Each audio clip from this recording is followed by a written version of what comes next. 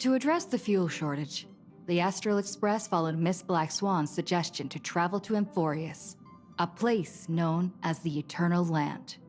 However, soon after the arrival, March suddenly fell unconscious, and the landing that Dan Hung and I made on Amphorius was anything but smooth.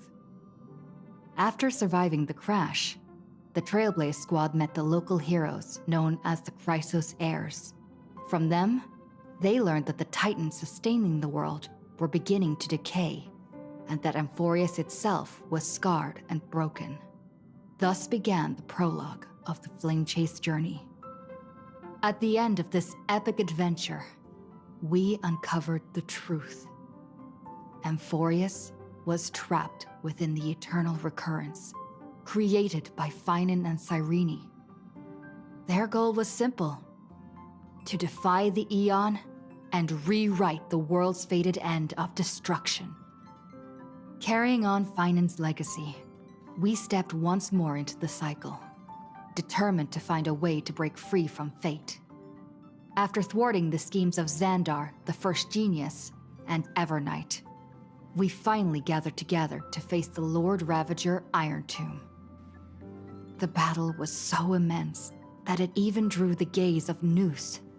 Herta took Iron Tomb's place, completing her self-coronation as the Lord Ravager fell. And Cyrene, the Child of Remembrance, gave her life so that the seeds of a new world could take root among the stars. And so, the Epic of Amphorius came to an unprecedented and romantic close. In Noose's extrapolations, the fourth instant had already begun its countdown. With the spirit of Trailblaze shining in full, we brought this journey to a close in the purest, most poetic way imaginable. And as we bid farewell to the Eternal Land, the Astral Express set off once more toward its next destination.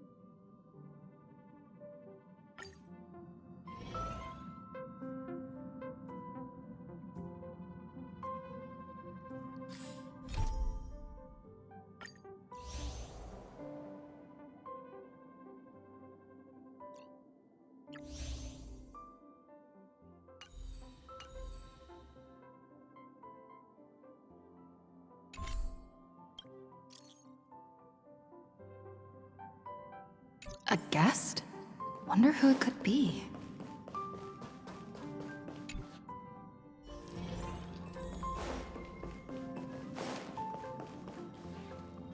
That's my proposal. There's no harm in giving it some thought. I understand, but the Express's voyages are meant to extend the Silver Rail. That won't change. But the cosmic situation will. The Legion's threat looms over the universe, and no one can avoid it. Isn't that why you started the trailblazing journey? To connect? When it comes to the Express's course, I can't make any decisions on my own. Madam Jade, your olive branch should be extended to everyone. Greetings, nameless ones. Deliverer of Emphorius.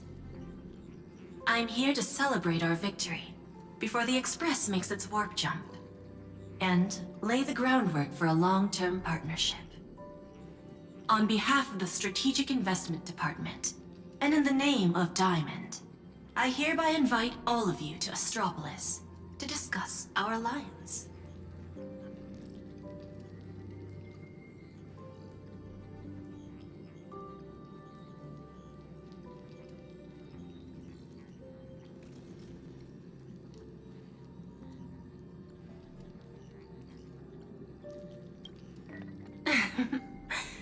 Might as well think of it as a gift.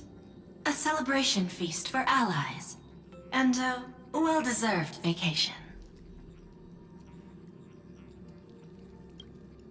It's the crown jewel of Epsilon, headquarters of Interastral Peace Entertainment. It might not quite match Penacony in terms of glitz and glamour, but in the eyes of IPC folks, it's the ultimate vacation spot. Defeating Iron Tomb is, of course, a feat worthy of being recorded in the history books. It's something that belongs to the cosmos, and even more so to the Nameless. But you and I both know this is just the beginning. To eliminate the threat of the destruction, all forces must still unite as one. To this end, the Preservation hopes to join hands with the Erudition and the Hunt to establish an anti-destruction alliance, bringing together all forces that can be rallied to the cause. I'm glad to see the Astral Express is on the list. You're being too modest. You're heroes who defeated a Lord Ravager, and therefore the most brilliant emblem on this banner. I believe the Trailblaze would make a strong candidate for leadership. I'm truly flattered. Consider our vote as a show of sincerity from the 10 Stonehearts. So, may I have the honor of expecting your presence? Every stop the Express makes is decided by all passengers together. Madam Jade, please, give us some time. Of course. Then I shall wait with anticipation.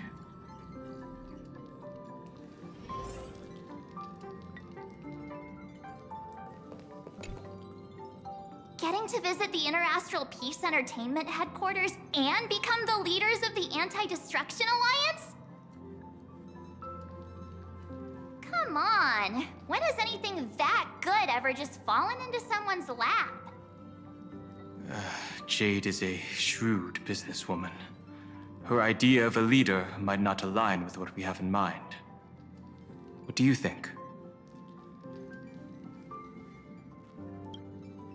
See? I told you she wouldn't agree either. This responsibility is too heavy to bear. Even if it makes sense, we must proceed with caution. Besides, it goes against our identity as free people of the Express. Once we accept, the nature of the Trailblaze would completely change. Anyway, we should politely decline for now.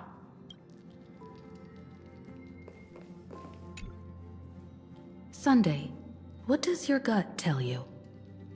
From what I know about Madam Jade, Every favor she does is just groundwork to put things in her control.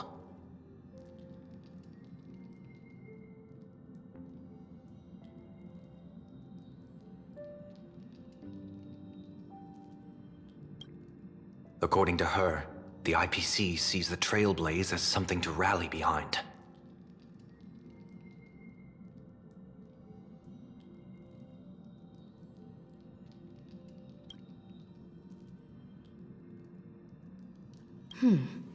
What do you think? Your misgivings are valid. The Express has its own path to follow. It's not the right time to be getting involved in political games.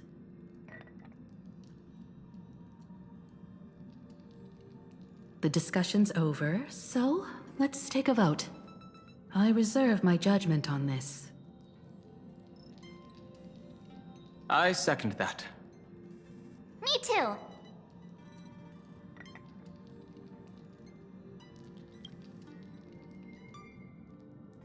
I abstain.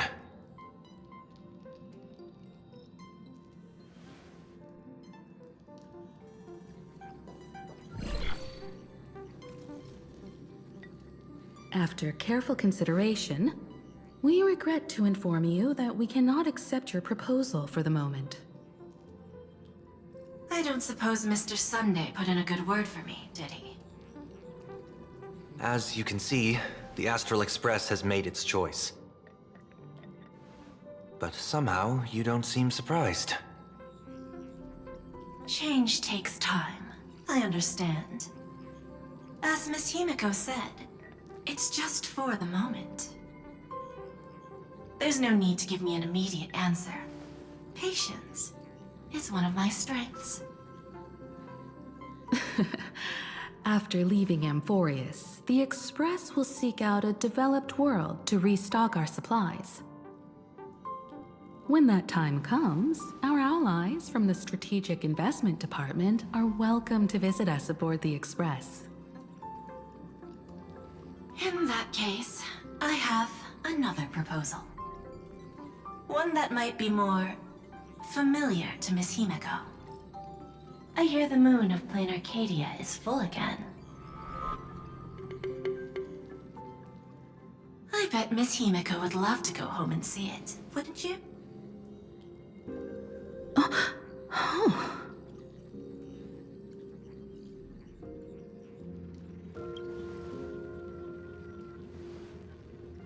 So the moon is full once again. I wonder if all is well over there. Stable and prosperous as usual. Plain Arcadia has long since become one of the IPC's most valuable planetary assets. Although I cannot visit there in person, if the Express passes through Plain Arcadia, my colleagues will surely give you a grand welcoming ceremony.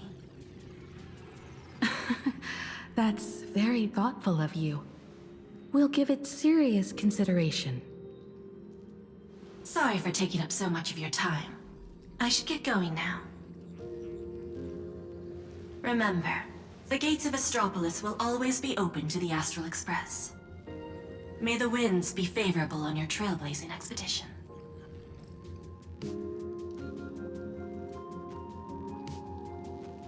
Plain Arcadia? It's been 15 years since I last heard that name. It's clear she came prepared. Astropolis was probably just a cover. Jade's real objective was to let us know about the IPC's movements in my homeland. Are you planning to go back and check it out? Why don't we first explain things to these confused kids? The civilization of Plain Arcadia on Ahatopia is my homeland. And it's also where the Astral Express once crashed and set off again.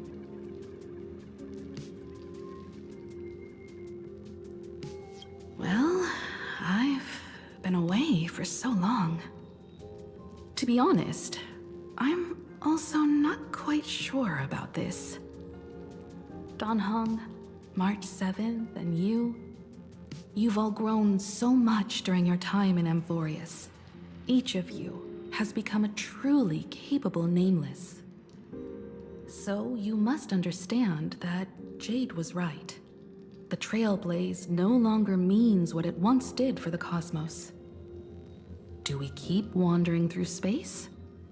Or, as she suggested, do we become a core force against the destruction? We should give this question some serious thought before we depart.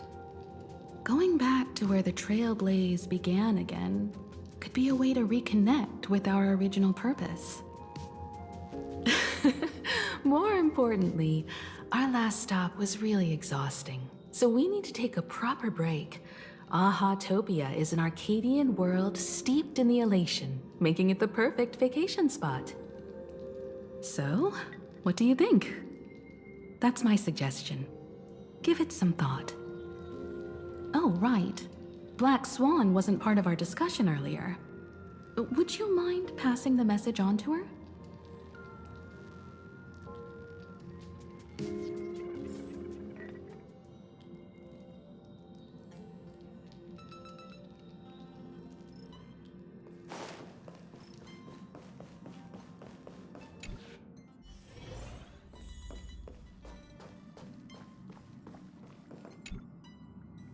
I heard you have some ideas about the next stop. Sorry, but I'm afraid my journey with the Express has come to an end. The Memo Keepers have received summons from the Garden of Recollection, so I must return to report. But this journey through Amphorius has given me many unforgettable memories. Your trust, and my small act of rebellion against the Garden of Recollection. Covering up these traces won't be easy, so I need to leave quietly. Fortunately, a cremator has agreed to help me out, and she's waiting for me.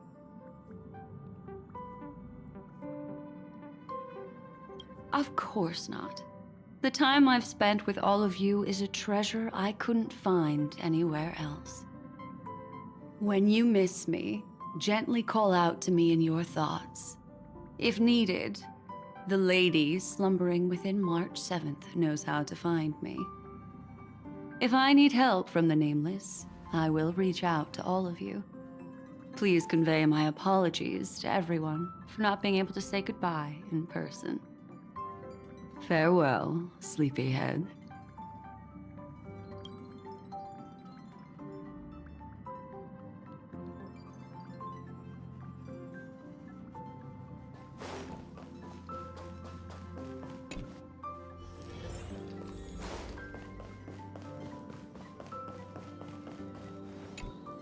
Plain Arcadia. Another land known as an Arcadia.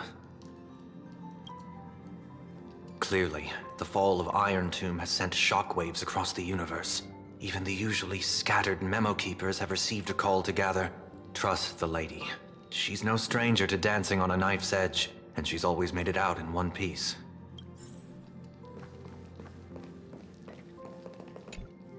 Still thinking about the next stop?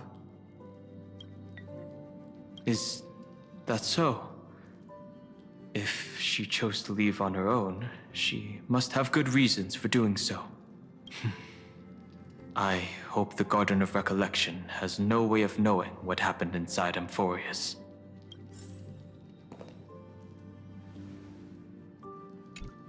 I wonder what interesting sights await us in plain Arcadia. What? She just left like that? Without even saying goodbye? Aw, I was thinking of throwing her a proper farewell party. Black Swan went against the laws of the Garden of Recollection to help us. I wonder if the Memo Keepers will give her a hard time at this gathering. Yeah, Pathstriders of Remembrance are all really resourceful. I hope her path ahead is smooth.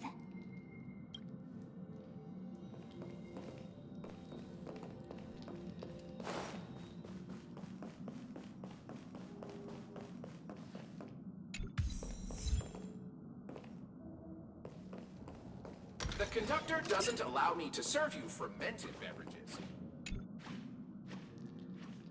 Without Black Swan, the Express would have never made it to Amphorius, let alone experience this unprecedented adventure.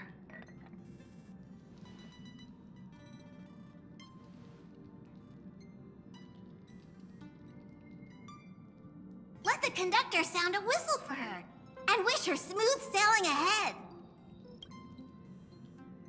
So, what have you all decided? I'm on board. Let's head to Plain Arcadia. After such a tough battle, we all deserve a good rest. I have no objections. Since we're all in agreement, Conductor, prepare for the warp jump.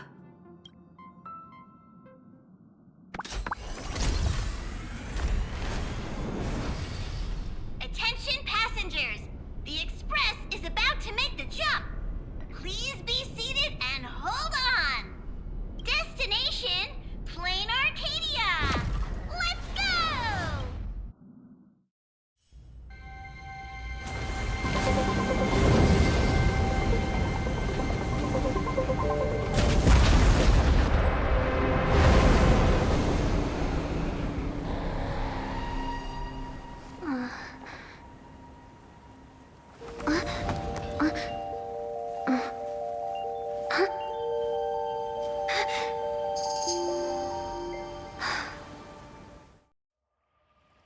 I dreamed it again. What a ridiculous dream. Even more over the top than what that guy promised. Looks like the Express has once again taken the wrong route. There's nothing we can do about it. In the river of time, if cause and effect can be kept apart for long, they're bound to have a terrifying reunion. Am I right, Observer? Watching us from behind countless veils. I've been rambling on since the show just started. You must be totally lost, aren't you? Then just forget all that nonsense I was spouting. Anyway, stop looking here. What you should be focusing on is them.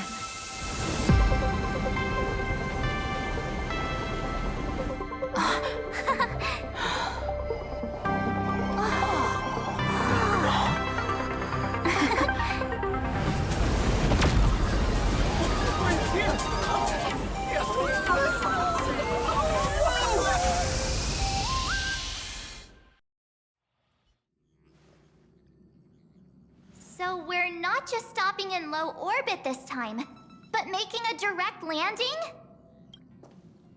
According to the comms, the officials have prepared a dedicated platform for the Astral Express to dock. A whole platform? Just for us? Is this some kind of VIP treatment for coming home? Oh, talk about rolling out the red carpet! The Express has arrived at the station, connecting to local communications.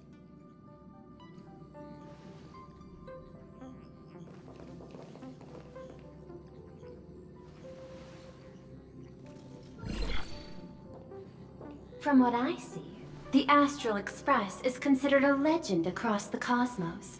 So, preparing a fitting gift would be more than appropriate. Allow me to introduce myself. I'm Pearl, from the IPC Strategic Investment Department. Now, in my capacity as the legal representative and CEO of this Arcadia, I welcome the Express Navigator, Miss Himiko, back home. Hello, Miss Pearl. This is news to me. I wasn't aware that the Strategic Investment Department had taken over administration of Plain Arcadia. As its governing official, I am still in the process of learning.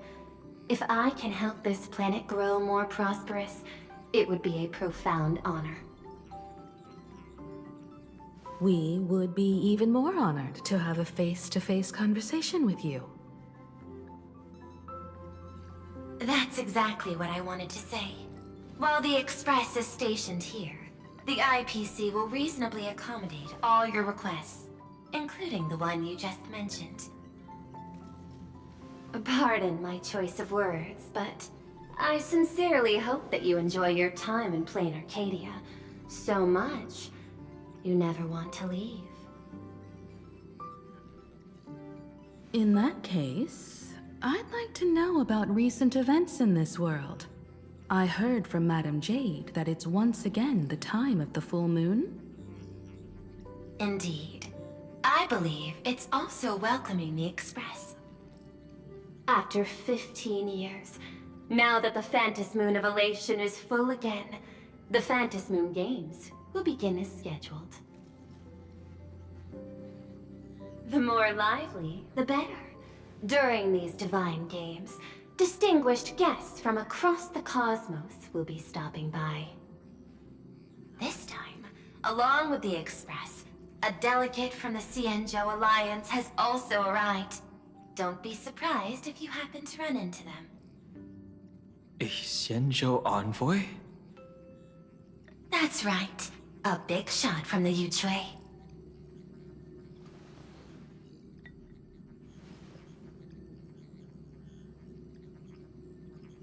Since you just arrived, I won't keep you any longer. I've arranged for staff to wait for you at the platform. Feel free to ask them for anything you need. All of this is a token of appreciation from the Strategic Investment Department to our friends. We hope you'll enjoy yourselves to the fullest.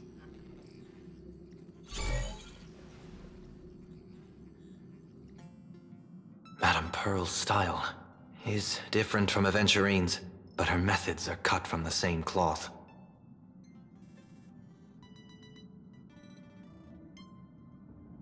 This could go on forever. They're really pulling out all the stops to form this anti-destruction alliance. Looks like we need to pay them a visit. Whether to understand the CEO's intentions, or to firmly reject their proposal. At least in my homeland, we have more room to maneuver. Welt, care to join me? As for everyone else, you're free to do as you please. My suggestion is, why not take a look around and get to know this world better? In that case, Sunday and I will go gather some intel about the Xianzhou envoy. Huh? Why you two? I asked Don Hung to bring me along. I can't appear in public given my identity, but I have a feeling that the Express might need to make some tough decisions in these complicated circumstances. Understanding the Xianzhou Alliance's stance might help us on our journey. Hey, you had the toughest time in Amphorius. Since we're splitting up, why not make your mission take a break with March? I'm saying this from the bottom of my heart. I'm counting on you. Same goes for you, March. Now we'll look like two immature kids just loafing around.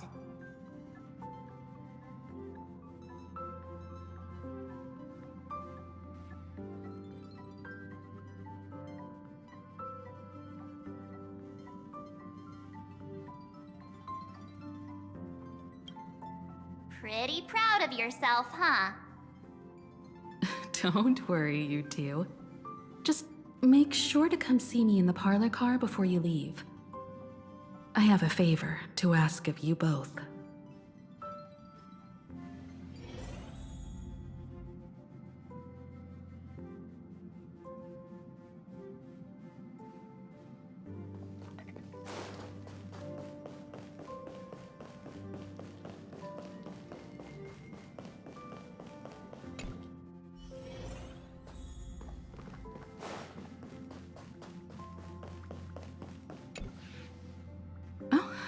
Marge, you're here. So, what kind of mission do you have for us? It's a long story, But what if I told you there was a game being played in a corner of the cosmos? And the winner might become an Eon. Would that pique your interest? You two saw that special moon in the sky, didn't you? That's a piece of artwork. Here, a ceremony called the Phantom Moon Games is held every full moon. And that's what I was talking about. The game where the winner becomes an Eon. Pearl mentioned that name too. Just what kind of ceremony could be so mystical? Historically, the origin of the Phantom Moon Games is tied to a group of mourning actors. Legend has it that they offered heartfelt stories to the moon, hoping for a chance to have an audience with an Eon. Not really. As far as I know, many factions have their own ways of gaining an audience with them. Like the IPC's tourist package, one-day glory tour of the Amber Lord. Pay 1.8 billion credits and you can get a close-up view of Klapoth from an orbital ship at Pier Point. But the Phantom Moon Games are different. They're one of the few well-documented ways where you can actually see an Eon and receive their response. Aha, the Elation.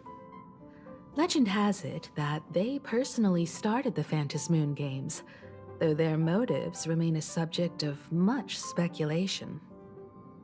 Aha is also one of the Eons closest to humans.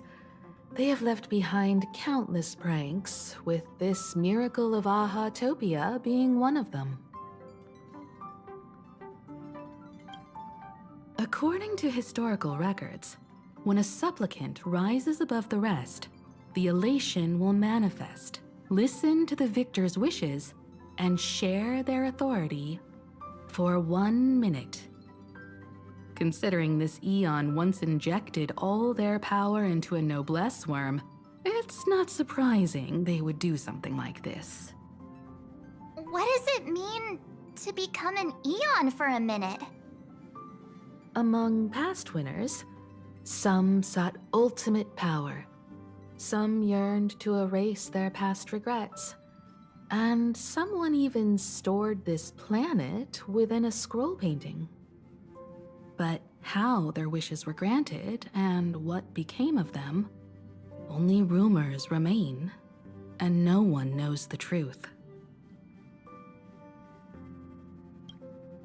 The first signs of the war among the Eons are beginning to show. I believe this is why the IPC has been positioning itself here for years. When I saw the Phantom Moon at its fullest, I became even more certain. This ceremony to commune with the Eon, whether genuine or not, could be the turning point that determines the destiny of the cosmos. With all eyes on these games, the IPC won't be the only ones with ulterior motives. The road ahead will likely be fraught with hidden dangers. But what's important is that you make your own decisions, such as whether you'll take part in these grand games, and if so, how. I have only one mission for you both. Explore and understand this world in your own way, as the place where the Trailblaze began anew, and my homeland. You might hear completely different versions of what I just said from others. Trust what you see with your own eyes, and believe in what you choose to believe.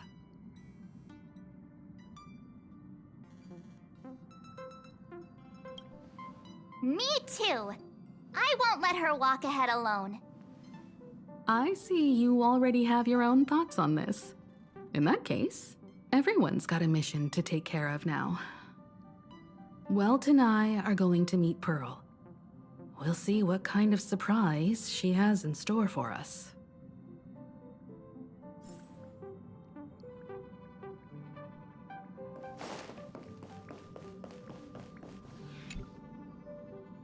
Astral Express has arrived. Welcome. Ah, now this is what I call a grand welcome. Let's get off the train. Oh, right. After a few trailblazing expeditions, I've totally figured it out. The first person we meet at every stop is somehow involved in some earth-shattering secret. So when the door opens, keep your eyes peeled.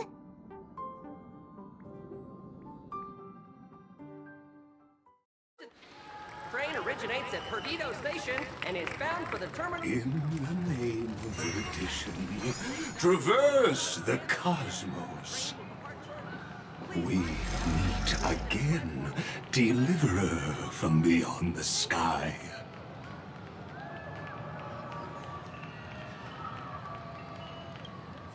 I am not the Theoros you know, but the masked fool, Xandar II Kuwabara.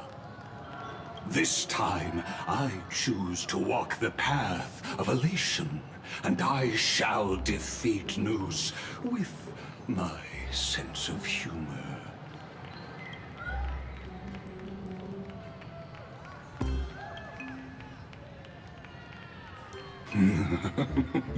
After all, I did say before... My latest dream is to join the Genius Society and play the role of a genius. Hey there, gray hair and darling March. Sparkle? Ah, it was you all along? Surprised? Well, this time, I'm here as Plain Arcadia's cultural advisor, specially appointed to be the tour director for the Express crew.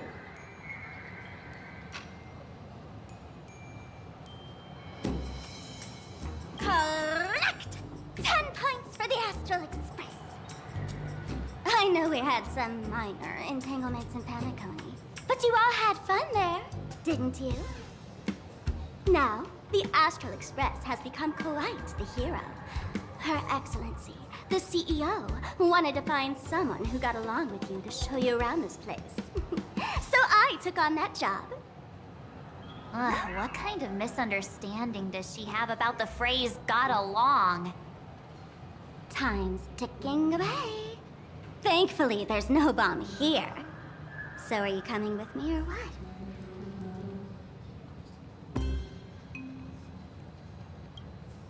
Fine. But from now on, no more pretending to be someone else. Lame. Anyway, shall we get going?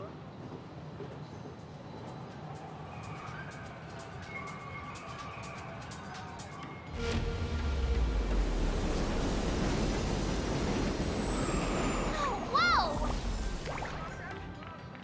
Pretty please? Oh, this my coat. We love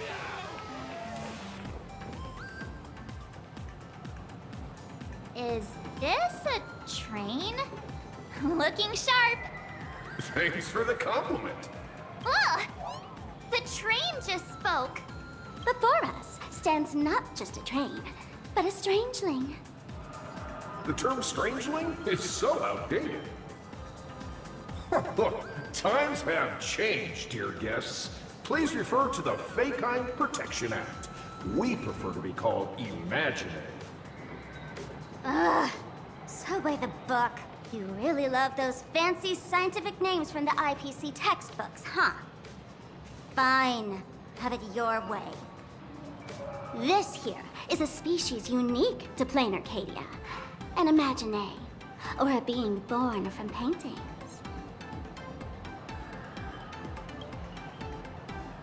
Pretty sharp, aren't you? You caught on quick. Once upon a time, the artists here discovered that by sketching creatures from their imagination and giving them names, they could bring their creations into reality. This belief in things yet to exist is called wish power, and it sustains the existence of imagine. If you ask me, this power must be a blessing from the laughter. Oops, got sidetracked. This here is the Bulletworm Express, an imagine in charge of transportation. You could say they're in the same line of work as you folks. Oh, so you two must be the Nameless from the Astral Express. The passengers in my stomach are always gossiping about you. When you get a chance, hop aboard and give me a try. Let's see who's faster, me or the Astral Express. Thanks. We'll definitely do that when we get the chance. But, man, who would have thought that the Express here is actually a living being?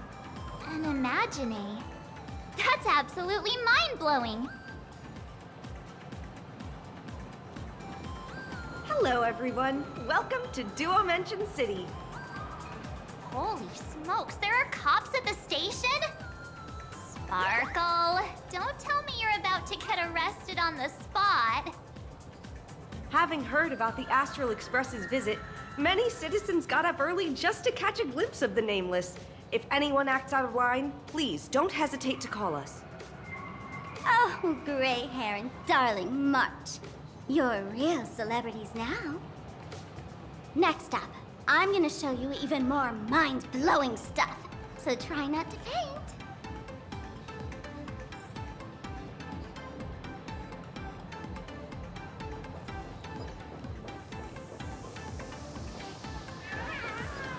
Welcome to Perdido Station!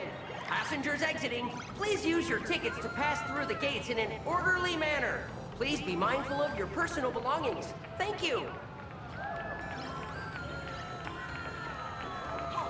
Miss Raccoon!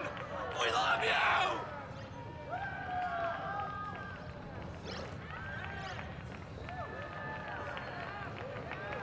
Please? Can I get your autograph?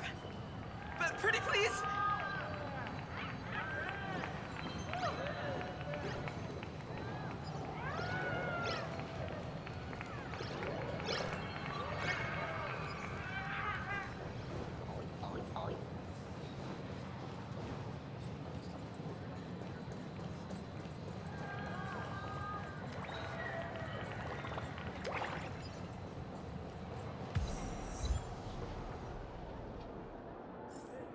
Holy cow, it's packed in here. Only 2 people from the Astral Express came. What do we have here? Don't worry, just some local specialties.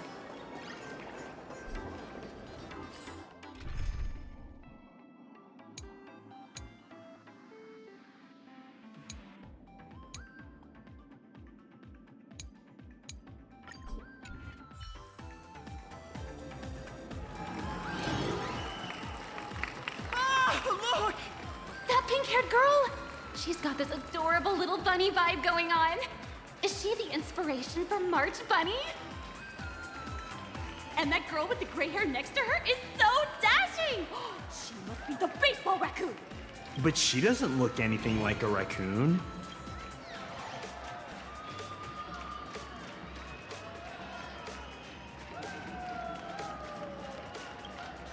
Trill this into your head.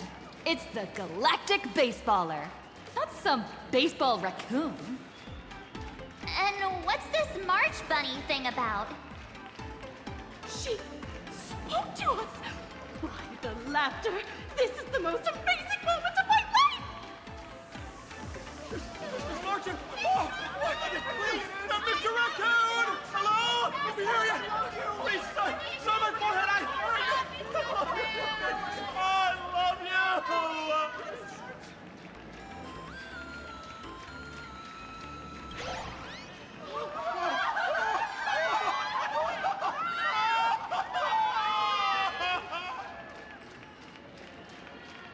Everyone, please maintain order. The people here are way too passionate. I've never experienced anything like this before. So, this is what having rabid fans feels like? Feels intoxicating to be the center of attention, doesn't it? Just don't get too caught up in it. You might not find your way out. Excuse me, bosses! Stop getting caught up in fan interactions. Today's schedule is really packed. You up there, Mr. Noodle-looking cat! Could you tell me how to get these two out of here? Excuse me, that's quite hurtful. I am Station Master Meowton, responsible for overseeing Perdido Station. Whoa! Cats really are liquid! Wait a sec. This kitty is the station master? This world is so weird. The station's completely surrounded. If any of our esteemed guests get so much as a scratch or loses a few strands of hair to these rabid fans today, my measly pension will go right down the drain. So I've prepared the staff passage for our Astral Express VIPs.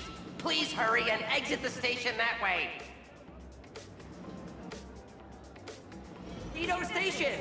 Passengers exiting, please use your tickets to pass through the gates in an orderly manner. Please be mindful of your personal belongings. Thank you.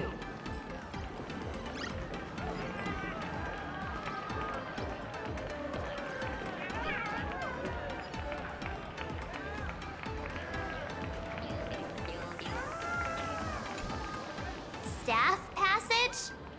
To be precise, it's the Imagine Staff Passage. A long time ago, all of this Arcadia was sealed inside a scroll painting. For people inside the painting, they just entered another dimension. It was completely safe. That's because someone brought everything back to reality.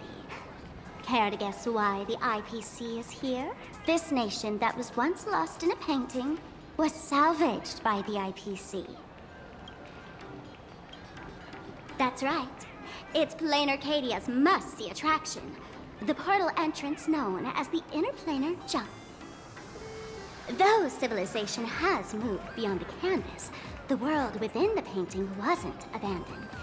Instead, it became part of life for both humans and strangelings. Come on, you two. Follow my lead, and let's dive into the Interplanar! Gray hair. Getting cold. Come on, you two.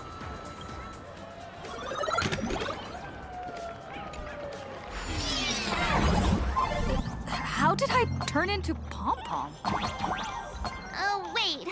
On closer inspection, you don't look exactly like Pom-Pom.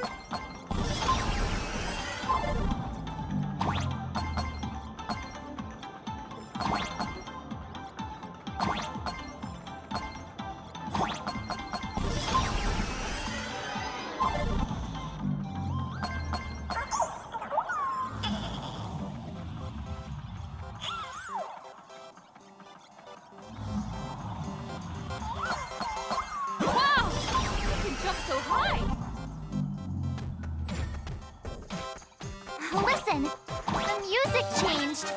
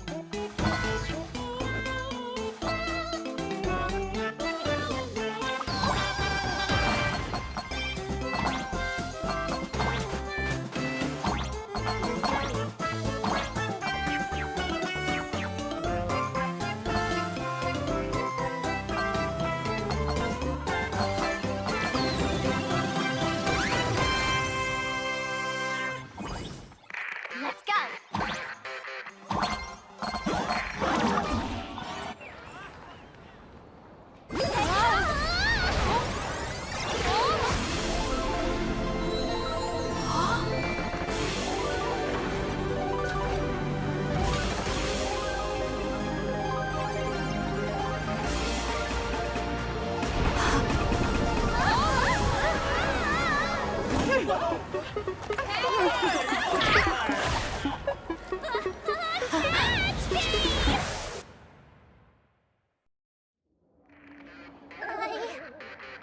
thought I was about to go to heaven.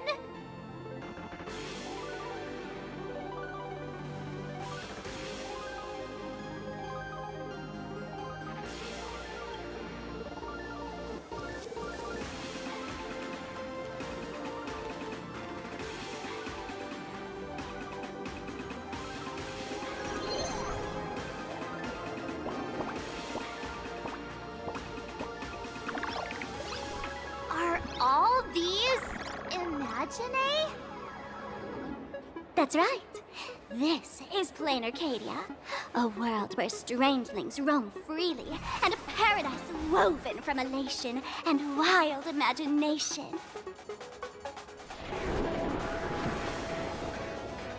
That huge creature perched on the tower is staring right at us. It's giving me the creeps.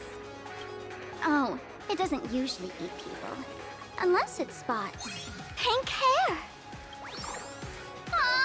What's the matter with you? Jumping around and scaring people. That big fella is called a thunder coil. Don't worry. To him, we're just tiny ants on the ground. Not even enough to get stuck between his teeth. Thunder coil? With a name like that, shouldn't he be flying around making thunder and rain? Why is he just wrapped around that pillar without moving an inch? Times have changed. The IPC issued a decree requiring Imagine to integrate into civilized society. Legally, they have the same rights as humans, which means they have to work too. What? Strangelings have to work too? That's life under IPC management. Who'd dare deny an Imagine their right to work? Now, the Thunder Coil amplifies TV tower signals, ensuring users worldwide can watch the station's broadcasts without interruption. Boring live streams, lame prank shows, and bleh. Oh, and there's the big news about the Express arriving. Look! What's up with that billboard?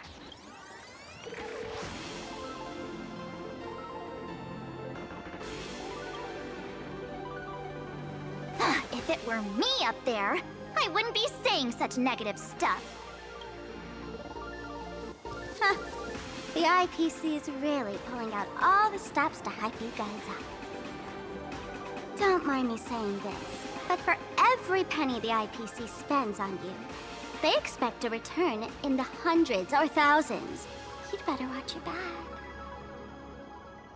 That's one of those giant robots Mr. Yang loves.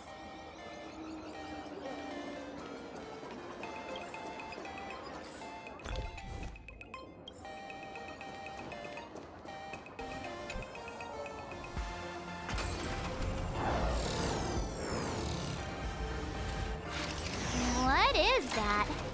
A decapitated Intellitron? This is a new life form that was born after the last Phantom Moon Games. An Imagine called a Mechatron, created by the IPC. Technically speaking, it was drawn by IPC machines. Even though in plain Arcadia, the creation of Imagine has always been the artist's responsibility. For the IPC, well, they always want to improve everything with their industrial mindset. This thing is also an Imagine? Doesn't look that different from a mech to me. Young lady, I must correct your cognitive bias. We are absolutely not the same as mechs. The Mechatron spoke! Our creation isn't as complicated as mechs, and we're not as fragile as Intellitrons when we're born. That's because we don't need to install an Intellitron's logic center, nor do we require a mech's power reactor. Pour materials into the mold channels, die-cast the parts, assemble them together. And just like that, we Mechatron are complete. We can fly, run, and jump, second to none among technological marvels. I get it. So you move with wish power, I suppose. Oh, seems someone knows their stuff.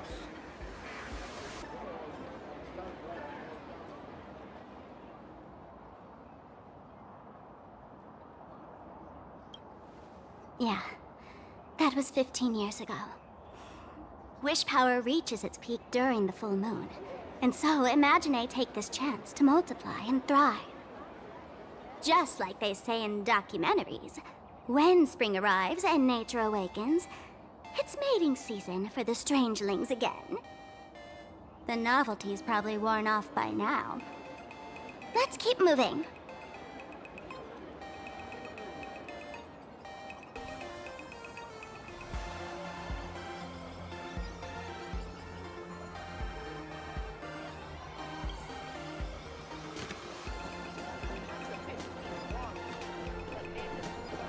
Is that a dessert shop run by Cat? Dreamless Coffee is a chain store owned by Cat Imagine. The coffee and desserts here are absolutely delicious.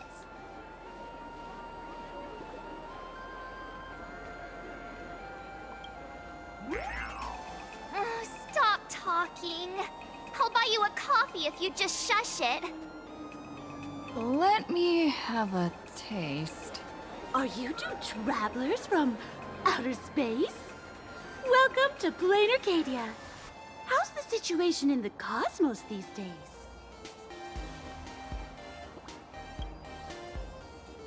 Oh my! If it isn't the heroes of the Astral Express! What an honor to meet you both. As Nameless, you must go on life and death adventures all the time, right? Would you like to keep smiling happily forever?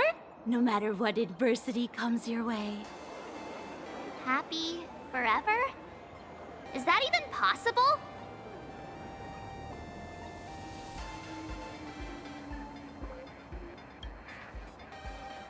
If you're interested in learning more, I'll be around here.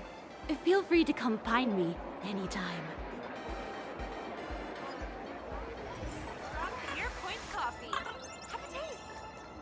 Oh, there's something on the traffic light. Should we check it out from the overpass?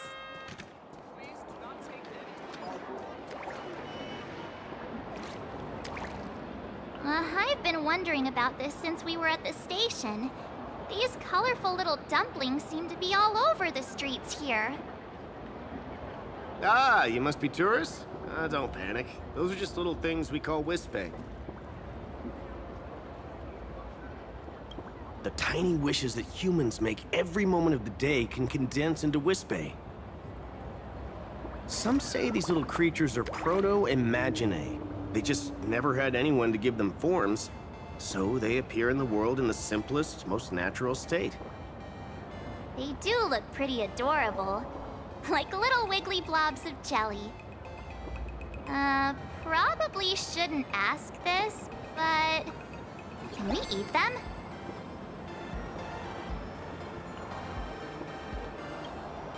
They may be mischievous, but please don't hurt them. Ugh! Eating random things off the street will give you an upset stomach.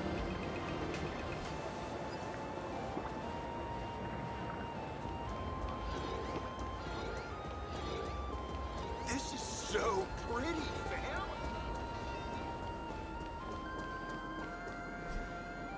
When the express passed through the skies, I saw it.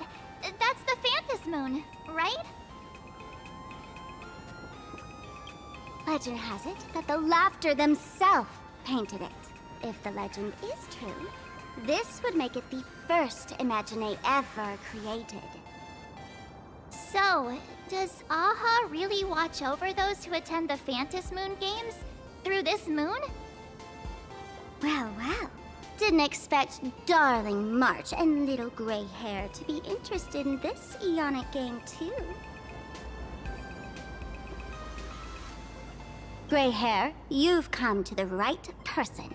Who could understand the elation better than masked fools? So, What aspect of the Phantom Moon Games would you like to know about? In modern terms, it's all about getting views and clicks. Views and clicks? Are you kidding me? They didn't have that kind of stuff in, mythological times. That's how the legend goes. The morning actors offered up their stories, but the laughter didn't even spare them a glance. And so, to catch the Eon's eye, the Phantom Moon Games ended up leaving behind incredible feats each time. From forging swords that could cleave mountains in half, to transforming snowy peaks into floating jellies of sugary frost. It's still the same today. The supplicants must give it their all to capture the attention of the people of this Arcadia and accumulate wish power. And the laughter will only reward the most thrilling miracles. You must have heard the legend of the 8 morning actors who offered their stories to the moon in order to try to move Aha. The masks that were worn by these 8 people are the tickets to joining the games. Under the full Phantom Moon, choose one of the masks and become a supplicant. Then you can compete with the other 7 for the chance to meet the Eon. Looks like we'll need to get a mask first if we want to join the games.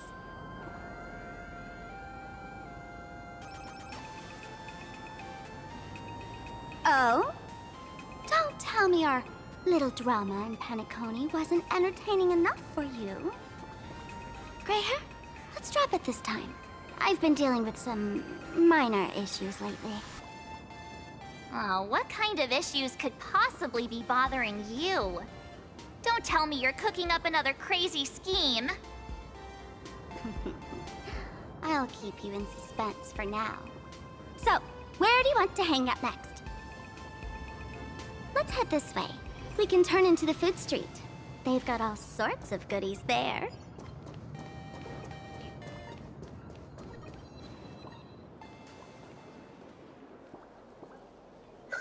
Click, click. Huh?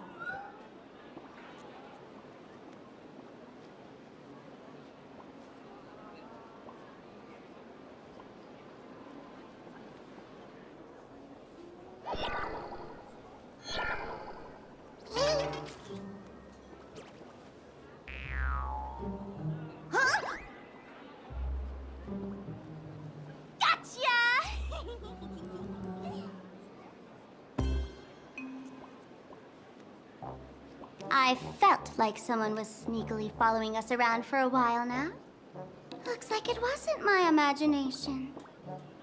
What's this little thing's deal, huh? It's kinda dressed like you, isn't it?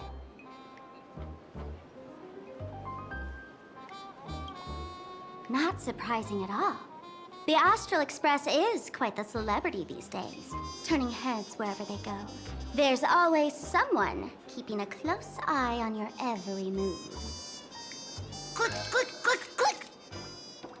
Holy for Bowly! For Bobo Weekly exclusive scoop! Famous raccoon from the Astral Express caught in secret rendezvous with streamer Sparksy, seemingly to join forces for the Phantom Moon Games. Famous raccoon? Secret rendezvous with Sparksy? What is he talking about? Some tabloid journalist trying to stir up a juicy scandal, huh? They might both use cameras. But our darling March is way cuter than this paparazzi creep. Hey, I can speak for myself. Click, click, click, click, click.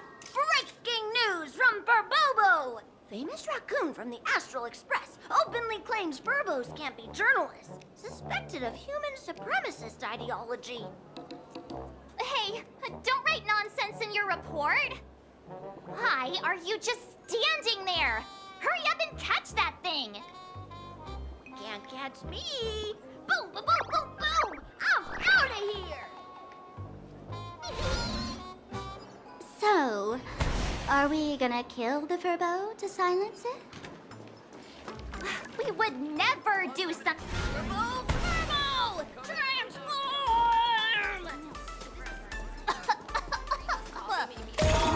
That little fella can.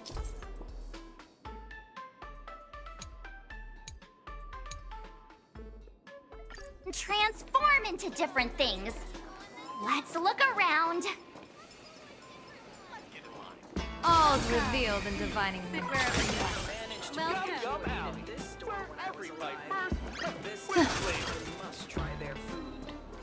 Welcome. Come on in and take a look at our menu. My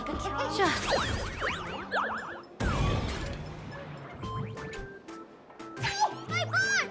Holy verbally! Finally, gotcha! In your dreams! Boom, boom, boom, boom, boom! I'm out of here!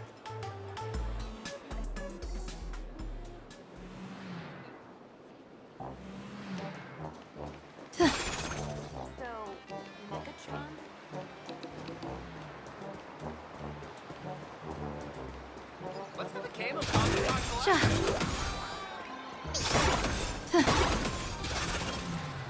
Finally cornered this troublemaker. Delete those sneaky photos, and don't you dare write any of your made-up stories, or I'm gonna show you what's what. No escape now. I, for Bullitzer, may just be a humble tabloid journalist, but I'll never bow down to evil forces when it comes to defending freedom of the press. I'm on fire! Whoa, why did this guy suddenly get into a combat stance?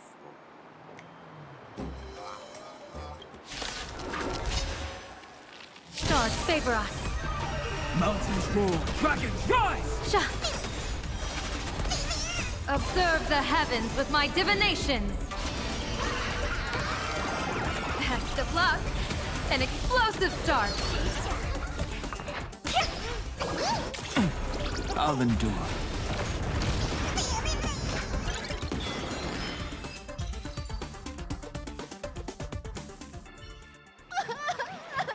Please, don't hurt this poor working Furbo! Weren't you acting all tough just now? You've got some nerve, sneaking photos of Miss Sparkle and the Astral Express. I mistook you for someone else. I thought you were that famous streamer. As for the Express's Great Raccoon, we're all huge fans of the Great Raccoon. You see, I've even styled my whole outfit after your look. Now, let's talk about compensation. Adding up emotional distress, lost wages, nutrition fees, and whatnot. 1 million credits per person should do it. 1 million? President Nihilux has already been behind on behind on everyone's wages for months. To work for the money, who risk their neck being a tabloid journalist, taking photos of the bigwigs on the Astral Express. Right now, I've got no money, and well, no life left to lose either.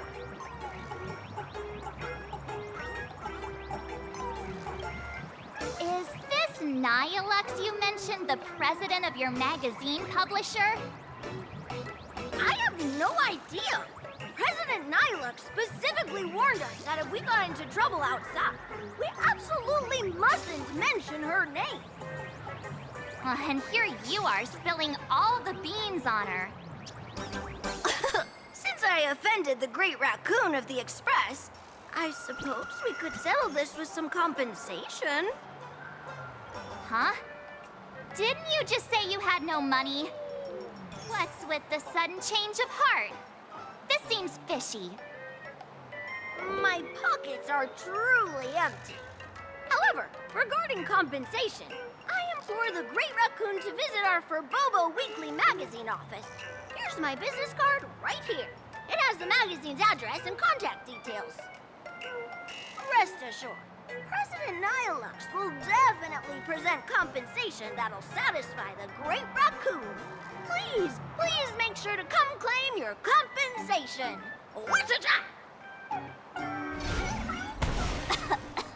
Ugh, darn it! It got away again!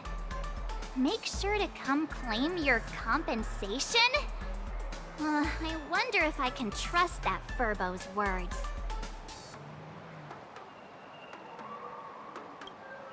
Money can't buy entertainment this good. Since that scheming little Furbo's extended an invitation, might as well go check it out. Right now in plain Arcadia, there are eyes following you everywhere.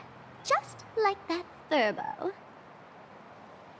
So, Sparkle, what's your angle in keeping tabs on us? My darling March, you still doubt me. What about you, gray hair?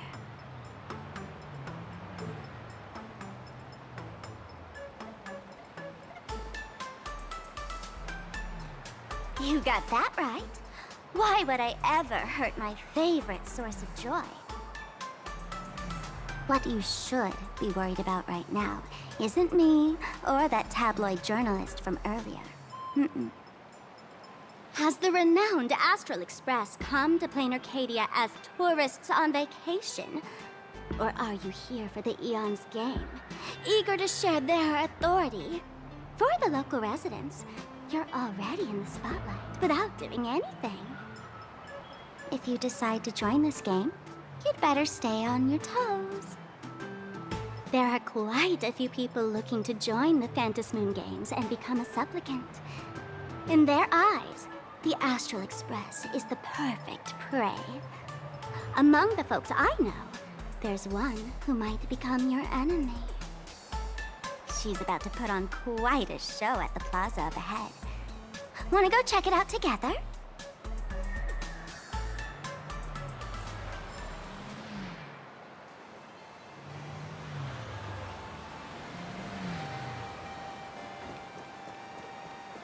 Let's have a game of Cosmicon Collective. These little Wispy are quite mischievous. As lively as our darling March. Hey, I'm being super well behaved here. Wow, so many gold coins! Just some unclaimed wish power fragments. Pick them up when you find them.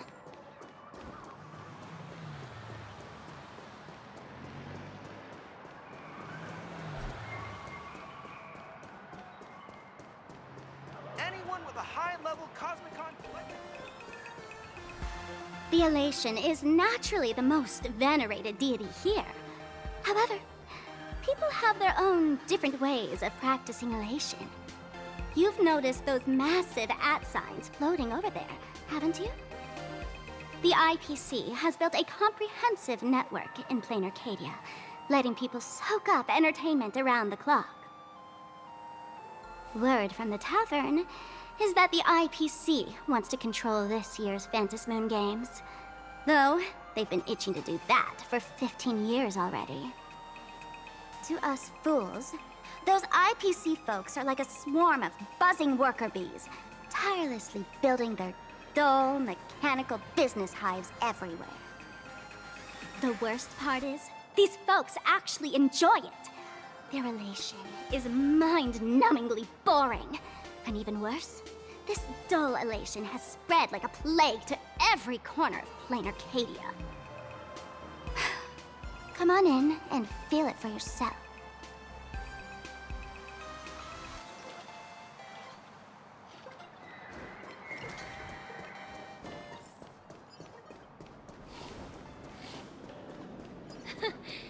You aren't...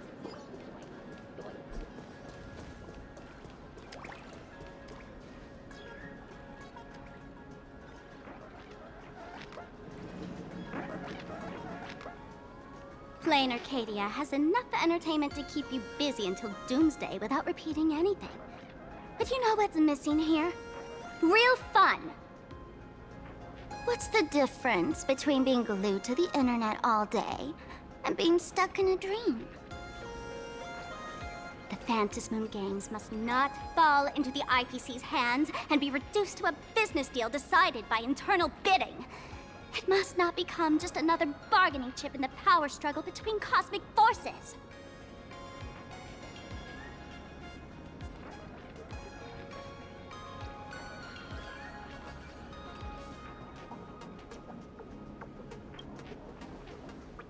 Even I get tired of forcing myself to find dumb ways to have fun. This is a rare opportunity. So let me show you what Miss Sparkle looks like when she gets serious. I witnessed the potential of the Trailblaze in Penacony. The sparks that fly when paths collide. It's absolutely mesmerizing. In plain Arcadia, what surprises will you bring for the elation? And there's also the preservation, the hunt. Don't you think that on the eve of the Phantasmoon Games, plain Arcadia looks just like a card game among eons? If that's the case.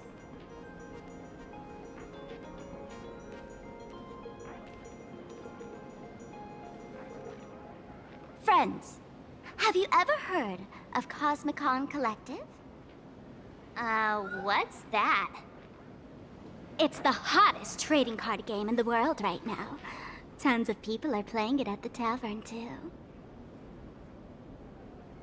The cards feature legendary figures from across the universe, along with their power levels. Just roll the dice and compare numbers to see who's stronger and who's weaker.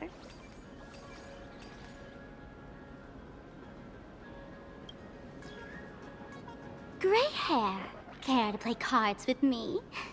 Think of it as a rehearsal for the Phantasmoon Games, right here, at this tiny card table.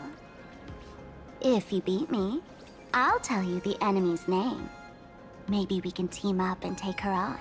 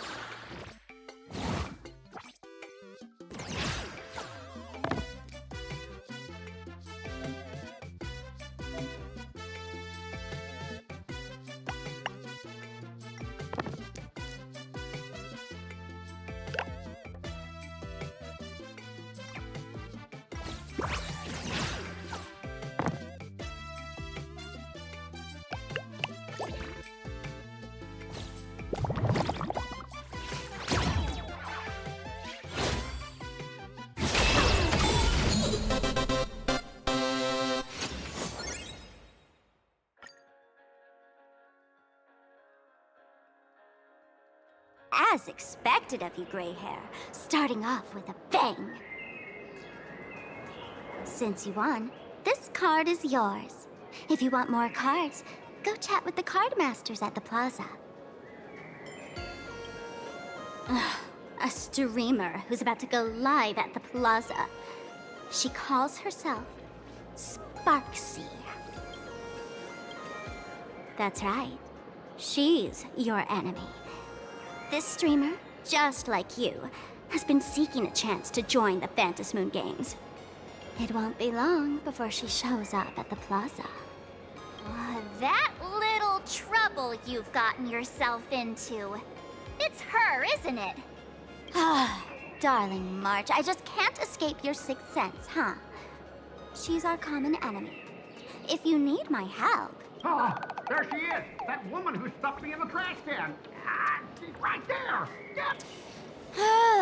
Everything we leave behind in life has a way of coming back to us in unexpected ways. Now that the IPC guide is here, the tavern guide will be on her way. So, you really weren't sent by the IPC to welcome us. Quality time together is always so short. Before I take my leave, allow me to give you a friendly hint. Remember this well. For all supplicants who join the Phantasmoon Games, whether they look up or down, the moon that humanity gazes upon in the sky is always the same Phantasmoon. Is this some kind of riddle? Remember this little riddle? You might need it when we meet again.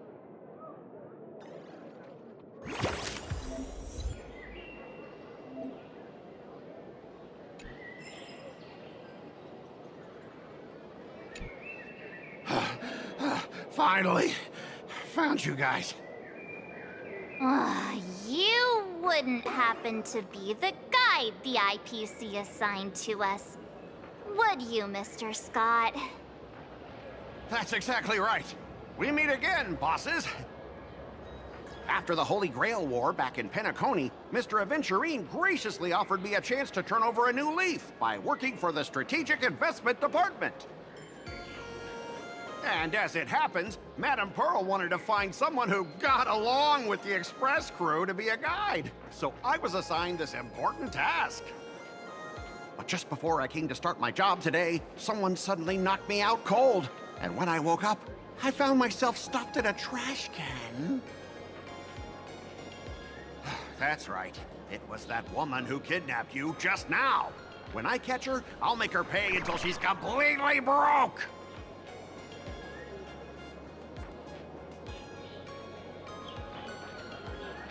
Sparkle is way more lovable than this one here. I knew it! You don't want to see my despicable face! I, Scott, totally understand your frustration. As long as you're safe and sound, that's all I care about. So, dear bosses, would you like to grab a bite to eat, keep playing around here, or perhaps enjoy my latest animal impersonation act, huh? Mr. Scott's dedication to his work is so intense. It's almost painful to watch.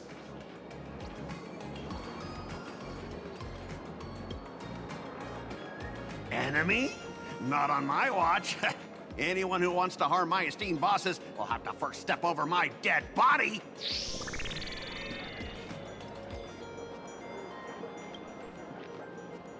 At your command, I, your humble servant, Lyndon Scott, shall fade into the background like a shadow, completely unnoticeable, until the end of time.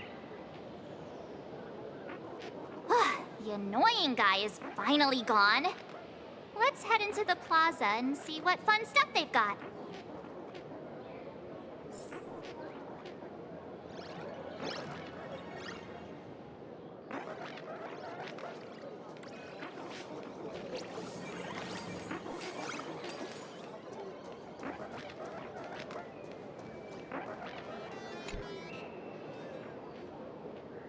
Hello, how can I help you?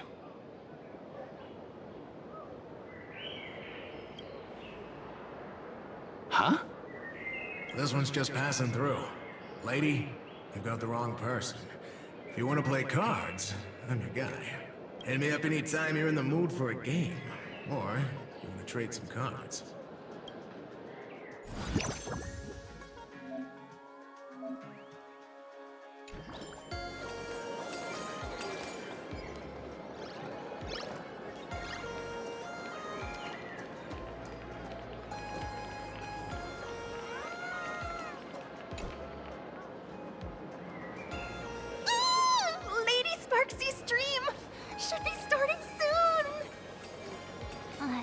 Sparksy?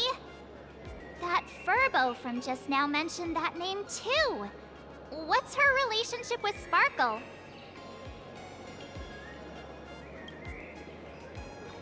Oh! There's someone who doesn't know the great Lady Sparksy? I smell a new fan in the making! Would you mind introducing this Miss Sparksy to us? I am so glad I get to introduce Lady Sparksy to those who don't know her. She's the cutest live streamer in plain Arcadia and our savior. The first thing I do after work every day is wait for her live stream. She's about to start streaming right here in this plaza. Stay with us, and we can all enjoy her performance together.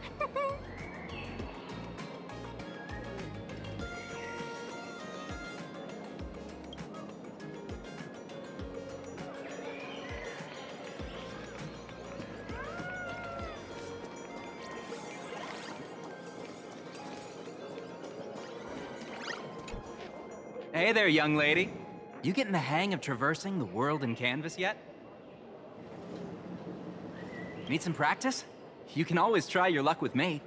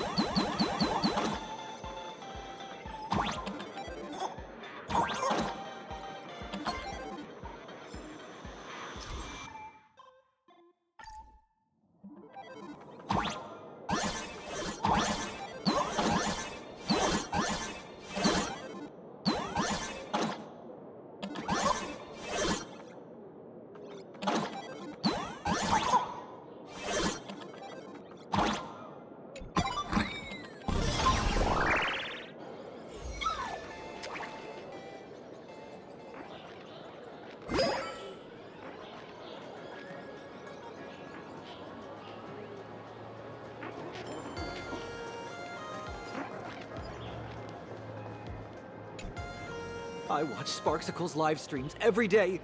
She truly loves me. Don't you get it? I only feel like I'm loved when I watch her streams. Wake up! Sparksy loves all of us, not just you alone. Huh?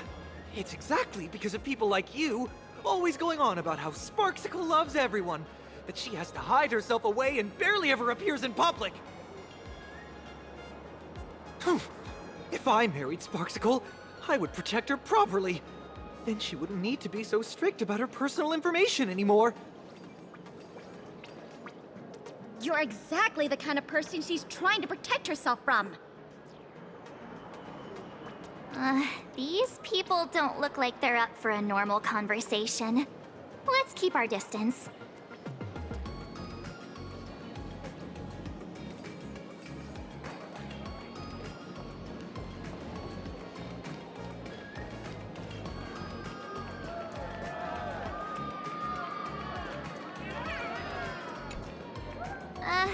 Excuse me. What's everyone waiting around here for? We're waiting for Miss Sparksy's live stream, of course.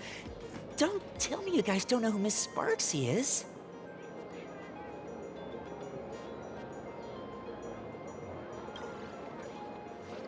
I know you. You're that, the one from the news. Right, the famous of the Cosmic Express. It's the Nameless of the Astral Express. Forget about that. Let me introduce you to the great Miss Sparksy. She's just so adorable. She's the most versatile streamer ever, mastering all sorts of talents. Her wit in every single word she says echoes in my dreams. It's simply impossible to sum up such a perfect being in just a few sentences. We finally met someone who doesn't care about the Express. And for some reason, it actually makes me feel a bit more relaxed.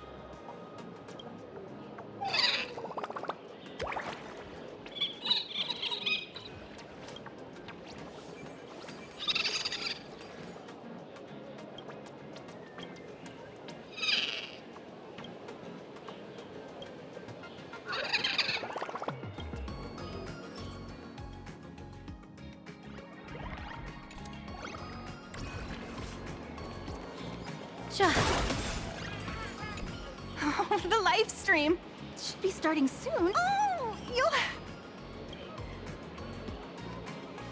Hello? Hello? Oh, my lovely fans. Sorry to keep you waiting. Can you hear me? We can hear you, Sparksicle! Has everyone been working hard today? Did everyone eat properly? A full belly makes a happy heart! Let's watch Sparksicle till it gets dark! Has everyone been treating me with lots of love today? Forever devoted to Lady Sparksy! If ever not, may lightning strike me! Something's off. Why do I sense my old model's aura on some people in the audience today? Oh boy. She must be talking about us. Let's see. Which naughty ones went to meet someone they shouldn't have? Sparksicle! Sparksicle! Sparksicle! Isn't this the gray hair my old model always talks about? Teaming up with her to deal with me? What a jerk! Her favorite toy is mine now.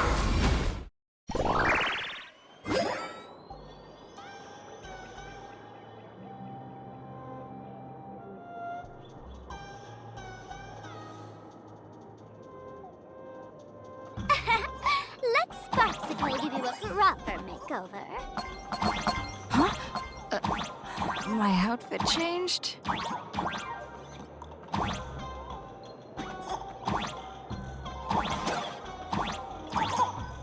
Are you the enemy that Sparkle mentioned?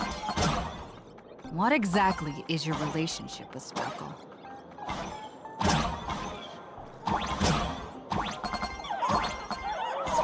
Did that useless old model send you to save her?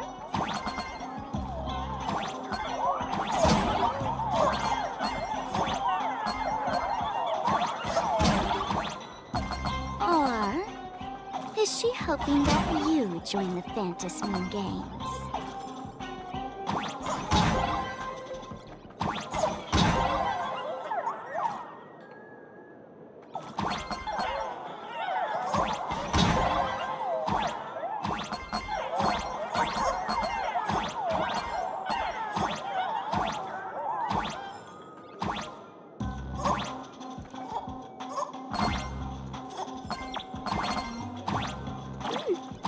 Not bad.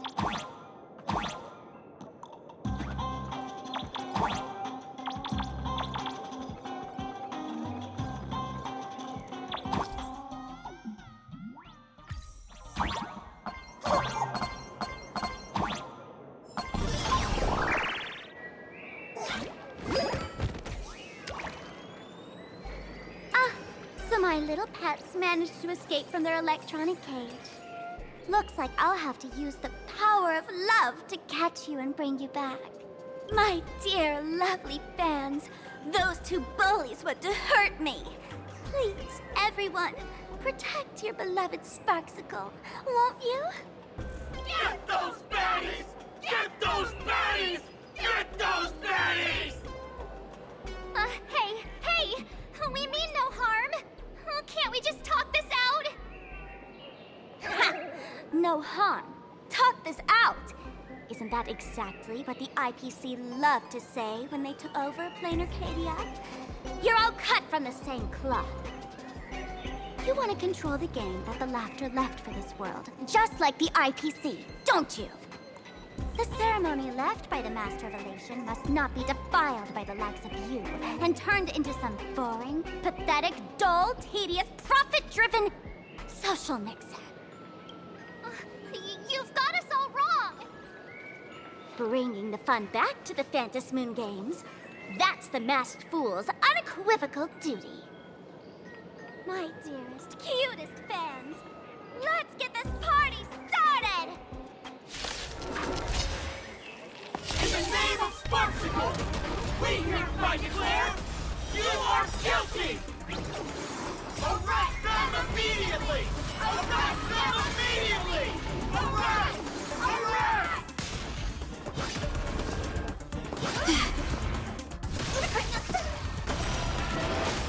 Just do your thing, Sparksicle! We'll crush all the haters for you! Oh, darn it! She was rallying her fans to attack us!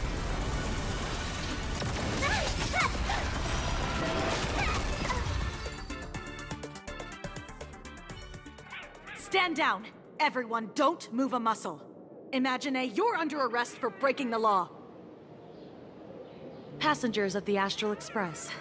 I'm an officer from the Department of Aberration Defense. Don't worry, she won't be able to harm you as long as I'm here. You meddlesome fool! Officials have no right to interfere with the supplicants' actions during the Phantom Moon Games, do they? Only those who possess a mask can be called supplicants. You're just one of thousands of troublemakers in this land who claim to be joining the Phantom Moon Games while actually causing chaos. Plain Arcadia is a society governed by law. Any act that violates the law, even if done in the name of the Phantom Moon Games, will be severely punished by the Department of Aberration Defense. Severely punished? You're just a lapdog of the IPC, yet you're still so full of pride. That's very funny. That's exactly what I'm saying.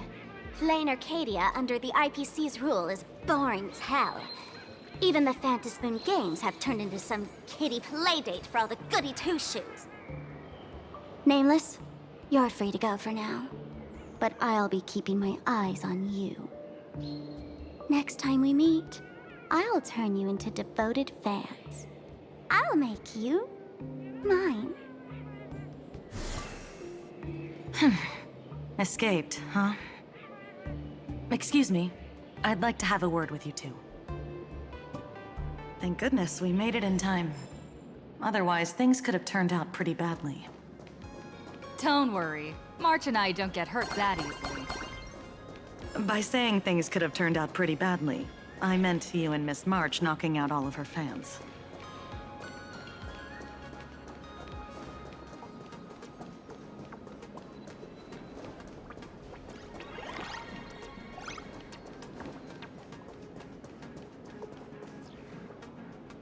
Let me introduce myself again.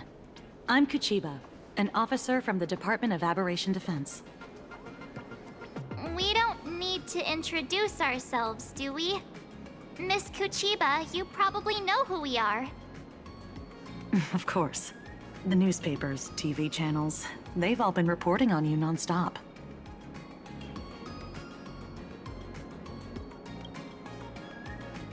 If I'm not mistaken, was it Mr. Scott who sent you here?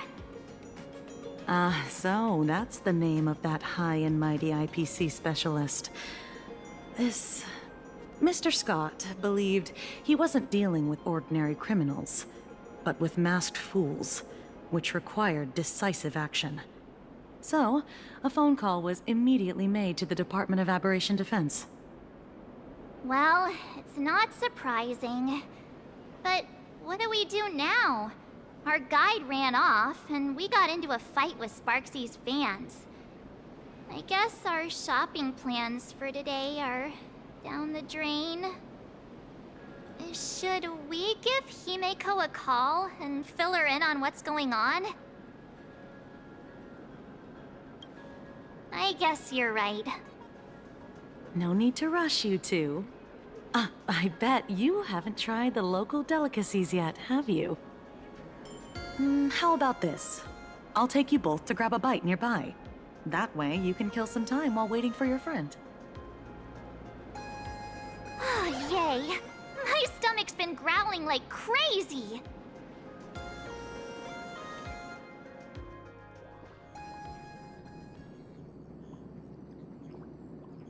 Color reproduction, 96.2%.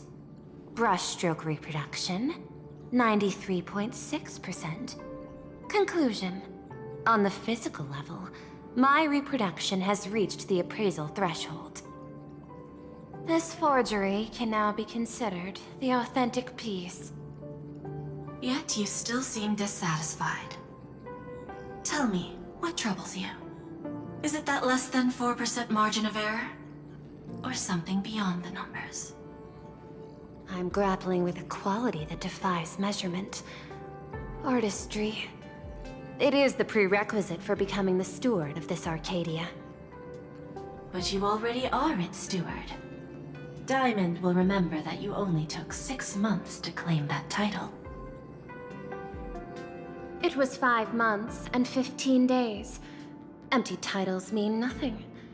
In plain Arcadia, political influence carries limited weight. To add a stroke to this artwork, one must first understand art. I know you. This is the conclusion, not the cause. The piece before you, Worldbreaker Waves, is a relic from one of the civilizations in Ahatopia's history. The final work left behind by Graphia, the ancestral painter of ancient Benzai Tengoku. Legend says she performed a miracle, conjuring an entire plane of existence and sealing the whole world within her scroll. Do you want to know how she did it? I will not deny it. People call her achievements a miracle, meaning its true nature remains unknown. In other words, it is an unexplored market. Understanding comes first, then investment. That is the natural order. Perhaps this is why Diamond chose you. An Intellitron devoted to results and efficiency. Cast into a realm sustained by imagination. The 10 Stonehearts await a metamorphosis. May you find your own pearl in this strange and dazzling sea. Thank you, but my mission is to oversee the progress of the Phantasmoon Games. Personal growth is not part of the task. Jade, allow me to point this out. The 10 Stonehearts are 10 independent decision-makers. Your attempts to bind people together will only prove counterproductive and bring needless loss. As always, I follow the optimal choice. Neutrality. That is also my answer to Obsidian. A flawless reply. Your cool logic is always captivating. Lady Pearl, that Express Navigator has come to see you. It seems we no longer have the leisure to speak of art. This is all I have to say. Tell Diamond, I will fulfill my duty of strategic investment. Send the guests in.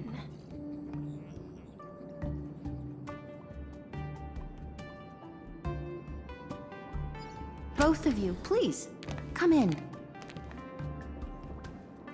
Forgive the sudden visit, and thank you for receiving us. It is not sudden. In my deductions, a visit from the Express crew was an optimal choice for achieving effective communication. I am glad. Everything is proceeding smoothly. To skip the formalities would be best. I imagine that, at your core, you're already well aware of our purposes. I know that you have come for the Anti-Destruction Alliance. The probability of refusing the proposal stands at 91.2%. Can you tell me why?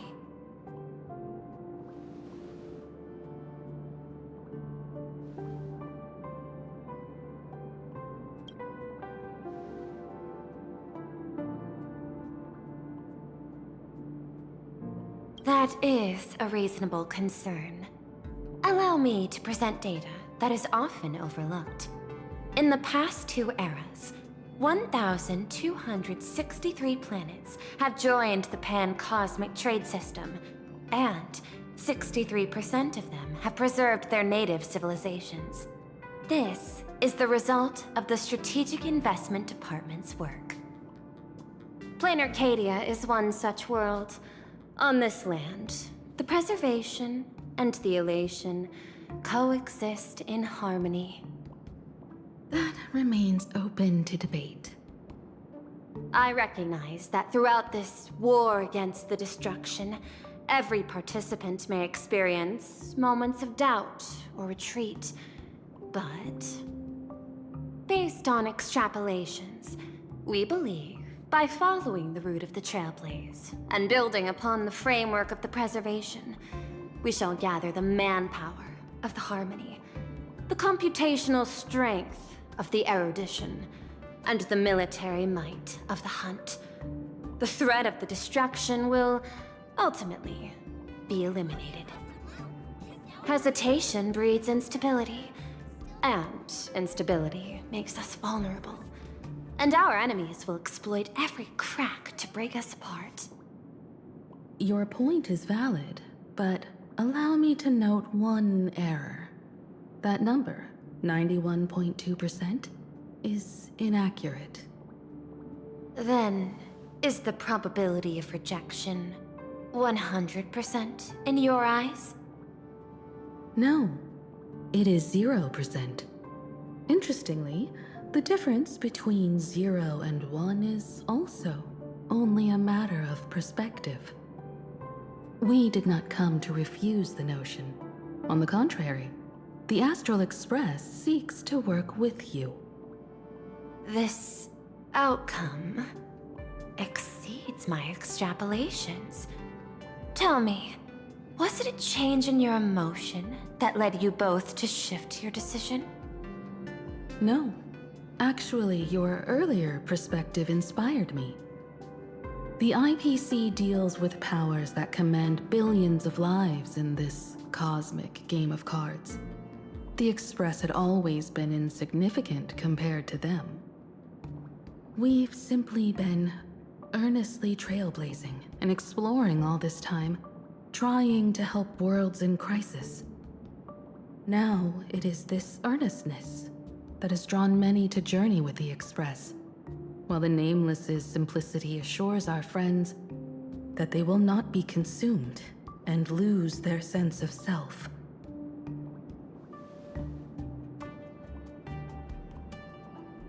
That is why we came to you, Miss Pearl. Please set aside your role as one of the 10 Stonehearts and imagine this possibility. To fight against the destruction, there is no need for an alliance. What we need is to stand by each other. The IPC may not stand as an ally of the Express, nor might the Strategic Investment Department. But you can. Work with the Harmony. Calculate alongside the erudition. Help aim the arrows of the hunt. And build the steadfast shield of the preservation. Then, what part does the Trailblaze wish to play in all this? We shall become the sail. The ship's sail? That sounds no different from my former proposal.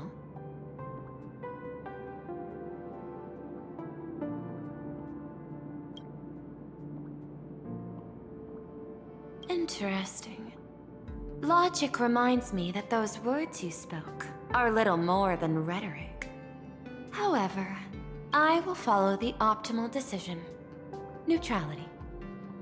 You mentioned that the IPC has never changed plain Arcadia, and it still follows the path of elation. But in my eyes, plain Arcadia has not been altered because it still has value. Just like the Astral Express. The IPC intends to use the Phantasmoon games to reach out to an Eon and draw them in. Am I right? That involves classified information. I have no comments. However, since Miss Himiko is open to cooperation, I can share more within reasonable limits. This way, guests.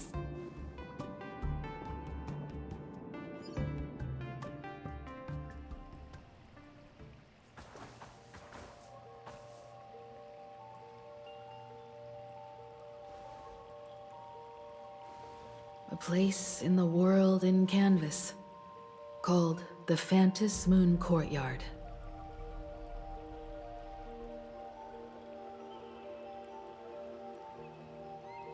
This ancient tree has stood for 1,000 years, blooming only on the eve of the games. According to ancient texts, this is the heart of the Phantom Moon Games ceremony. 8 masks, 8 supplicants. When people don the ancient masks in the near future, the altar will also reveal the masks' forms. Then, the games shall begin. I've been told, Miss Himiko, that Graphia's blood courses through your veins. The messenger of the hunt is here as well at this moment.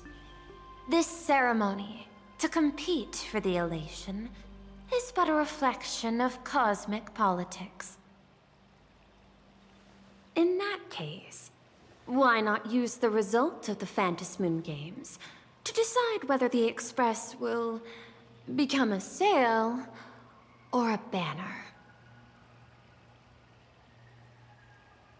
We'll consider your proposal. However, to take part in the games, one must have a mask of elation. I assume the IPC has prepared for that. As of now, the number of masks I possess is 3. With more time, I could obtain even more. In all of history, no one has conceived of a unified command of all supplicants and masks, let alone accomplished that feat. But this time, the IPC intends to regulate the games with our resources and influence. It is not unusual for visitors from beyond the sky to join the Phantom Moon Games, but the IPC actually seeks to control the entire thing? The Eon of Elation is famed for unpredictability. Miss Pearl, you must take care. This is a word of caution. It is precisely because Aha is so mercurial that such an elated attempt has a chance to succeed. Pardon the interruption, Madam Pearl. The guide you dispatched has sent word. The masked fools have stirred up trouble, attacking him and the Express guests. They were separated in the chaos. That is not surprising. Those masked fools have long kept the IPC in their sights. It seems the Phantom Moon Games have begun, regardless of the Express's choice. I'll get in touch with those 2 kids.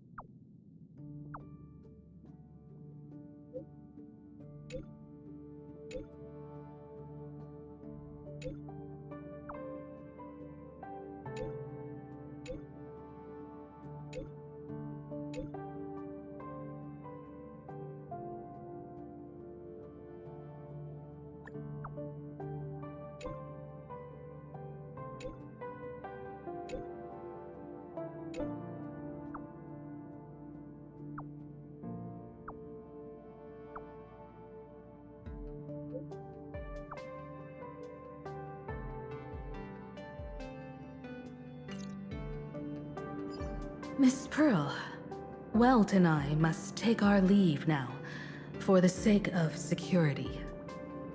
Are you both leaving already? I had another plan in mind. To speak with Miss Himiko about the art history of ancient Benzai Tengoku. Especially your ancestors' final work, World Breaker Waves, and her unparalleled mastery of imagenesis art.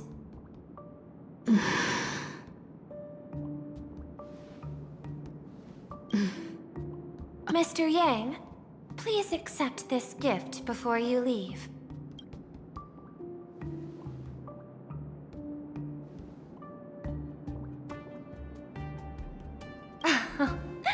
You misunderstand. To offer the Nameless something so mundane would be far too discourteous. Please, open this case first, and see for yourself.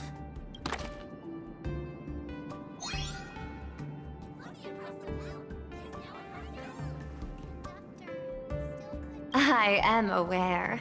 Mr. Yang has an expert understanding of robotics.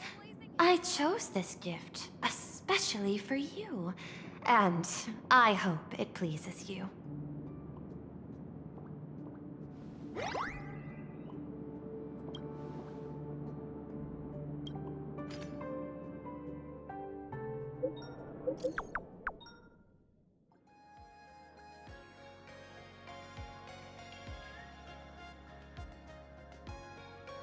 Graphia Academy?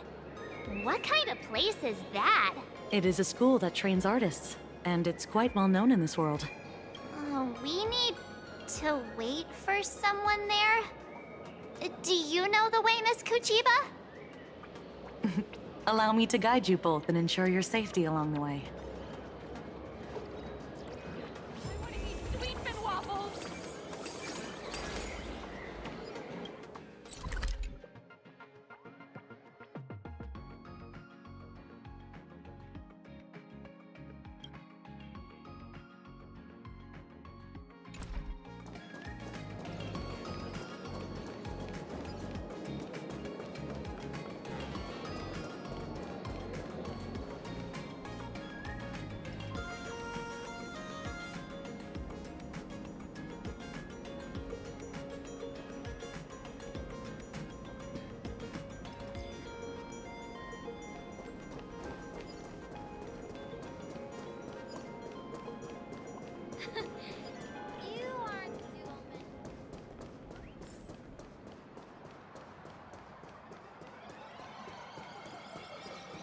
Wow. This path to school, lined with falling blossoms? It's such a youthful feeling. Definitely worth a photo. Yes, quite a few TV dramas have been filmed here. I imagine it is perfect for those classic series, where couples part ways, or lovers miss their chance, right? Exactly. Follow this road straight ahead for a while, and you will arrive at Graphia Academy.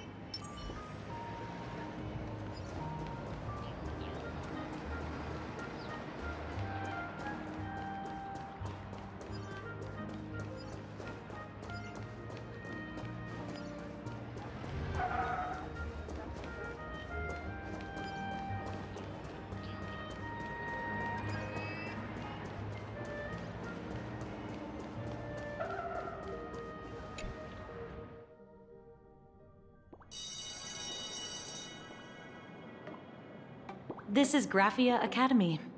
You can wait for your companions here. Oh, and to prevent further surprises, I have already informed your guide of your situation. Here is my contact info. If you encounter any problems during the Phantasmoon Games, you may reach me at any time. Thank you so much, Miss Kuchiba. Sorry for the trouble. We're here. Let's check in with Mr. Yang first and see where he is.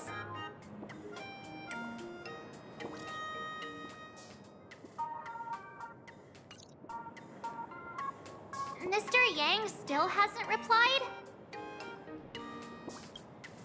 Shall we find a place with better reception? How about heading inside the school to take a look? No way. I was just thinking, isn't this Big Sis Himiko's alma mater? The school lobby. It looks exactly like what I've seen in animations. Too bad neither of us ever went to a real school. If only we could taste a bit of campus life here. Hey, how about we sneak in and pretend to be students?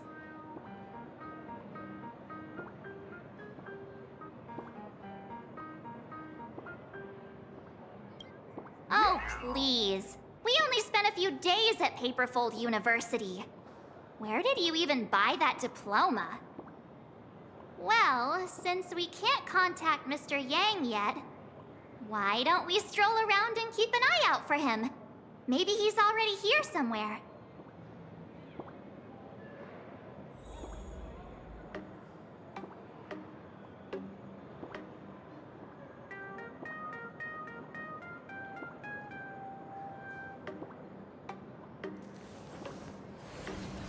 The intertwining of fate. Quite amusing.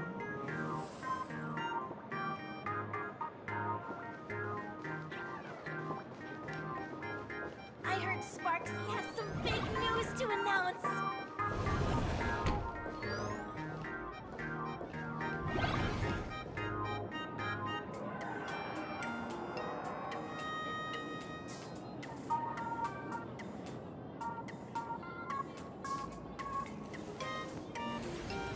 The intertwining of fate.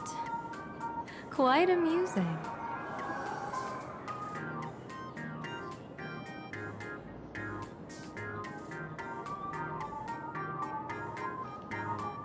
Come here, quick! Look at this wave. It's so spectacular.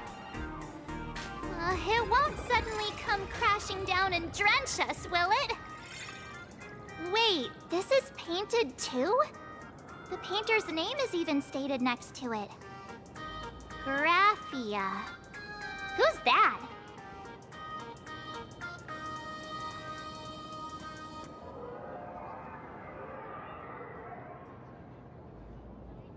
March 7th and Company. Your transfer procedures have been completed. Please proceed to the Dean's office immediately. Transfer procedures? What's going on here? Let's go take a look, shall we? Back to the teacher again.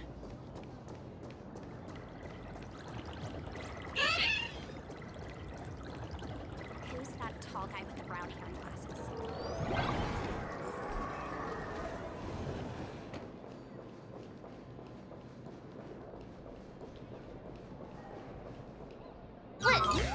What the heck? Why is Scott here? What year are you two in? Senior, and not even bowing. How rude! Wait, you. Why do you two look so familiar? It feels like someone sent me here to find you. Now I know it's definitely the real Scott. Where did we get teleported to?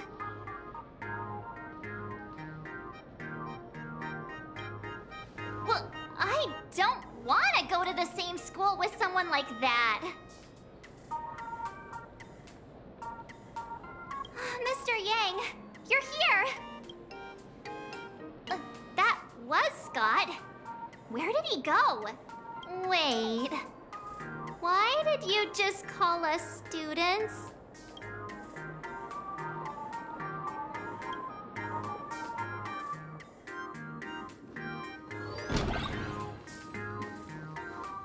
What's this transfer business all about?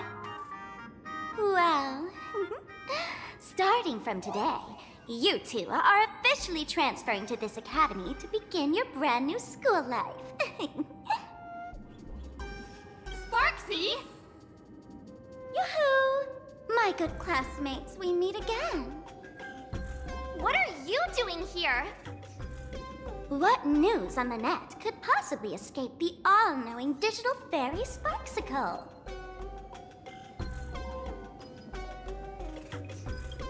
Of course! As of this moment, I have taken over this school and become its acting dean. After all, this school is filled with fans who watch my streams. A little cognitive adjustment is all it takes to make plenty of them do whatever I want. Huh? Why the hostile stares? Surely you're not thinking of roughing up the dean? All right, relax. How about forgetting the Fantasy Moon games for now? Instead, Throw yourselves into a carefree, cozy, romantic, and enthusiastic school life! Oh no!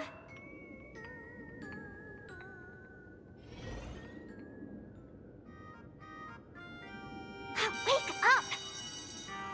Wake up! The teacher's here!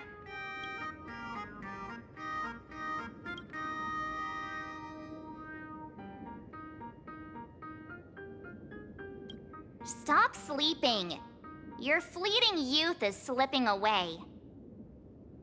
The artist qualification exam is right around the corner, and some students are still dozing off in class.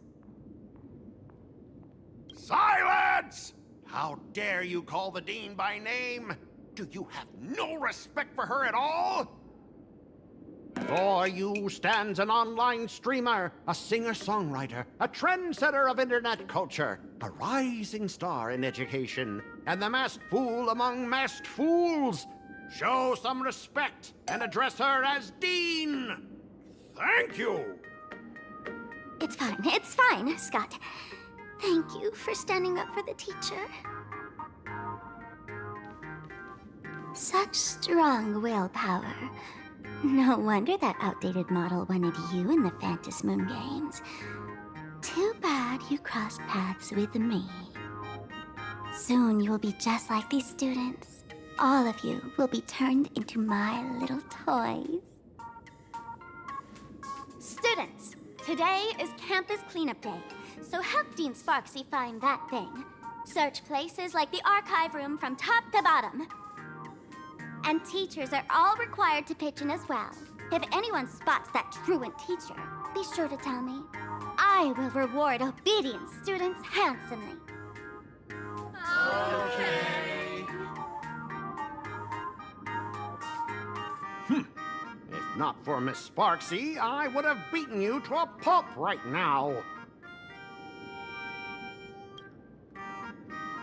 Scott, it has been 2 years since that baseball club incident. Are you still holding a grudge against her? Ha! Easy for you to say. If it weren't for this one, I would already have made my mark at the school sports meet. That jerk crushed my baseball dreams! If apologies solved everything, why would we need cops? Oh, I know what you are. A devil with a twisted, antisocial heart. Just last week, when I was about to confess my feelings, you folded my love letter into a paper airplane and sent it flying into the toilet. And when I tried to fish it out, the girls in class completely misunderstood me. Listen up. I'm here to challenge you to a duel. After school today, I will be waiting on the rooftop. Do you dare to come? You two, out of my way! I'm done with class! School students? What in the world is going on here?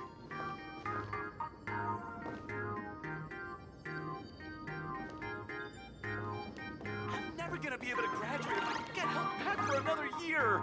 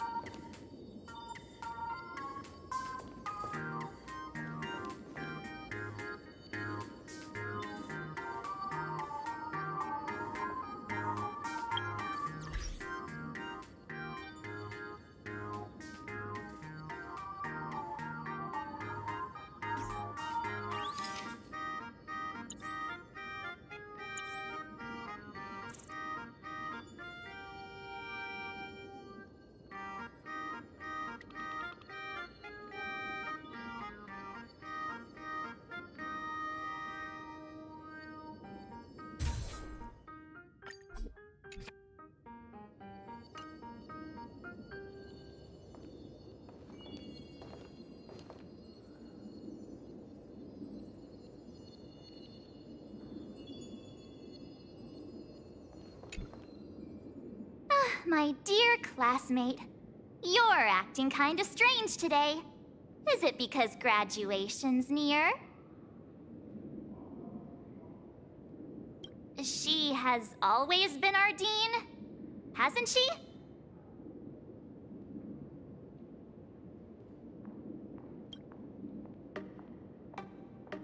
You stumped me there. At our age, what else could we be but students here? Don't tell me. Did the pressure of school make you lose your memory? You can't fall apart now. Actually, we just got our class photo developed. Let's use it to jog your memory.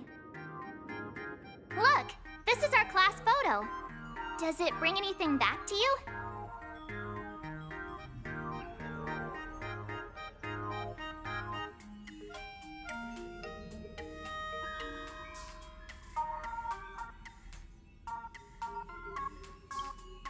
That's me! I mean the other one! That girl with pink hair and long ears? Who was that again? Is she really someone in our class? Or just some random outsider sneaking in? Anyway, let me introduce the people everyone knows. See this guy? That's Scott, the one who argued with you earlier. He's a spoiled brat who flaunts his family's money. You were both aces in the baseball club 2 years ago, but... he lost a bet with you and had to bark like a dog. That drew the attention of some strays that chased him down, so he twisted his ankle while running and missed the school sports meet. Do you remember that?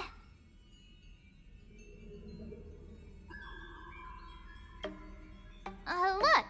The dean is in this photo too, and so is Mr. Yang, our homeroom and history teacher.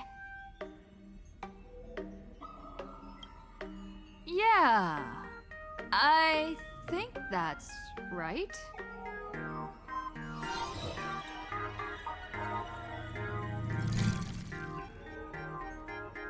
Remember that night we snuck into the archive room to retrieve the camera we left behind? And that time you bravely stopped Scott from bullying the underclassmen. We've shared so many wonderful memories in this school. Don't tell me you've forgotten them all. Yeah, I think that did happen.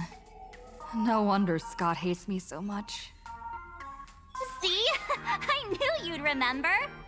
Nothing sparks our memories better than Scott's barking like a dog.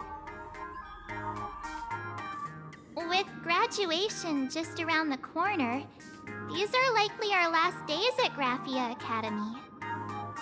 My classmate. Is there anything left you still wish to do here on campus?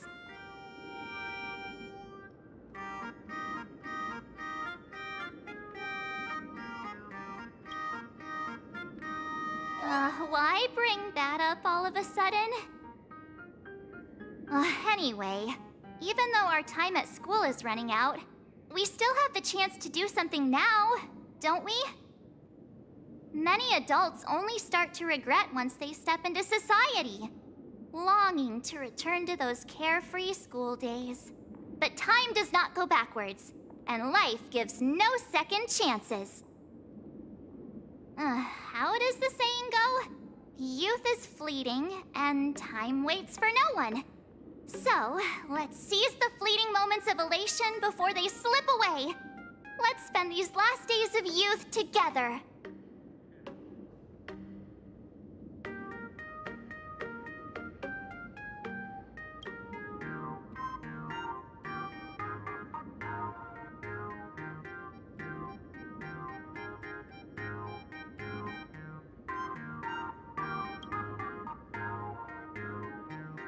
Yeah! Waste your youth with me. If we don't waste it now, it'll be too late. I have so many things I want to do. Where should I start? Should I head to class, deal with Scott, or just wander around?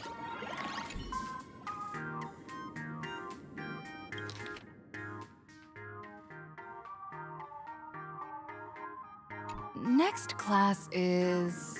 history? Should I go? Or check out another classroom instead?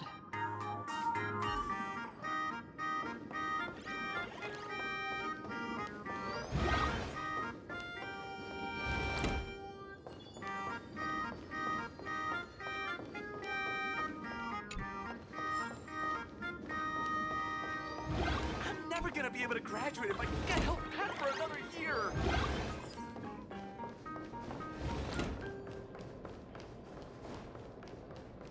No one's eavesdropping, right?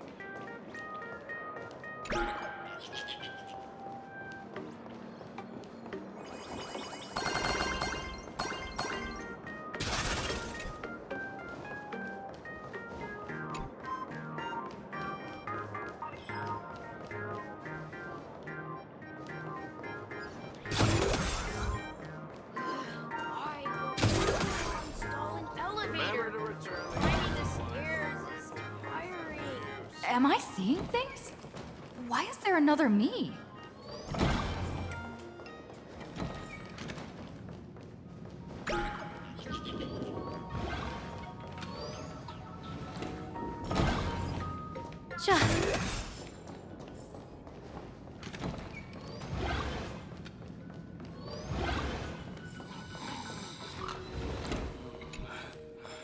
Oh, Miss Dolly looks so cute.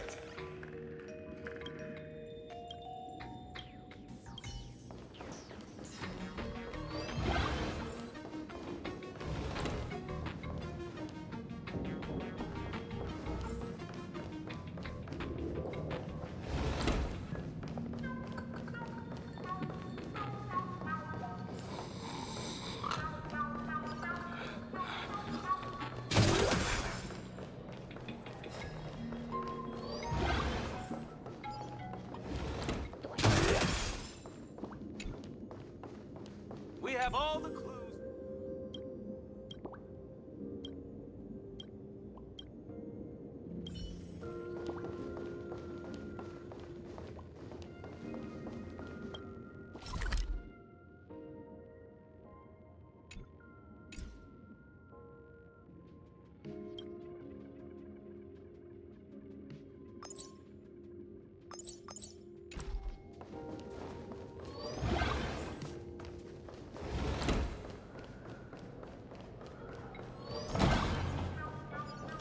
I heard from the math teacher that the gym teacher is sick again.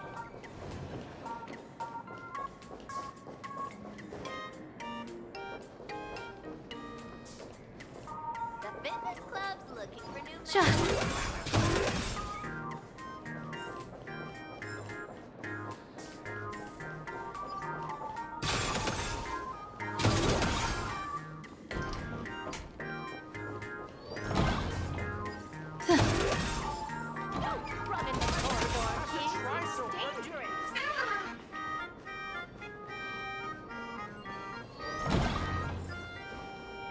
Scott says he wants to duel me on the rooftop.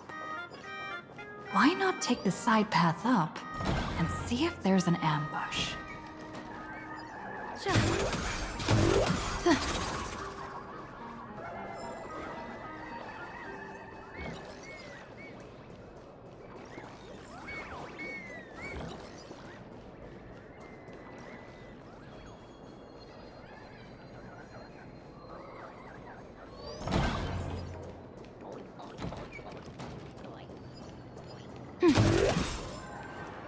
Laughter of my drawings are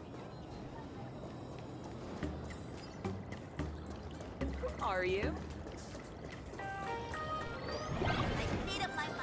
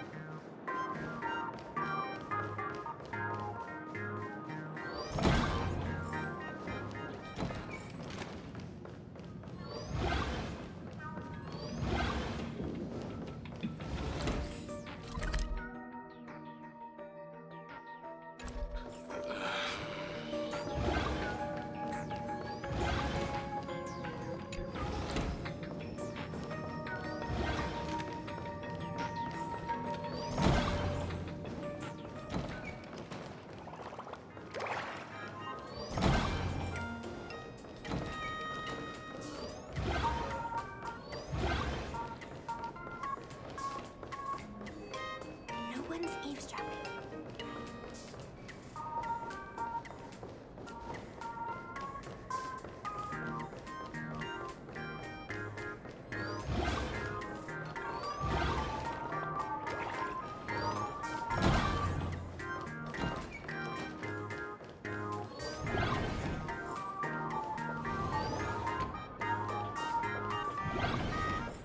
I've made up my mind. Time to secure. Will you, say yes?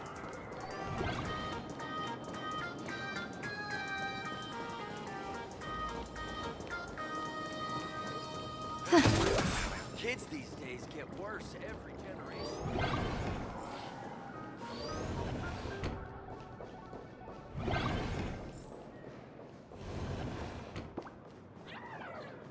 Why don't those people in the Go Home Club go home after school?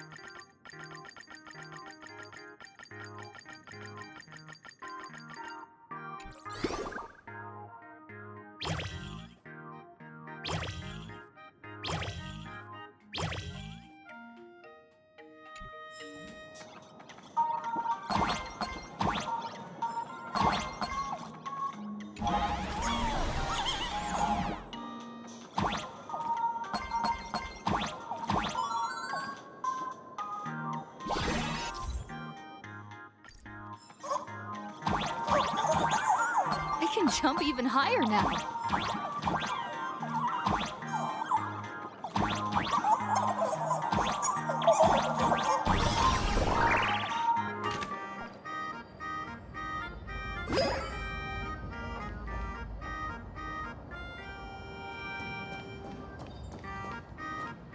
I've explained it to you so many times already. They're jealous of me, jealous of my passion for you, blazing as bright as the sun. So she set me up on purpose, making me into what you girls call the maniac of the swirling waters. You have to believe me, Rakshmi. I'm innocent.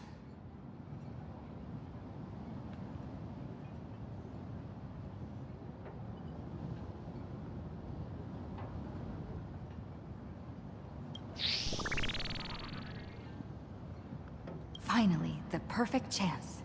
Come on, hurry and confess! Oh, Rakshmi, stop tormenting me like this! Say something! Scott, did it ever occur to you that the gray-haired human you say is so jealous of you might actually want to possess you? After all, we girls know these little schemes best.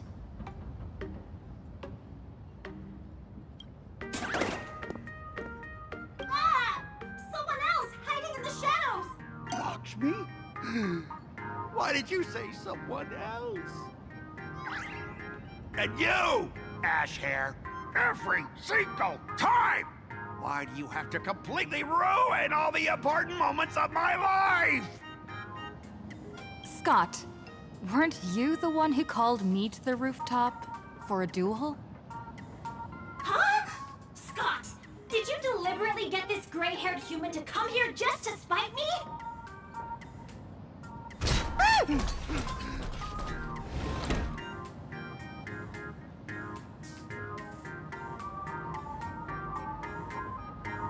No! I challenge you to a duel.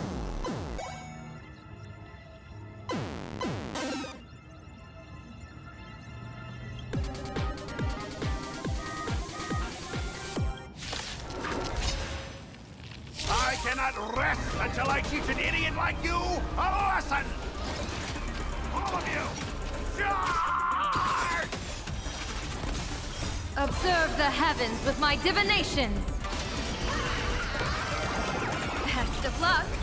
An explosive start! Hey! Why aren't you getting in on this yourself, Scott?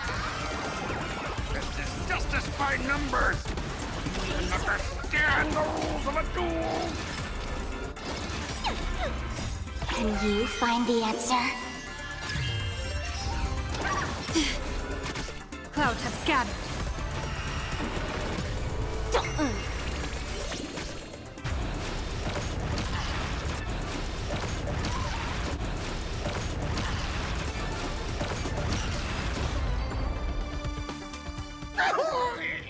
All right, enough! Please, I'm begging you, ma'am.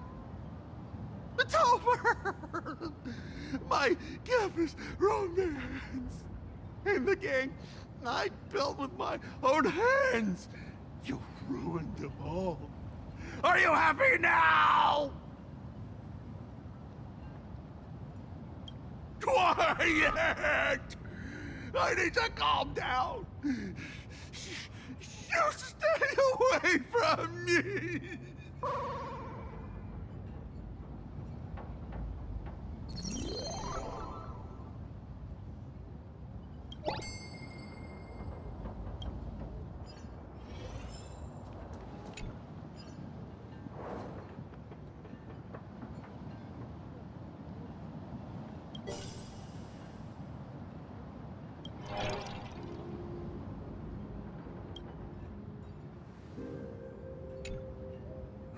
That's Scott.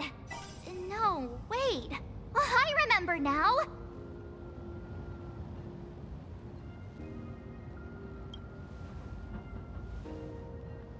We found Mr. Yang in the dean's office, but Sparksy suddenly popped out.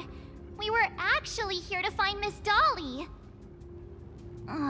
But why did we come to see Miss Dolly in the first place? Yeah. What exactly did we come here for? Remember how Sparksy kept ordering students to rummage through every corner of the school? Students, today is campus cleanup day, so help Dean Sparksy find that thing. Search places like the archive room from top to bottom. Maybe we should check out the archive room she mentioned.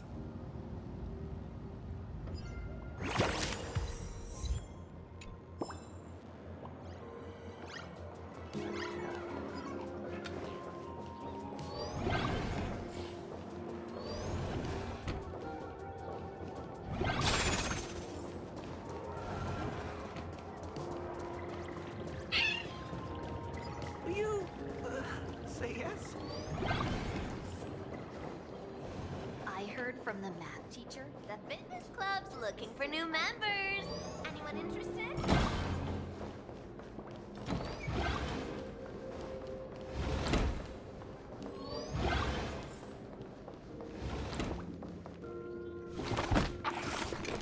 Oh, did the dean send you here? Seriously, leaving us here to do all the work is just too much. What's going on? Not paying attention in class is bad enough, but you don't even listen to the teacher's instructions? Have you seen a mask with a smile on it? The teacher told us to find it. A mask? Now I remember. We came here to look for a mask. What a coincidence! I'm here for the same thing! Get to work already.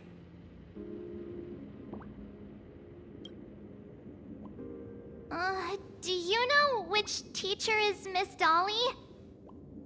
How should I put this? She is such a unique woman. Super unique. Once you meet her, you will never forget what she looks like. Whoa. How beautiful is this Miss Dolly? Huh? Beauty and Miss Dolly have nothing to do with each other. If you have any group photos or faculty event pictures, I can point her out to you. But seriously, are you going to help me with this work or not? March, didn't you show me a group photo earlier? I have a class photo right here. But it only shows 2 teachers. Seriously? There are 3 teachers in this photo. Isn't Miss Dolly right here? Wait, that's Miss Dolly? She's a charm doll? Probably the teacher who's worked the longest out of the entire staff. Wait, don't tell me you've never taken her Imagenesis class. I finally remember it. Himeko told us we must find Miss Dolly and take the mask back from her. Darn it. That wretched Sparksy had us running in circles.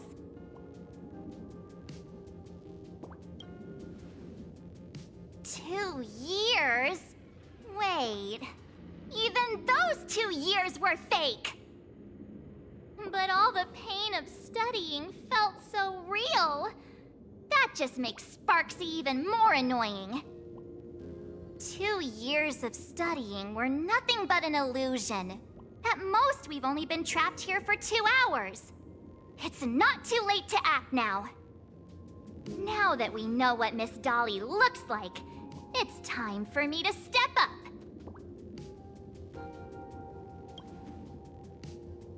Miss Dolly has vanished. Either she's been captured, or she's actively hiding from Sparksy. All we need to do is find her. I'll show Sparksy how the power of the remembrance should really be used.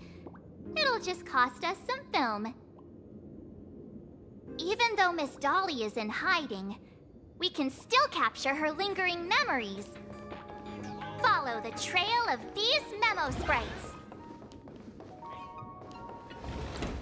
We're getting real close. I got a photo of her.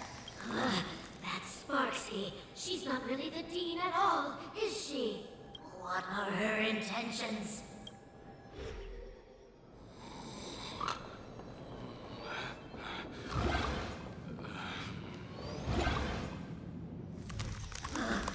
She is searching for me. I must stay hidden.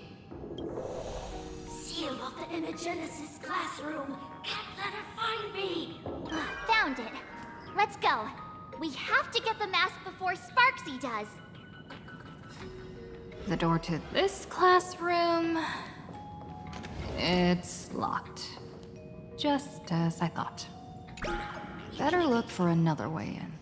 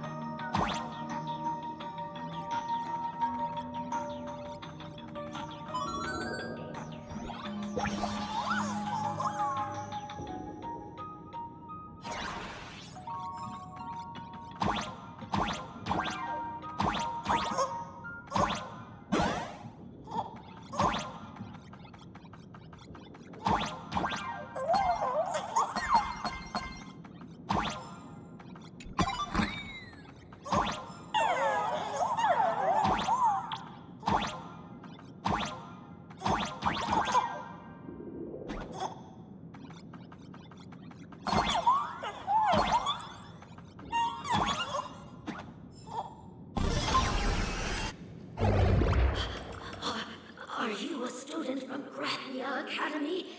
I've already sealed this classroom. How did you find me? Miss Dolly? Don't be afraid. Himiko sent me. Give up. I will never hand over what she entrusted to me to outsiders. That imposter dean outside is rummaging for it too, right? That's right. The masked fool Sparksy pulled off a takeover of the Academy. It took me so much work to find you. I'm one of the Nameless on the Astral Express. And right now, I'm the only one who can protect you. Please, you must trust me. The Astral Express? Indeed. I read about its arrival in plain Arcadia in the papers, and saw it on TV recently.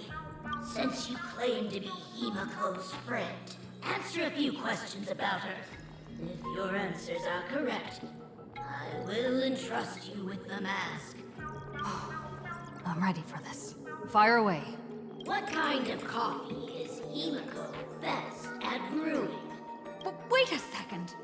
How could you ask such a question? Don't you know her coffee is absolutely undrinkable? Looks like you've suffered from it yourself.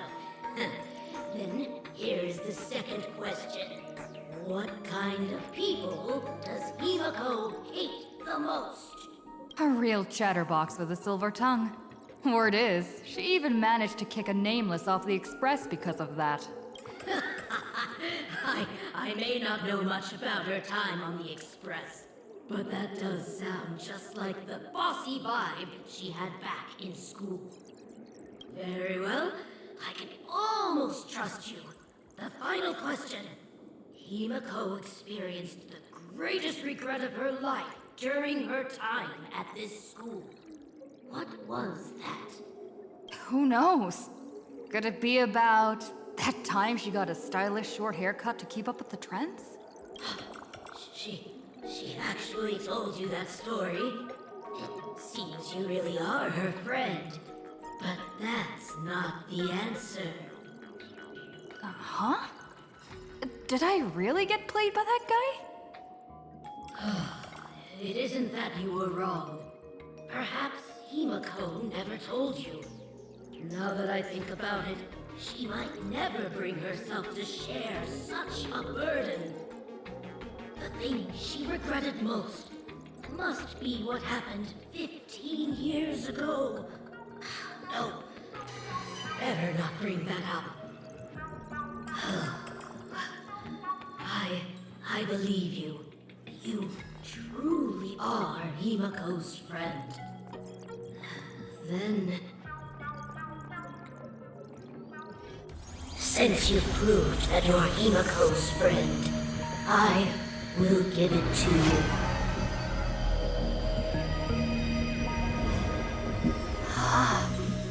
Wait, if you're right next to me, then who's this? Thank you, Miss Dolly.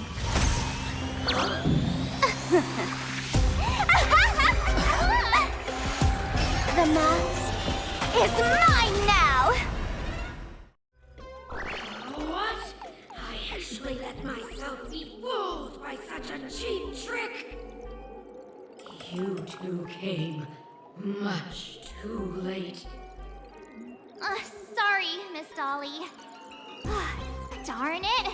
Sparksy got ahead of us again! But how could she know so much about Himiko? That man with glasses seems to have no issues with becoming a teacher. Once I took your forms and chatted with him, I got everything I wanted to know. Sometimes trust among companions can be quite dangerous. Now you've done it! How dare you trick Mr. Yang!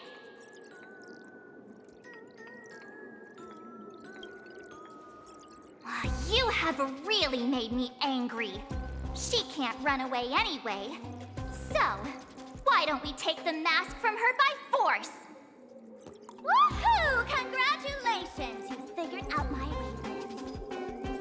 The mask of elation that has been worn is like a clip movie ticket. It only belongs to the one who used it first during the Phantasmoon Games. Seems you're completely unaware of such simple common sense. How sad. What? Astral Express out! The only one worthy of joining the games is the adorable Sparksicle. Now then, it is time to treat my fans. You two will stay and witness my Sparksicon that I've carefully prepared, right? This will be a spectacle that shakes all of Plain Arcadia to its core. A grand performance unlike any before. It's brought to you by Sparksicle and live-streamed across the entire web. You don't need to know the program list, because I will erase the last residues of resistance and hostility in your hearts, and turn you into my loyal fans. My dear fans, time to prepare! Carry out these two noisy haters for now. I have more important work to attend to.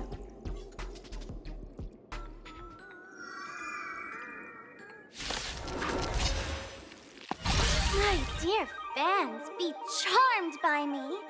Fight for me. Give me all of your joy, sorrow, and obsession. Give me every last drop of it. Give me your glitch power!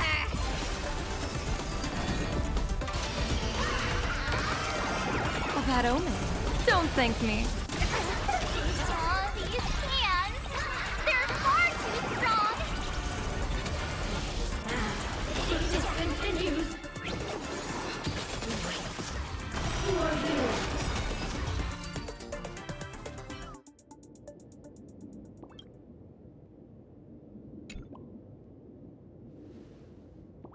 Is this the archive room?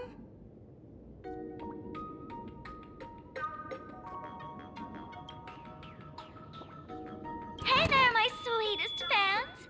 The mission of finding the mask and Miss Dolly has been a complete success.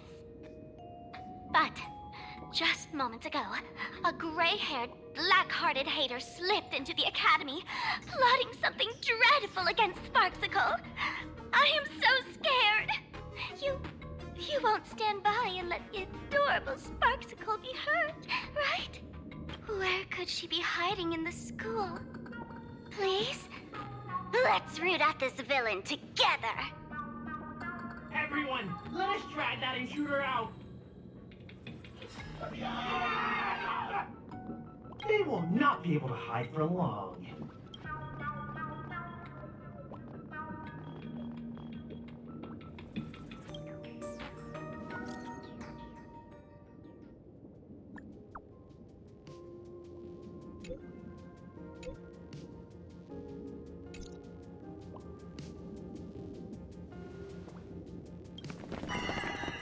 Hiding won't save you. We will drag you out soon enough. Have you reached the end of your rope?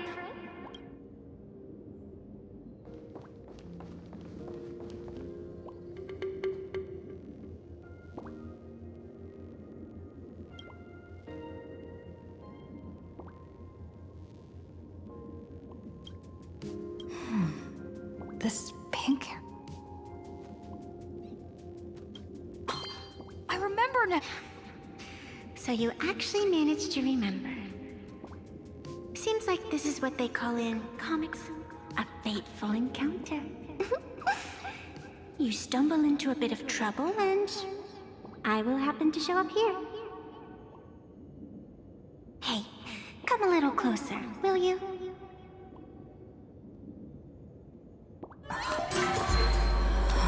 Come closer.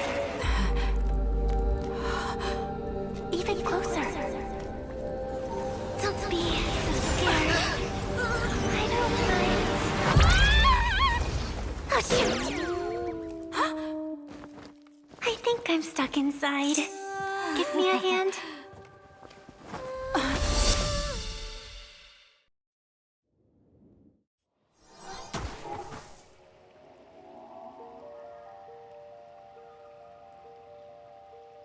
What is this place? Two Nameless came through here a few hours ago and asked the exact same question. I'll use their answers to reply to you. This is a place in the world in Canvas, known as the Phantom Moon Courtyard. According to ancient texts, this is the heart of the Phantom Moon Games ceremony. Oh, and one of those Nameless is playing the part of a teacher at the school. Oh dear, was that a spoiler? That's not good. Greetings, protagonist.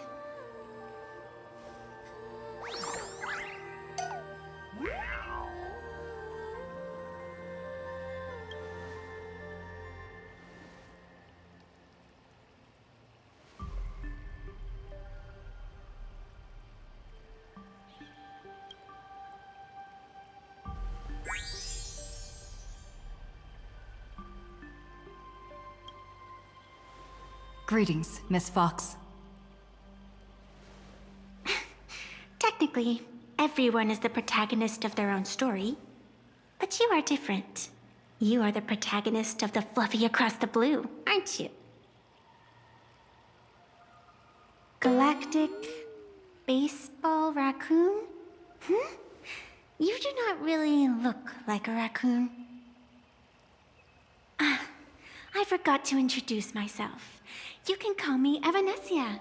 Great seeing you.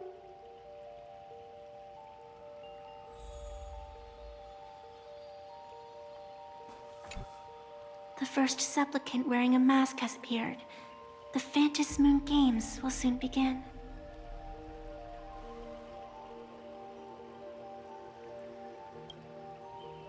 Do not be afraid.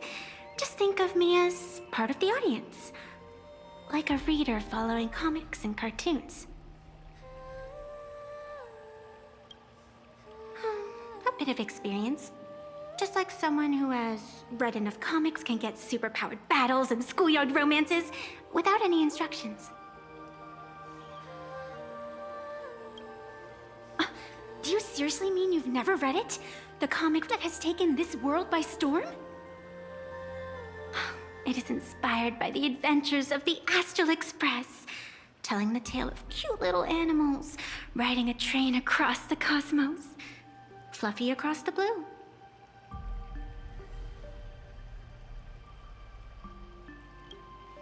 Of course, this is plain Arcadia. Any story can be turned into a comic in here.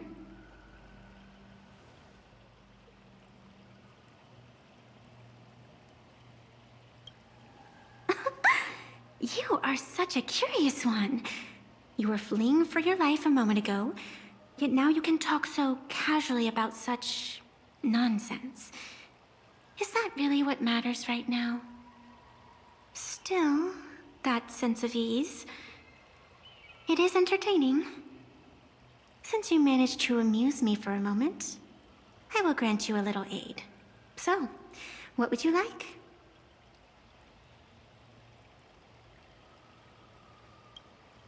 You want to escape? The match has not even begun, and you have already lost your initiative. The enemy had both taken your qualification to join and your friends. Is to leave in such disgrace truly what you want? I can see it in your eyes, Miss Raccoon. You will not accept defeat.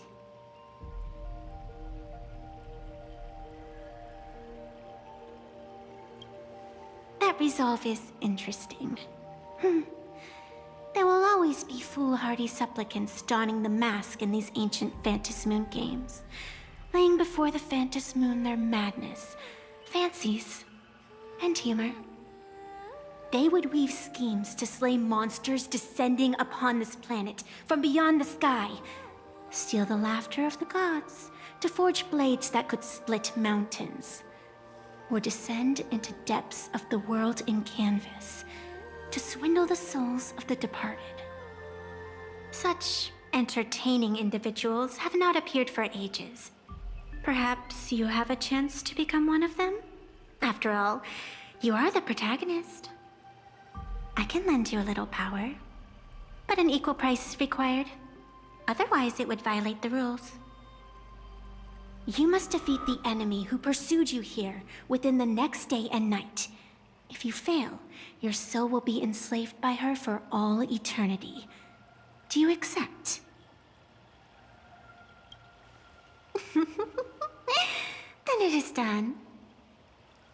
Fantas Moon above, and sacred tree below, witness this oath at this moment. As constant as the vault of heaven, as certain as the moon's rise, let it be never forsworn. Now come, let me make you more of a protagonist. Yes, that's it.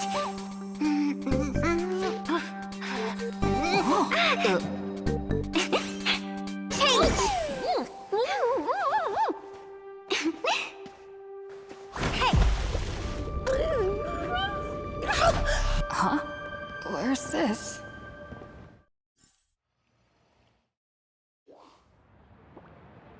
Gray hair, are you all right?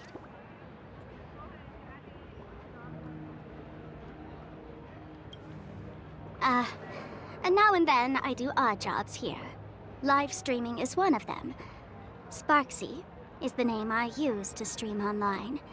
An avatar that I personally sketched line by line. To keep the streams running, even when I was absent, I breathed a trace of power into that avatar.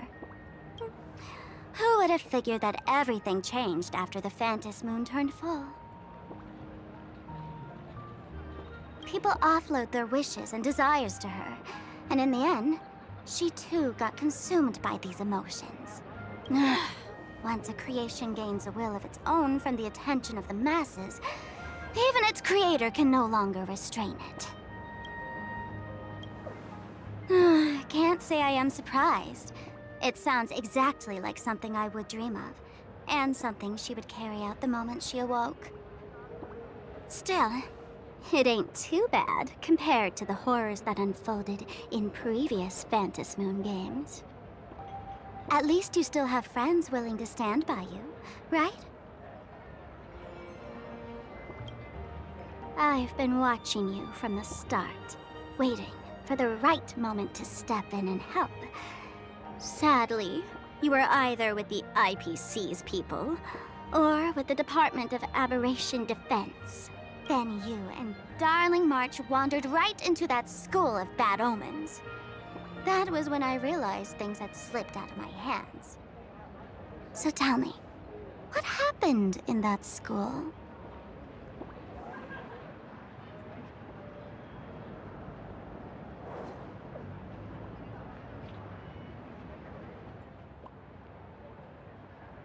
Is this the Mask of Elation?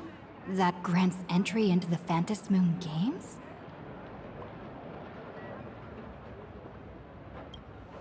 What do you think? Call your companions on the Express ASAP. Or, since this is a civilized society, you could try phoning the Security Bureau. But these matters are obviously far beyond what they can do. They say that no one could restrain the supplicant's actions in the past. Ah, those were the good old days of freedom.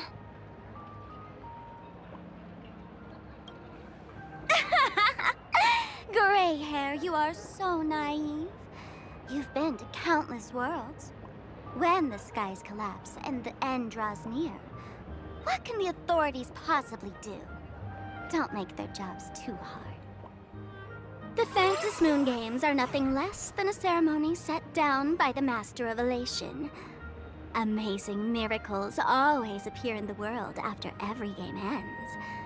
Like the birth of a new imaginée, unthinkable phenomena, or a future brimming with hope.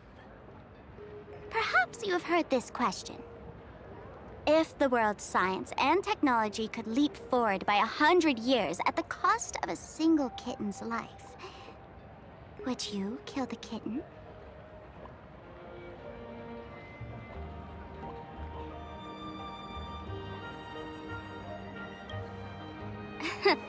But clearly, plain Arcadia would. Whatever. This is not the time to debate over ethics. Gray hair, Are you gonna save Darling March and Mr. Yang or not?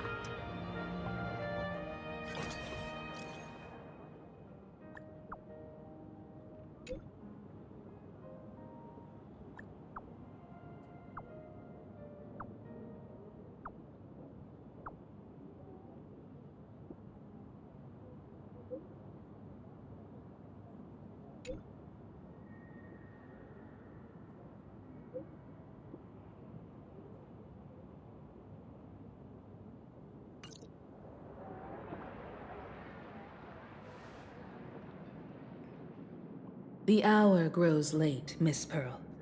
Matters regarding the Express demand our attention.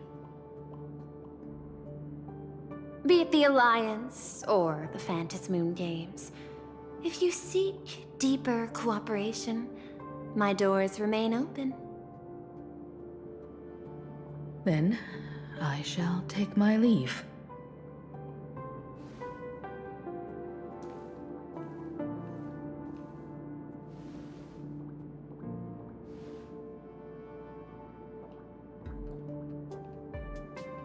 How intricate human social interaction models are. My extrapolations still cannot account for the full strategy tree of the Astral Express. Master, General Yao Guang of the Xianzhou Yuchui is here to see you. Shall we have her wait? No. The Xianzhou will also become a key ally. Only through enough contact and emulation can we hope to comprehend their methods and strategies. Conclusion. I don't think I'll be able to keep copying the painting for the rest of today. Let General Yao Guang in.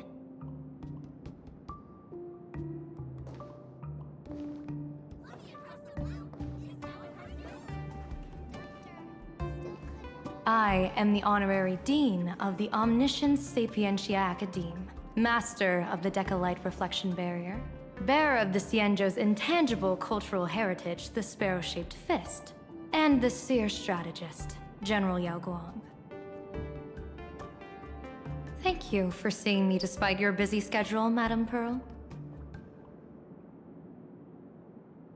For a moment, I nearly mistook your words as a fault in language processing. I believed you had brought the entire delegation inside. Few Intellitrons in the cosmos have a sense of humor. I have heard that, like that genius, you are one of the many wonders wrought by the celestial differentiator of planet Scrulum. Meeting you in person far outshines your reputation.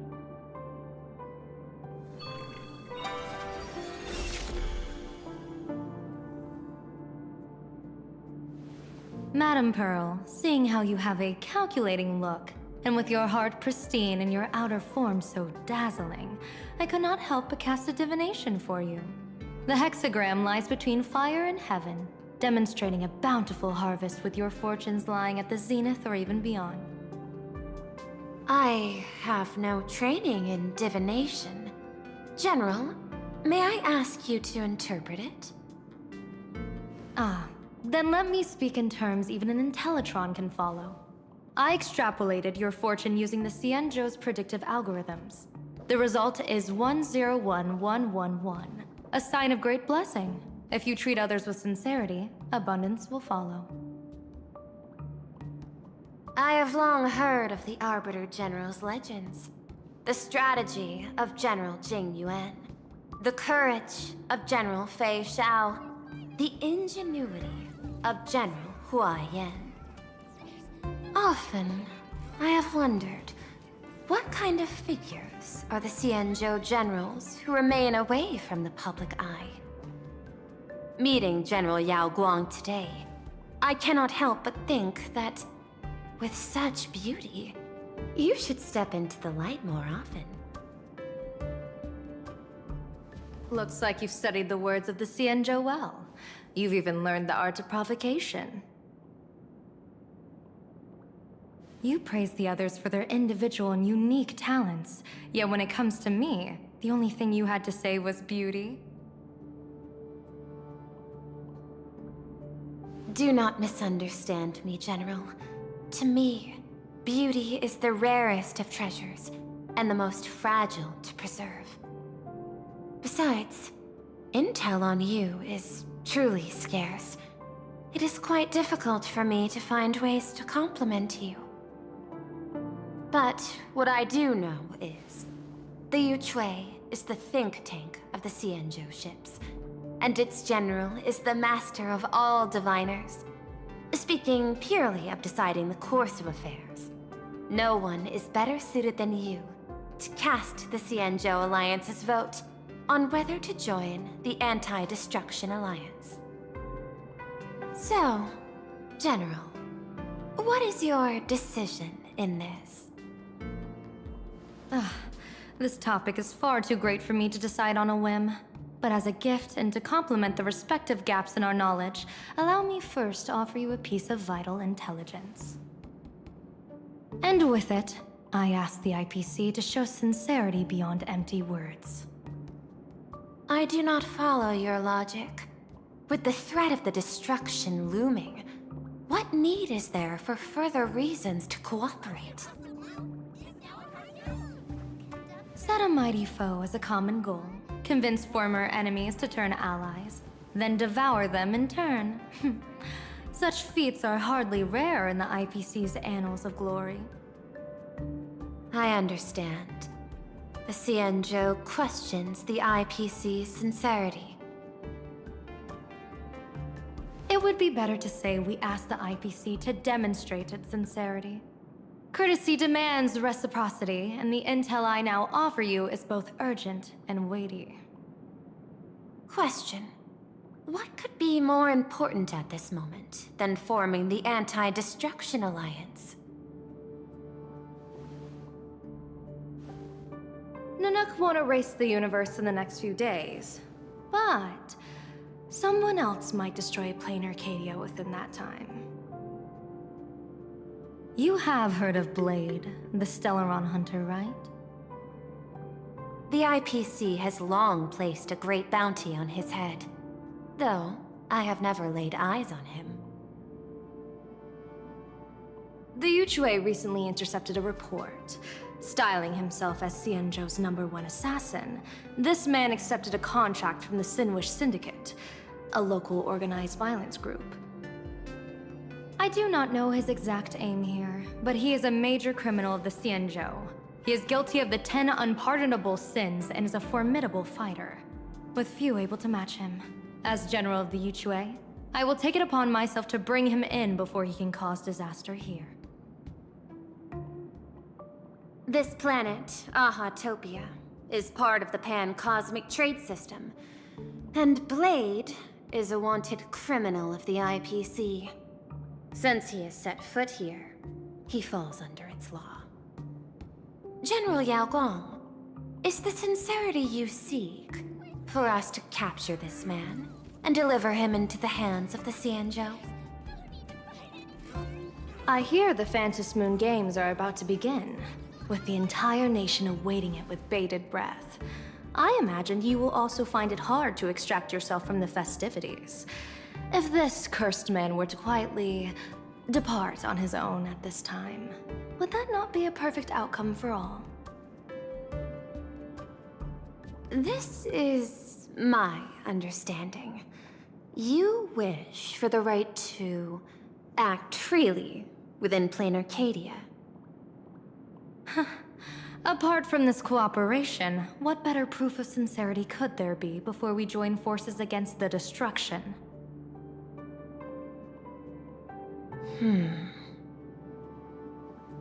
Deal. What I do not doubt, the might of an Arbiter General. However, I do doubt, will the Xianzhou's #1 assassin truly leave without a commotion? By my extrapolations, even without accounting for the guidance of Destiny's slave, the probability of capturing a single Stellaron hunter is less than 9.8%. Not even 10%. As a diviner, that's not how I see probability. even if the chance of success is only a coin toss. Once I entered the fray myself, I always treat it as a 100% certainty.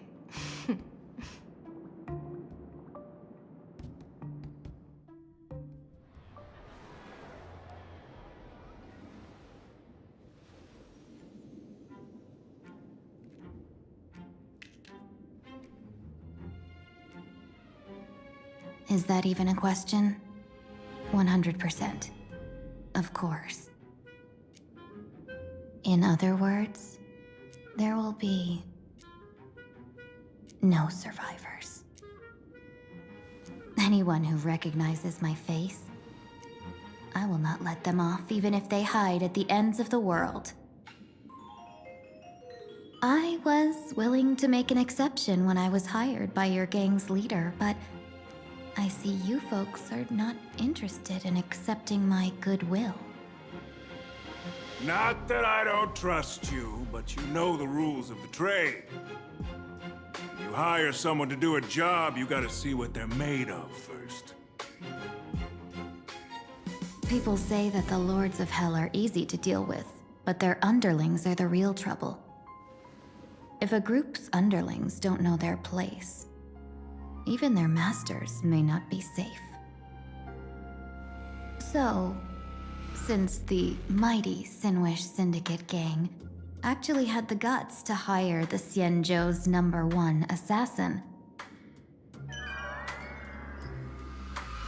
I guess you are also ready for destruction.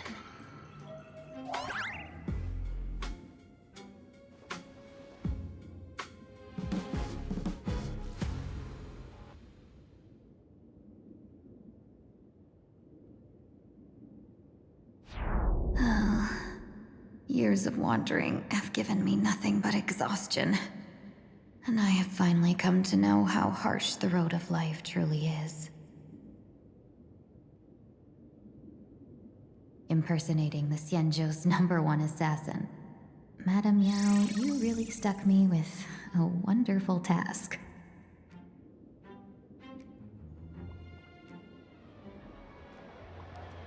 Please take great care during this mission, Miss Tingyu. If any misfortune should befall you, I would have no way to answer to your Helmmaster Yukong. You worry too much, Madame Yao.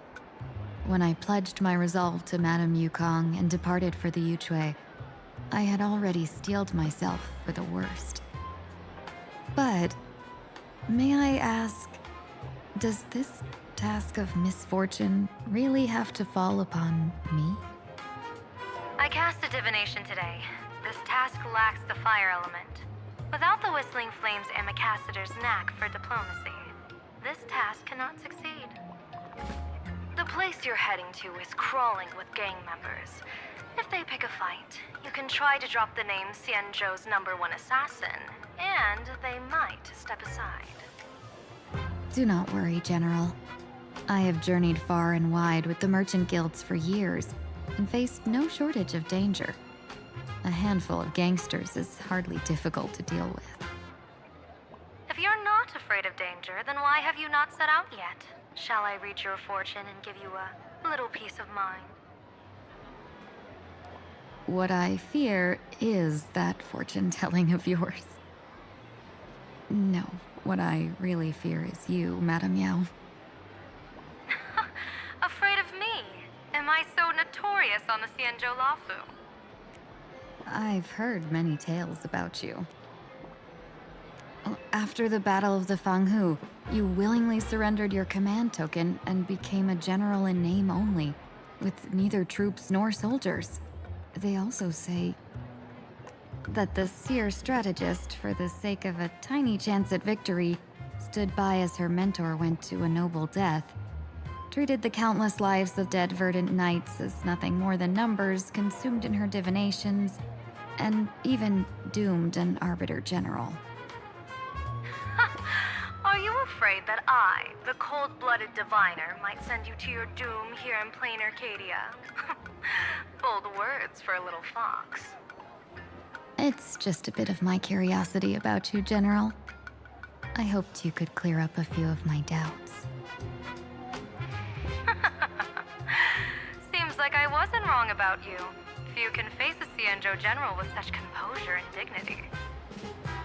No wonder you can make such a bold statement.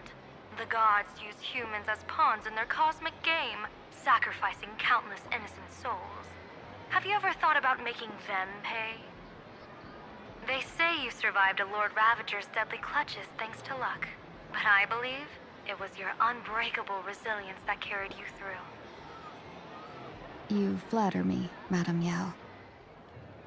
One must glean some wisdom to be worthy of enduring such a life-and-death ordeal. If we surpass the gods only in cruelty and heartlessness, then that would be our complete failure in my eyes. Excellent. I couldn't agree more. Miss Ting-Yun, you've passed the interview. Ever since I escaped death, I swore never again to be a pawn for heartless chess players. And Madame Yao, you've passed my test too. I know you're not interested in empty talk, so let's get down to business. Miss Ting-Yun, our Yuchue business delegations are treated much better than what you get on the La Fu when they set out on official missions. They get 5 meals a day.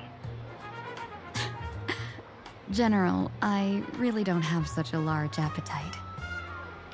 For the duration of the delegation's mission, you'll receive 6 times the usual allowance, and all expenses will be fully reimbursed.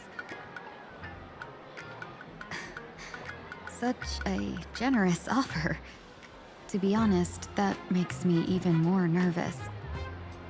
Head to Dovebrook District, locate the Sinwish Syndicate contact, use the passphrase you gave me to establish contact, and do not reveal my true name.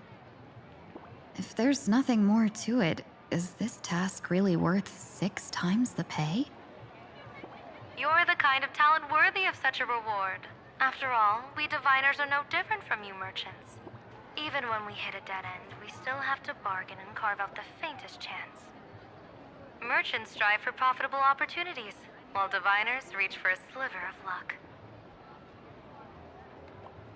Looks like my mission bears significant weight in Madame Yao's reading of fate. In that case, I shall depart. When in doubt, open the 3 strategy pouches I entrusted to you. Inside are tactics I divined, certain to break any deadlock and aid your journey. Go, Cienjo's #1 assassin. Time to get down to business. Where could the Sinwish Syndicate be hiding? The contact from the Syndicate should stand out. Please, tell the boss I want to return to the Sinwish Syndicate.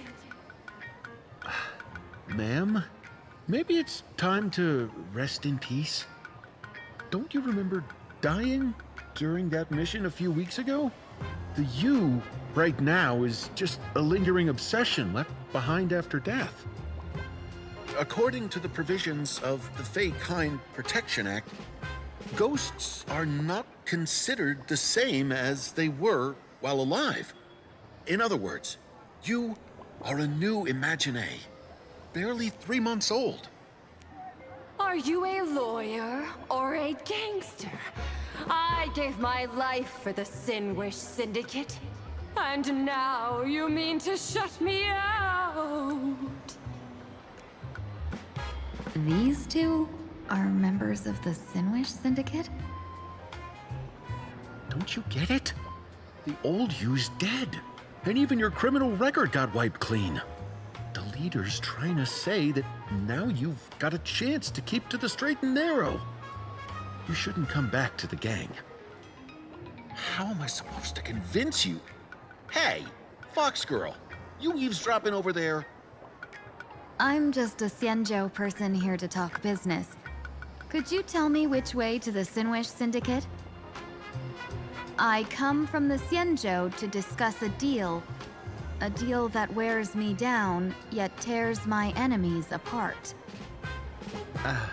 Business? From the Cienjo? The Sinwish Syndicate office is just across the river. Have a safe journey. He doesn't seem to have understood the passphrase. But the news that the Xianzhou's #1 assassin is coming has already spread through the organization.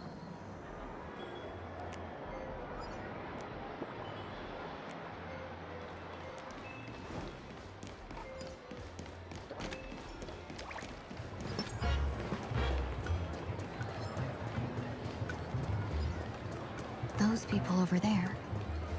Are they also members of the Sinwish Syndicate? Bro, how much longer do we have to wait? What, are your legs giving out? Idiot. The boss told us to wait here as a show of respect. Now behave yourselves! Could that big guy be the contact from the Sinwish Syndicate? Hey, you fox over there. You've been staring at us long enough. Got something to say? May I ask, is this the Sinwish Syndicate's turf up ahead? Yeah, so what? I should act tough, and say less than what I want to say. Since this is the Sinwish Syndicate's turf ahead, not only am I going in, you will invite me in with respect. What did you say? You're here to stir up trouble, aren't you? I come from the Xianzhou to discuss a deal. A deal that wears me down, yet tears my enemies apart. You're the guest our boss invited? Hold on. I nearly fell for that. Looking all delicate. How could you possibly be the Xianzhou's #1 assassin? Spill it! How did you know the passphrase? Why don't you take off your sunglasses and let me see if you still have your eyes? The Xianzhou's #1 assassin is nothing more than a nickname coined by the common folk. I have always considered myself a merchant. A merchant? Isn't a hired killer the oldest trade in the world? By the way, Mr. Imagine, do you know why they call me #1? You never miss a shot? Not quite. I kill in bulk. The way to keep business going is to offer a little extra. If they pay for one person to be silenced, I throw in 2 more. With that hot temper of yours, always picking fights, you've probably given your boss plenty of headaches. I doubt the boss would mind if I took you as a bonus kill. You punk! How dare you disrespect the underboss! Shut up, all of you! The boss's orders come first. My name is Kostine. Sorry about my underling's rudeness earlier. I'll cut a finger off later to make amends. There's no need for that. I only collect heads, not fingers. No worries. It won't be my finger anyway. These brutes should be easy to handle. They've never seen the face of the Xianzhou's #1 assassin, so this'll be much simpler. What should I call you? Yelling assassin, assassin every time just won't cut it. Just call me the Tarrying Fugue. The Terror in Fog. That name oozes menace. Completely overwhelming. Now then, can you lead the way?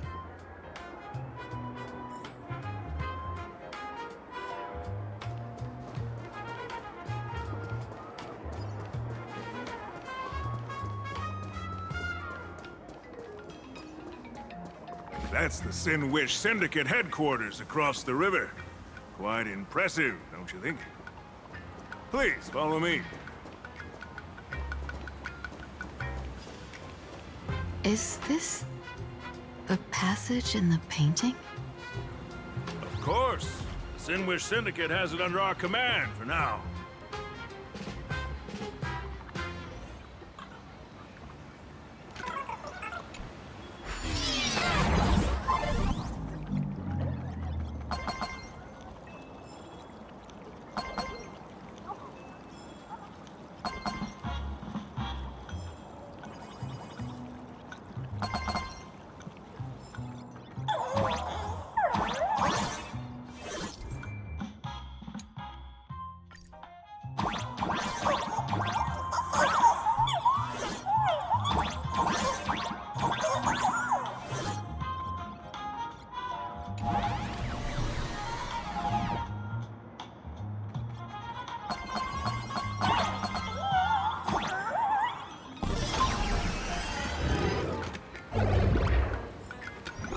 Underboss! You're back!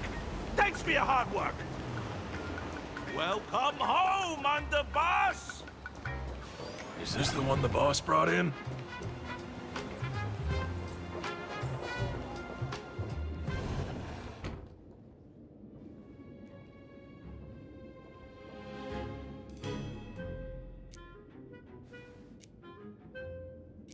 Underboss, I mean no disrespect, but is this frail woman really the one the boss invited?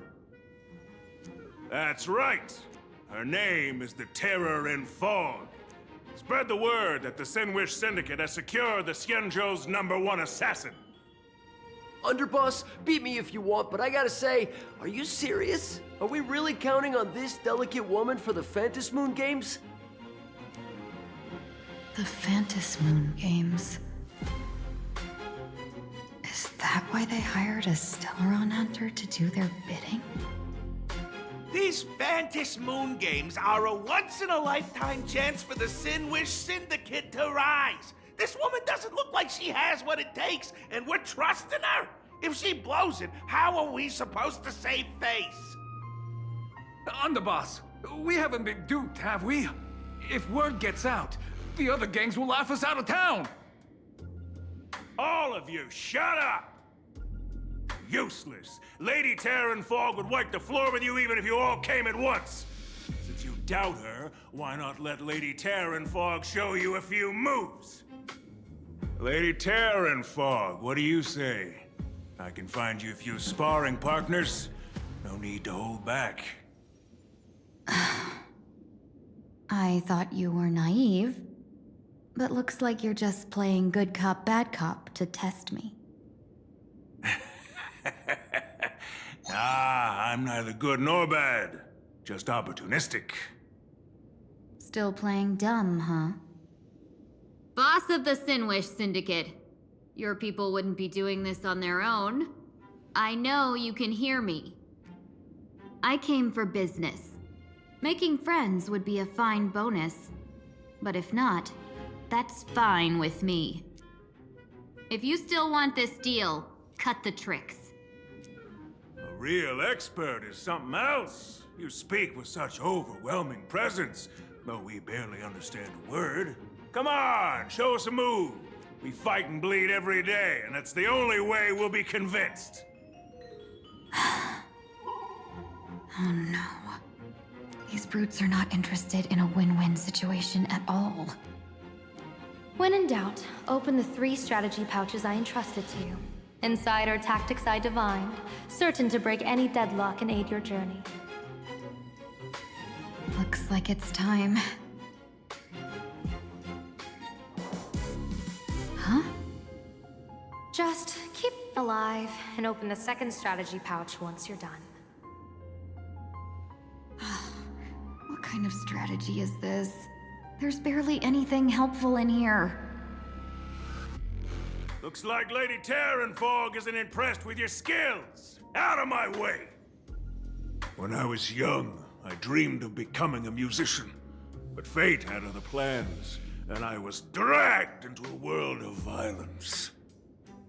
But even then, I never let go of my love for music and rhythm. Even in battle, I kept honing my singing and instrumental skills. And that's how I forged my one-of-a-kind fighting style. They call me the Roaring Costide! Oh, Prince! The underboss is getting serious! Lady Terran Fog, I humbly challenge you. Show the Sinwish Syndicate the assassination skills you're so proud of.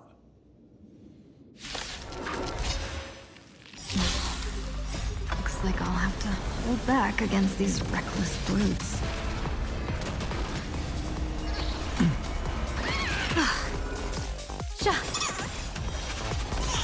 Observe the heavens with my divinations. Best of luck. An explosive start. As expected of the Terran Fog. Such incredible strength! That power of the destruction within me. It's still hard to control. Gotta meow. done everything in my power to keep them alive, as you said.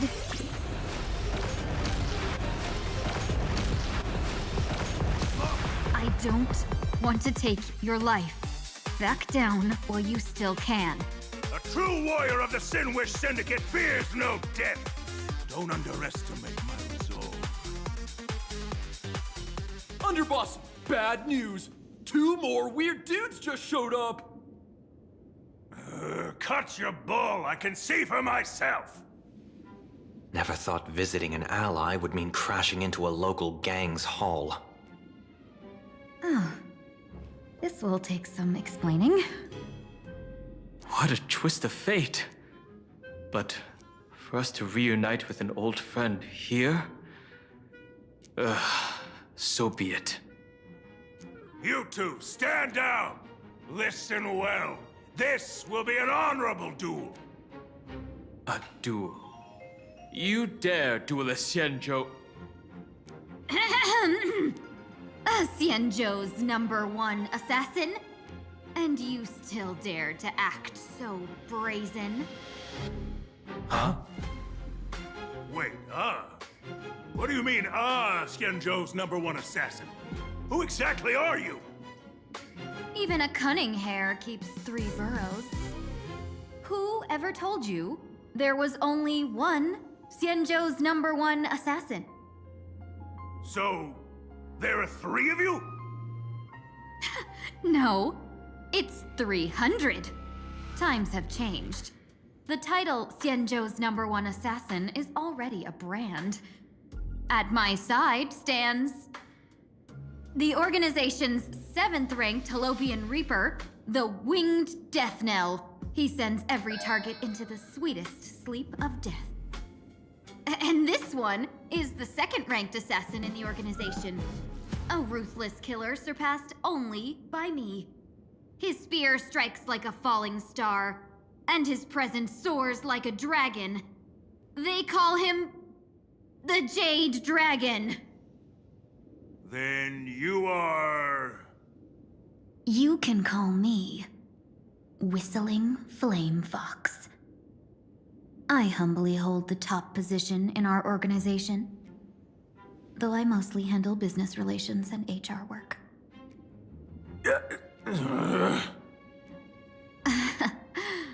Hard to believe, isn't it? Come on, madam. It's pointless to say anything now. If you want this gentleman to know you speak the truth, let our brother show off a bit of his spear work. That will convince them.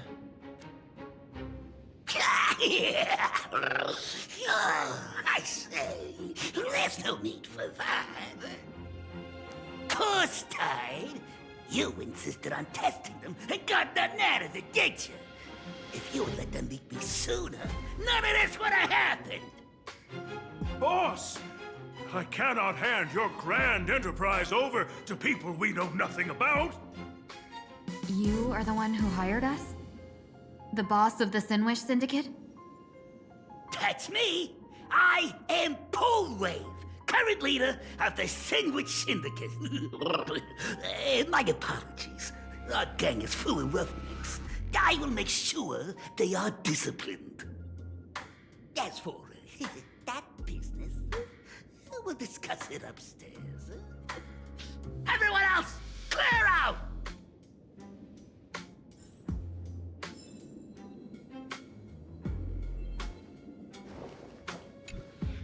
Long time no see, Lady Tingyun. It's been a while since we last met in Penacony. I am truly grateful for your quick thinking. To avoid revealing too much, I made up false names and titles for you two just now. If you were offended, then I beg your forgiveness. This place is a hotbed of trouble. What brings you two here? When Sunday and I contacted the Xianzhou delegation, they asked for our help. They claimed someone from their group had lost their way here in a foreign land and was captured by a local gang, and they wanted us to help. It was clear there was more to the story, but we came anyway. Who would have thought? It turned out to be true. Lost? Captured. There must be some misunderstanding. Alas, this rumor was likely a destiny arranged by Madame Yao. Did you just say Madame Yao? Do you mean the seer strategist from the Xianzhou Yucue? I happened to hear of her back in Penacony too. They say she is the diviner general, one who lives in seclusion. Did the Alliance send her this time? Lady Tingyun, you stepped into such danger yourself. Do you have a vital mission? You two are no strangers, so I will speak plainly. She's the one who sent me here on this mission. The Sinwish Syndicate invited the notorious Xianzhou's #1 assassin with the intention of hiring this person to participate in the Phantom Moon Games. But the delegation's intelligence revealed that the person was none other than the Stellaron hunter, Blade. Him? I assumed the title to come here to uncover why the Stellaron hunters are involved and how he will enter the game. So, how's it going so far? By sheer twists of fate, everything has gone smoothly so far. But as for what comes next, I still don't know anything either. Still, Madame Yao entrusted me with 3 pouches before I departed. Each said to hold a stratagem. Well, let us call them stratagems for now. And at this moment, it is time to open the second. A strategy pouch? So you revealed my identity after all. No worries, I've sent you some backup. Use them however you like. Open the 3rd pouch only after you've met the Sinwish Syndicate's boss.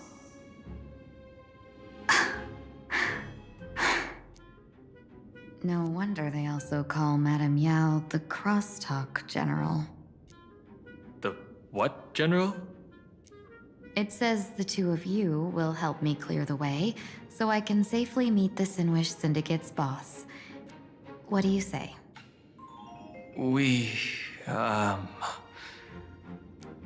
This place is perilous. Of course, we will accompany you, Miss Tingyun. As for the Stellaron hunters, I too find them intriguing. Dan Heng, will you help me gather a bit more information?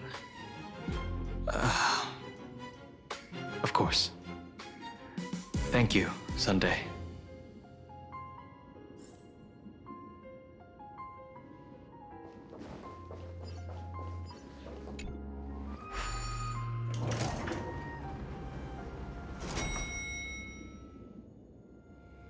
I gotta say, this place is decorated with a touch of style. The gang does not always flaunt brute force. More often. Gee, before I even realized, the scenery of Dovebrook became unrecognizable. Gee, back then, who would have imagined Iron Hulks running wild on the streets? Let alone us gang members being treated like vermin. You didn't call us here just to reminisce, did you? Of course not. Please forgive Corstide's rude little test. That narrow-minded fella never understands why young people flock to things that come from other planets. Like Mechatrons, masked heroes, and the Astral Express. What he does not see is that while cosmic novelties are more enticing, big shots that hail from the cosmos are even more fearsome. Wouldn't you agree? You're a clever one, so there's no point in keeping up this charade. We're not Xianzhou's #1 assassins. You knew that already, didn't you? Yeah, I might not live as long as those Xianzhou folks, but I've got a decent eye for sizing people up. You may not be the #1 assassins, right? but your skills surpass even such assassins. So I don't care who you are. I pay good money for a sharp blade. And I don't give a fig about its brand. And where do you intend to use this blade? On the Sinwish Syndicate. What? No, don't get me wrong. I'm not looking for bloodshed. Instead, I intend to perform surgery on the Sinwish Syndicate. Look here. Through certain connections, I secured this mass correlation.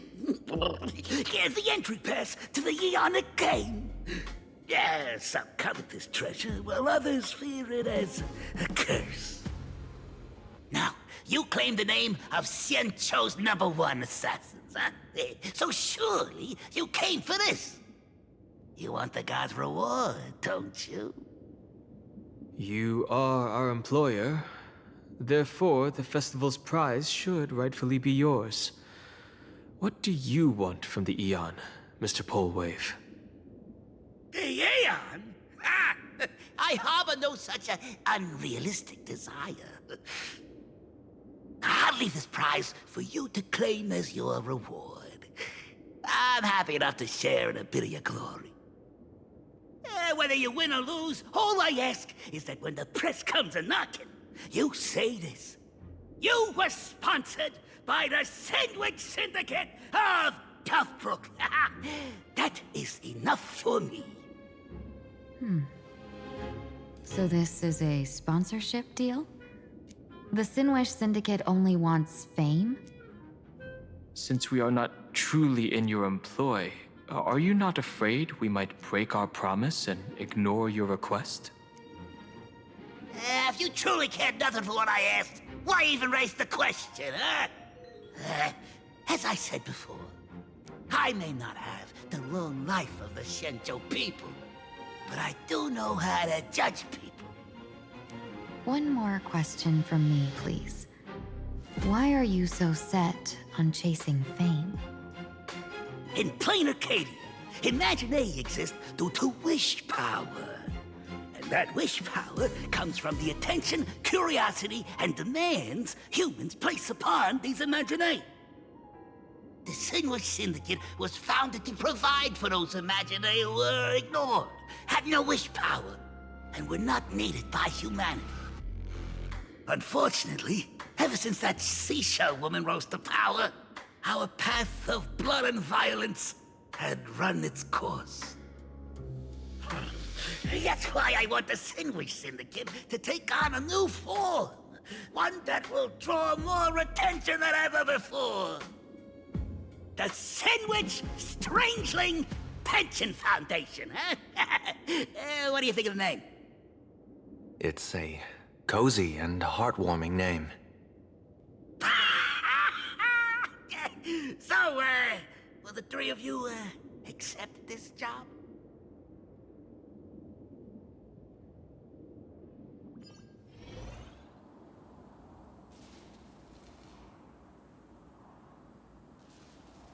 Mr. Polewave's goal is surprisingly grounded. A gang leader won't survive this long by relying on bodyguards. It's about having a sharp instinct for survival. He wants to launder his gang clean, but that will not be easy. In my view, the underboss may not see eye to eye with his boss. My thanks to you both. With your protection, I managed to leave without harm. Yet, we carried off the mask meant for the so-called Xianzhou's #1 assassin. When I think of it that way, this mask feels thorny in my hands. That man. He seeks to enter the Phantom Moon Games? What does he plan to do? Whatever his purpose, this matter is grave. I'm afraid I must take my leave for now and report to General Yao Guang before making any decisions. No need for that. I've been waiting here for you all for some time. Madam Yao, you came in person? Well, you see, I must admit I passed false information to the two behind you, sending them on a wild goose chase. I should personally ask for their forgiveness. As for why I am here, Miss Tingyun, you still have not opened the third pouch, have you? That's true. Whatever they give you, just take it all and bring them to me. What kind of after-the-fact strategy is this? General, had you spoken plainly, Sunday and I would never have refused you. Why did you lie to us and claim that someone was lost and captured?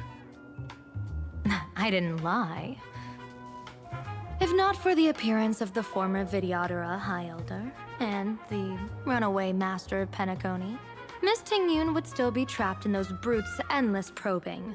Her being lost and captured was exactly the future I divined. I also foresaw bloodshed awaiting the Sinwish Syndicate. Had it come true, it would have been because Miss Tingyun failed to restrain her strength during the clash. Yet, with you two here, the gangsters' lives were spared. You even foresaw the anomaly with my body. Sometimes even when fate is foreseen, it cannot be changed. Fortunately, things did not come to the worst. As for Mr. Sunday, I've heard so much about you. With my 1,000 feathered eyes, I had the privilege of watching the broadcast of your entire god-ascending feat in Penacony from far away. Truly magnificent. Let's not speak of that misstep anymore, General. Rather, we have brought back the mask, as you asked. How do you intend to use it? Surely not just to hold it and block the Stellaron Hunter's entry. That was the plan, but from one cause spring 100 outcomes. Now that the mask is in my hands, there are many possibilities. What do you say about using it to lure Blade here, and strike him down together?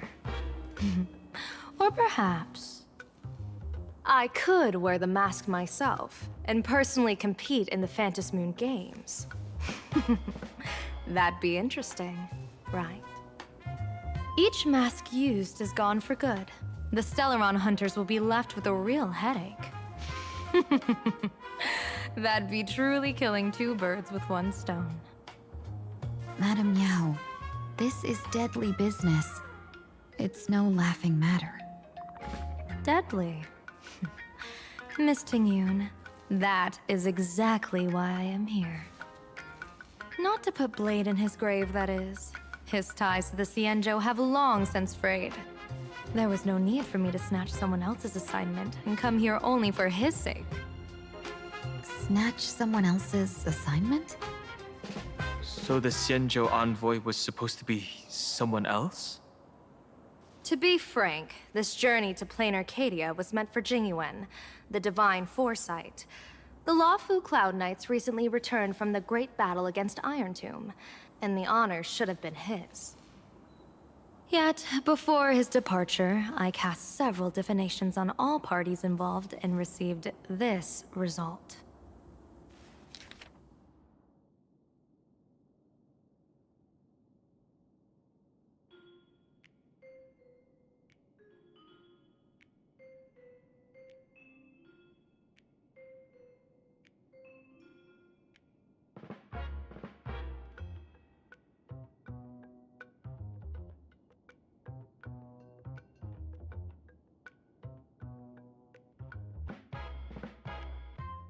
Incineration, death, abandonment.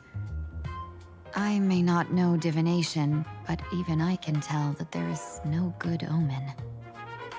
Unfortunately, the two top diviners of the Yuchui and the Luofu, in other words, my junior sorer, Fu Xuan, and I, cross-checked each other's extrapolations and came to the same astonishing conclusion. An Arbiter General will fall in this Arcadia of elation. Even so, you're still taking the mission meant for Jingyuan? Yes. I contacted the Marshal and took over the task. I've simply never seen such a bizarre fate and wanted to witness it. Even if it means your death? It's only death. If I can die in these Phantom Moon games to achieve a moment of godhood, then my death won't have sullied the Xianzhou's honor. Miss Tingyun, hand me the mask.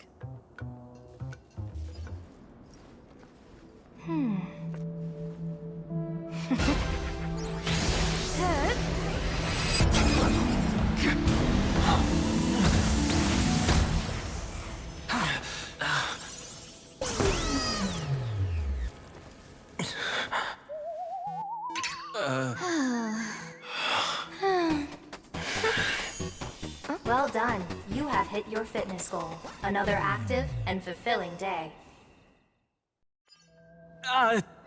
Sorry, Sunday. My body instinctively sensed danger.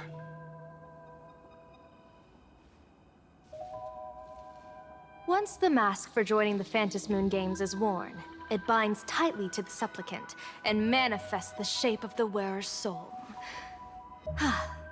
I read something like this in the Views of the Universe from a Star Skiff. It's confirmed now. This mask is indeed genuine. Congratulations, Mr. Sunday. You're now a supplicant in the Aeonic game. What exactly are you trying to do, Seer Strategist? Twice now you've acted without warning. Do you mean to make an enemy out of the Astral Express? Dan Heng, let me take care of this. Sunday, are you planning to fight? Don't worry, I'm no match for this general.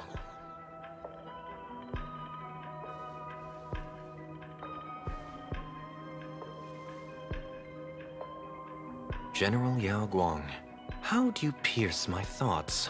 I ran a check with my tuning, and there were no signs of any outside intrusion. They say a diviner can't read hearts. I call that the excuse of mediocrity. Mr. Sunday, you're fascinated by the Phantom Moon games. You even wondered, what if I wore this mask, didn't you?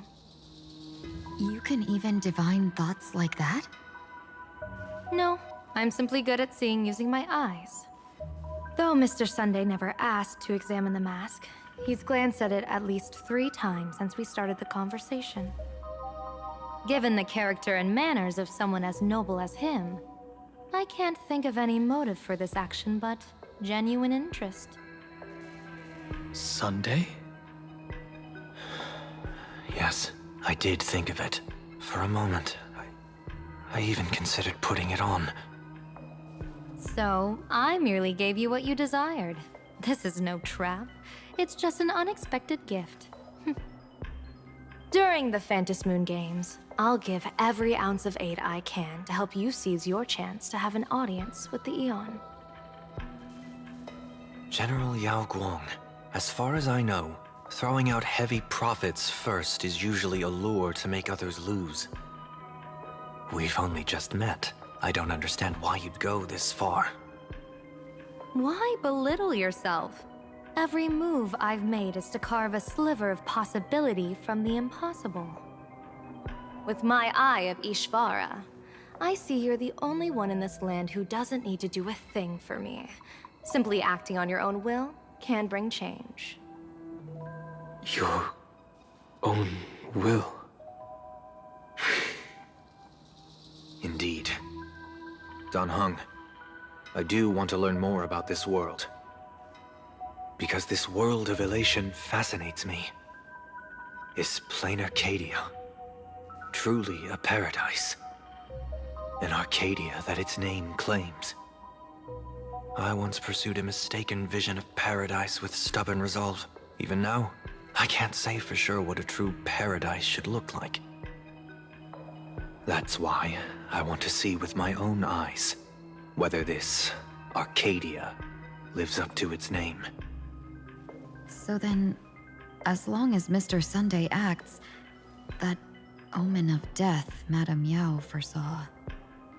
Of course it would still come to pass, did you think just a lavish gift could let you stroll out of Destiny's shackles alive? Pardon me for butting in, but does the Xianzhou know about this? This is such serious business. I'd never make this decision on my own. I've talked it over with the 6 charioteers of the Yuchue. If something happens to me, I'll line up a solid successor. She headed to the Yuchue on the day I left on this mission, just in case anything went wrong. There, with the other potential successors picked by the 6 charioteers, she'll train at the Omniscience Sapientia Academe in divination arts, war strategies, and civil governance. You mean Lady Fushuan? She'd take over the Yuchue after you? Fushuan? What Fushuan? If I don't make it back from this trip, maybe Qingchue from the Law Fu Divination Commission could take the seer strategist position and command the Yuchue. Qingchue and Yuchue. Ooh, what a perfectly rhymed match. As for the details, shall we discuss this somewhere else, you three?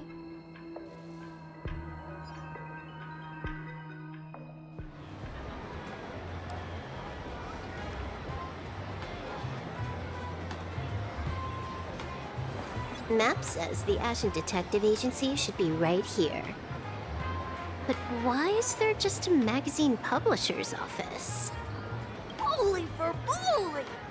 Big drama hit Gravia Academy! A furbo?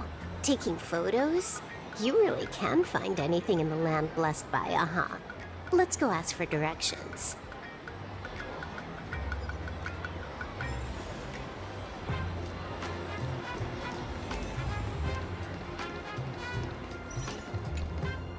Hey, little furbo. Know if there's an Ashen Detective Agency nearby? Beats me. But if I find 10,000 credits on the ground, I might recall the spot. 10,000 for directions? Fine. Job first. Oh, wow. Looks like 10,000 credits from my account just hopped to end up in yours for no reason. Now, spill. Whoa! Generous, miss. The place you're looking for is upstairs. That detective's renting my boss's space for his agency. But he's zonked out in the day, and his doors are locked at night. No clue how he earns any money. Maybe he's a vampire? So they're closed? Then how do I meet this Ashen Detective? Beats me. But if I find 50,000 credits on the ground, I might recall that too. You stinky furbo! Begging for a smack! Scamming our guest! Time to go!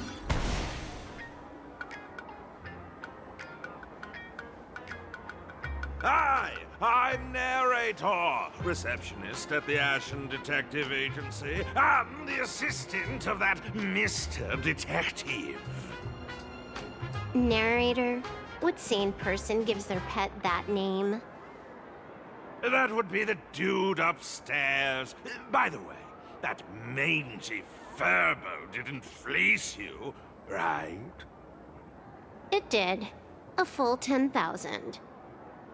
Do you want me to catch that sneaky furbo for you and get your money back? Nah, save your breath. Got it fixed. Money's back in my account, plus the last 26.5 credits from that guy's account balance. Oh, not bad, Punk Lordian hacker. You seem pretty knowledgeable. So, would you mind showing me the way? This way, please, Ms. Hacker. Sorry, but you will have to take a side path. The landlord of this magazine office fled to dodge his debts, and creditors have been storming in one after another.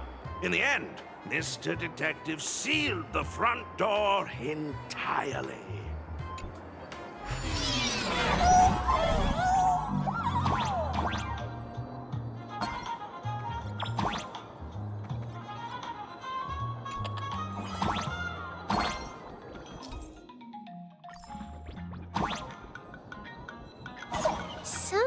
There's even a shooting button. That's interesting.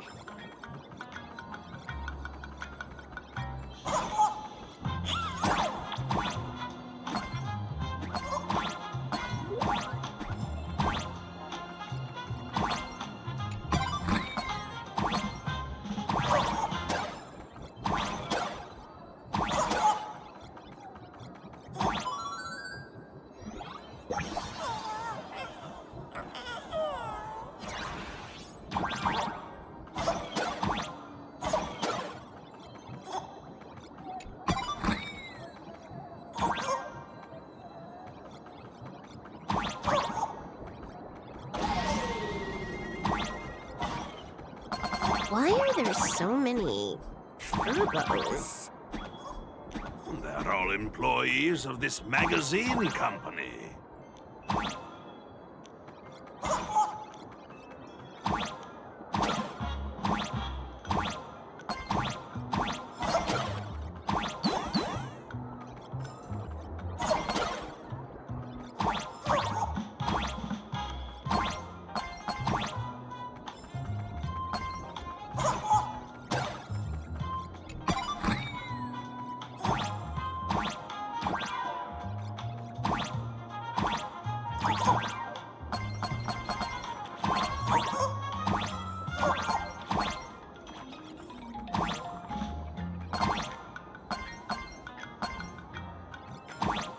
Why does this scene feel like a punishment round from a game?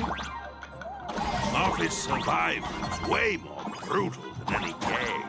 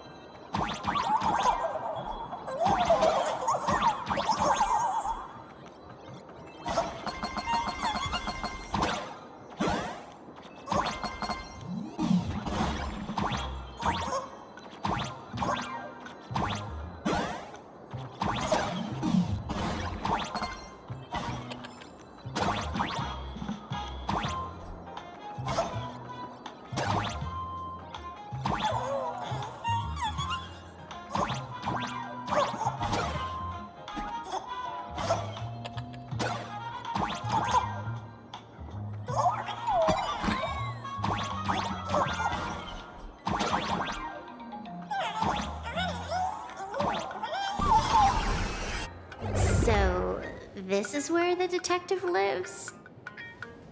Yes, his office and living quarters are one and the same. It is a little shabby, I admit. At this hour, he is probably fast asleep. Visitors here are rare indeed. Visitors being rare. That really does sound a little sad. Please, come with me. I will wake him at once.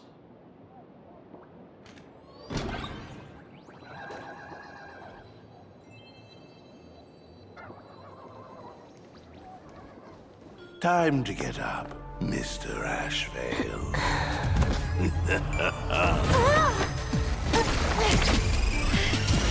How many times do I have to say it?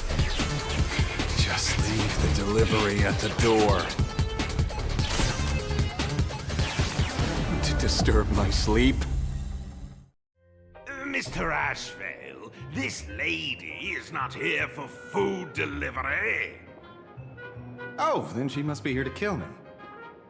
Sadly, not that either. What do you mean, sadly? Not here to deliver food and not here to kill me. How strange. Oh, then you must be a client. You are here to hire me for a case. Your order of guesses is a little heartbreaking. Yes, I am here to commission you. Something has been stolen. Oh, What did you lose? A person, along with an ancient mask that should have been mine. Huh. Interesting. Are you here to join the Phantom Moon Games? At that moment, a cloud of suspicion rises in the detective's mind. Who exactly exactly is this girl? Mr. N, stop the voiceover when we're talking business. Oh, stop! You pay me 900 credits an hour plus 2 bananas just for this, don't you? Yes, but at least throw me a few clues while you work. Between a detective and their assistant, at least one of them should know a thing or two about deduction, right? A name flashed through the otherwise empty mind of the detective. This unremarkable-looking girl was, in fact, one of the top 10 most wanted terrorists on the IPC's bounty list, a Stellaron hunter. Kafka! It's Silverwolf! She's Silverwolf! Mr. Ashvale, did you get your head caught in the fridge door or something? I feel like I need to wipe my personal data again. One of the Interastral Peace Corporation's most wanted fugitives with the highest bounties comes to commission a broke detective. Ooh. I have seen plenty of stories like this. So, the next thing would be me getting dragged into a massive conspiracy and forced to run for my life, right? Drop the paranoia. I came to you because I hacked into the Security Bureau's criminal record system. What I found was shocking. In all those bizarre police cases, you were hired again and again. The curious case of the Harmony Sect Communion, the mystery of the Ghost Bullet Worm Express, the serial ghost resurrection incident, the super non-serial locked room murders at Kooky House, you helped solve them all. You may not be the most famous, but you're probably the most capable detective around here, right? Is nothing private anymore. Whatever, tell me, how did you lose your mask? Today was supposed to be our meeting with the Sinwish Syndicate. All right, now let's talk about the commission fee. Excuse me, I haven't even finished my sentence yet. A true great detective can know a case without ever leaving the room.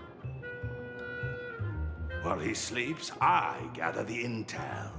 We already have the basics about today's fiasco with the Sinwish Syndicate, and those 3 Xianzhou #1 assassins who scammed the mask. Can you handle it? Money is not a problem. Do you take dirty money? Sorry, no dirty money. And please do not withdraw your payment plus the account balance after paying. Oh, then how about this? This is the IPC's turf, right? Turn me in for the bounty. You take the reward, and I bolt afterward. We Stellaron hunters sometimes use that trick to raise funds. Or maybe we could discuss the possibility of taking dirty money? 30 million credits? Pay us after the work's done. Deal. I'll try to get that money over the next few days. Here's my contact info. Update me the moment you have any news. Pay us after the work? When did our office have a rule like that? That rule got made just now. Oh, my dear Mr. N, did you truly want to take dirty money? I have come up with another way to make money. Let me reach out to a certain big shot first. Madam Pearl, I've obtained solid intel. Mr. Ashvale, the chance of you initiating a call at this hour is under 5%. Let me guess. Perhaps you are finally ready to consider my offer.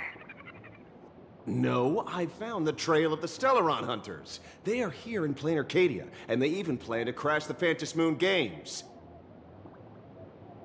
I can send you her coordinates quietly, without anyone noticing.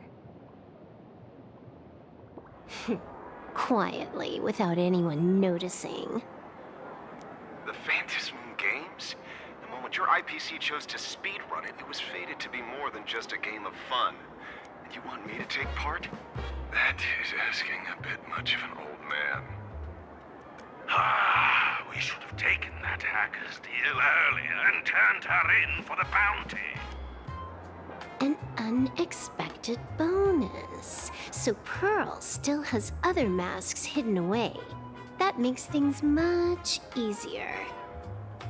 Seems that listening in on one's partners after wrapping up business is a habit worth keeping. Hey, lady, where are you? Did you find the mask? Not yet, but I've got a new lead. We might have lost one mask, so I just need to find another. Fine. Promise me this. Next time, don't take contracts on the dark web using names like Xianzhou's #1 assassin. Okay. By the way, can you tell me what script Elio gave you this time? A completely blank page.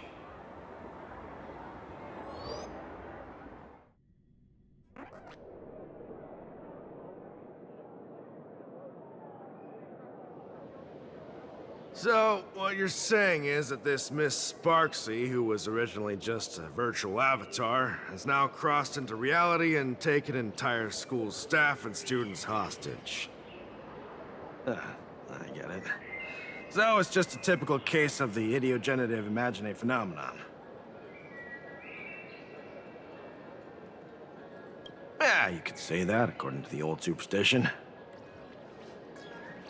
Modern science believes that when something receives excessive attention, it would suddenly gain life and becomes an imagine due to the accumulation of too much wish power. What kind of modern science is that supposed to be? Plain Arcadia's modern science, of course. Outworld visitors might find this kind of thing strange, but it's not exactly rare around here. Certain historical eras had imagine popping up non-stop like mushrooms after a shower. Things are different now, but if you're not careful, you might still find characters from popular comics suddenly show up in the flesh. Sorry, used a bit of jargon there. Idiogenerative here means something born of chance and circumstance. These imagine arise from incidental events. That's quite different from progenitive imagine, which reproduce by having artists draw their offspring. Heading out? Where to? Oh, you mean going to Graphia Academy to arrest this illegal imagine? We can't. I just received notice from the Department of Aberration Defense. The first supplicant of these Phantasmoon games has revealed herself, and she's none other than Miss Sparksy, the one you mentioned. Although you're honored guests of the Astral Express, you seem completely unfamiliar with the laws and customs of this world. During the Phantasmoon games, we do not traditionally interfere with supplicants' actions. In other words, since she's a supplicant, we security officers can't do anything unless she causes actual harm. You say she took a school hostage, but the intel I have says otherwise. Oh, right. The news broadcast is about to start. Care to watch? Hello, everyone! Welcome to Full Wish TV's special news segment, Arcadian Morning Report. I'm your host, Poofy. Hi, everyone! I'm your host, Snowy! We've entered year 1999 of the Arcadian calendar. What an exciting time! Just one more year until the new millennium. Over 500 years ago, a famous prophet made a prediction. In year 1999, a terrifying devil will descend from the sky. Will this prophecy come true? Can Plain Arcadia safely make it through this crucial year? You idiot! Are you cursing our viewers? They didn't tune in to hear your fear-mongering nonsense. Just read the news and stick to it. Yes! Incredibly, after just 15 years, the Phantasmoon is full again, and the time for the Phantasmoon Games is upon us once more. Surely a blessing from the master relation upon us, Arcadia! Which supplicants will appear in these Phantasmoon games? And what mind-blowing miracles will they bring to everyone? with permission from the Department of Aberration Defense, we'll be following and reporting on the Phantom Moon Games from start to finish. Just now, the first masked supplicant has appeared. How intriguing! Who are they, and where did they come from? Let's take a look. Wow! Internet-famous streamer Miss Sparksy announced 2 hours ago that she's donning a mask to become a supplicant! The Department of Aberration Defense has confirmed the news is authentic! As an ideogenitive imagine, Miss Sparksy's birth wasn't approved by the Department of Aberration Defense. But that hardly matters at this point. What sort of miracle does this live streamer plan to produce during the Phantom Moon Games? Let's switch over to her stream and see.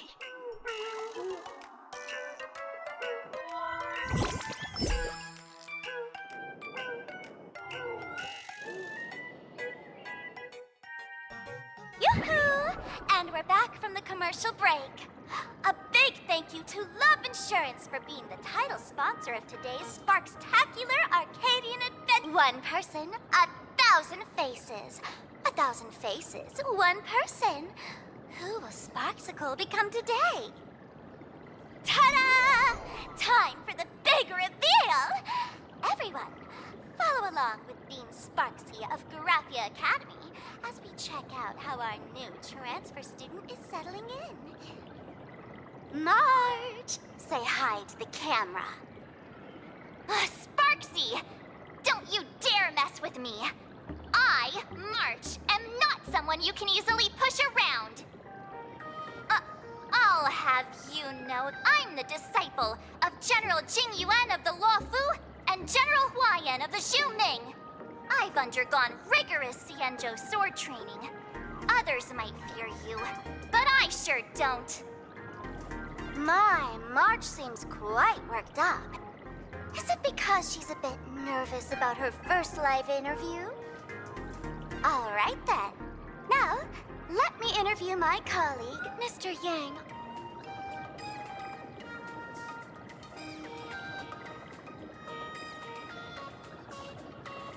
All right, that wraps up our interview for now.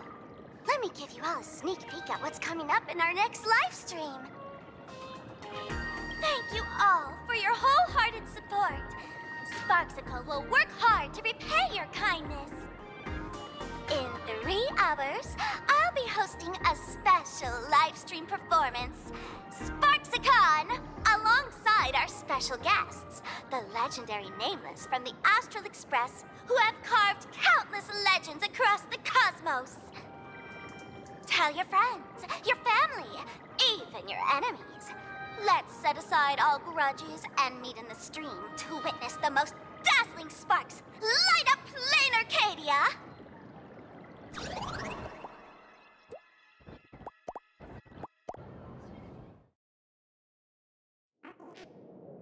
Now, see, Miss Sparksy was just doing a program with your friend. It's fine, really.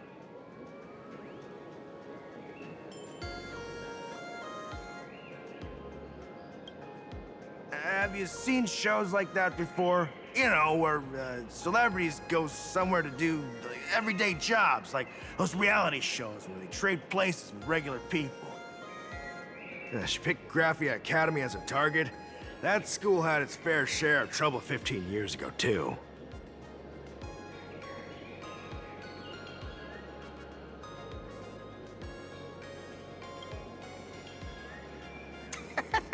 So these are the nameless of the Astral Express?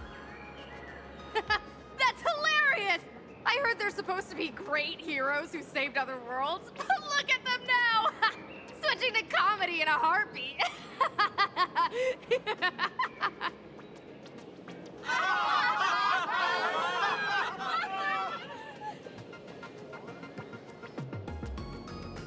Darn it!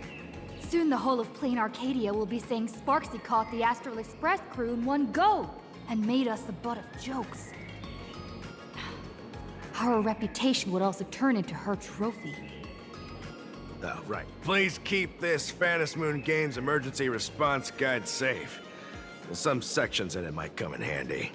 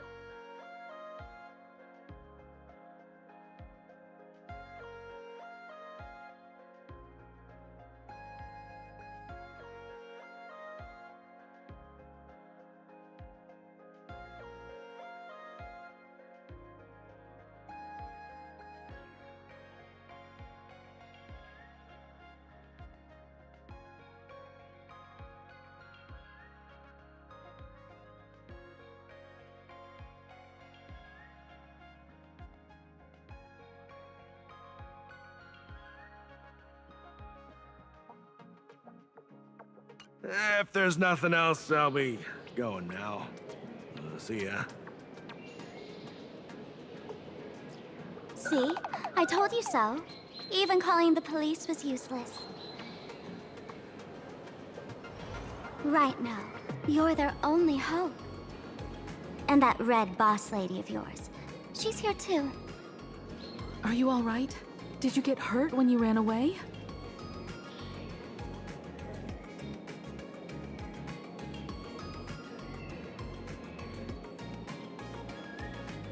So, March and Welt are both trapped in Graphia Academy now? And that girl called Sparksy took the mask, too. No, it's not your fault.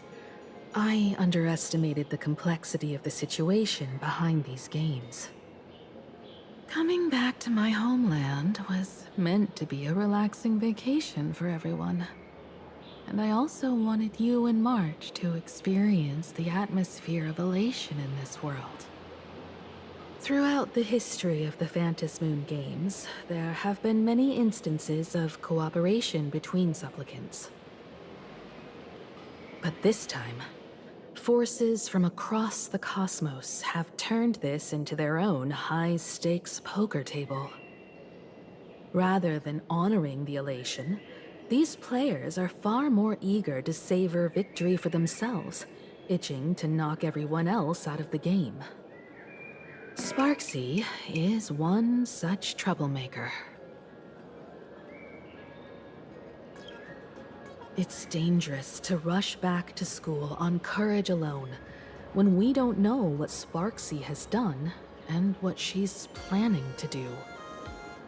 For every supplicant, there are 3 key acts that must be completed once the Phantom Moon games begin. The roll call, the miracle, and the promotion. Sparksy has completed the roll call. She took the mask and declared her entry into the games, drawing everyone's attention to the news that the first supplicant has appeared. Next, she must strive to make a miracle happen, bear the people's wishes, and answer with a great feat. If I'm not mistaken, Sparksy is waiting for us to walk right into her trap. For her, there couldn't be a better opponent than the Astral Express for this first battle between supplicants. What could be more earth-shattering than defeating a renowned cosmic hero on a battlefield of her own meticulous design? So here's the question, Sparkle. Based on what you know about this imposter, what's her real agenda for joining the games? Simply toying with and defeating the Express crew alone won't be enough. What kind of world-shaking miracle is she after? Sure, she's a fake. But she's still a fake of Miss Sparkle. Guessing won't get us far. If you ask me, we should check out the tavern. Might find some leads there. The Masked Fool's headquarters. The World's End Tavern. That's right. How could we pull off something this insane without Miss Sparkle's prized collection I've been hoarding all these years? That imposter must have known this well. Before this operation, she definitely went to the tavern, using my name. Most fools can't tell the difference between me and that imposter. Or maybe they just don't care. But if we can find out who I talked to and which treasures I stole from my collection of items, we'll naturally figure out what that imposter is up to. That's a good plan, but I can't let you act alone. Can you take both of us into the tavern? Take this business card. The address of the tavern is printed on it. However, you'll have to find your own way to the tavern. That's been the rule since it was established, and there's nothing I can do about it. Since there's still time, I'll head out first. You two can come over when you're ready.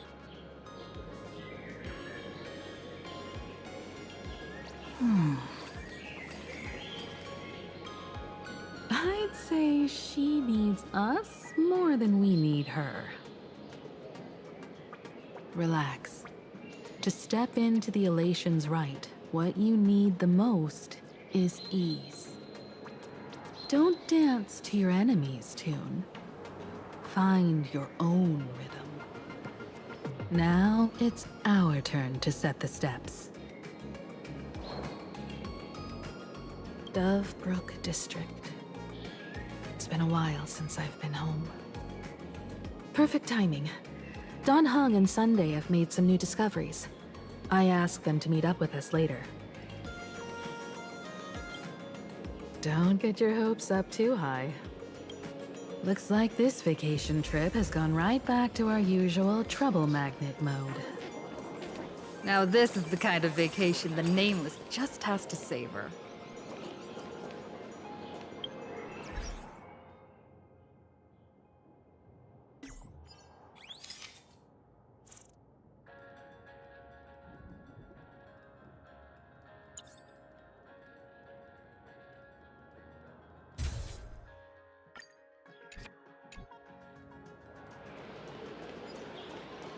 Soliciting is strictly prohibited in this plaza.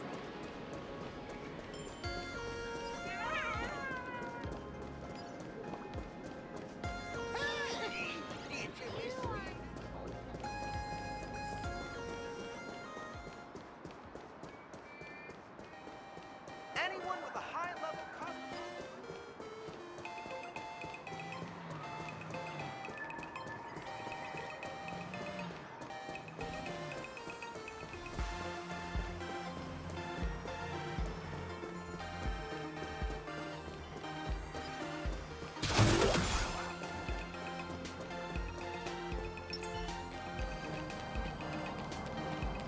Furbo snapped a pic of me on this street without my consent just now.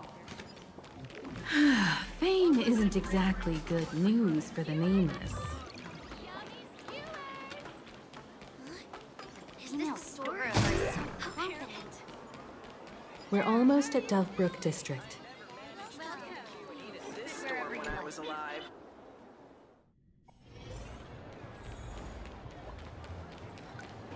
Quite a bustling district. Is this really where Himiko lived back then? It's been 15 years since I've been back. I wonder what's become of these houses now. If they're being rented out, or if they've been sold off already. Perhaps they've become like the Graffia family. Nothing but empty shells of their former glory. Let's go. Stay safe on the road.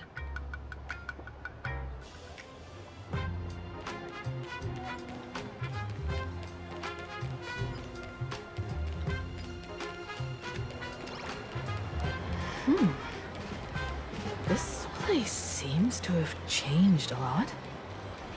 Holy... Rest assured, I haven't forgotten a single thing about the compensation. This Furbo was actually waiting outside the magazine's office just to make amends? Furbo absurdo. And you are?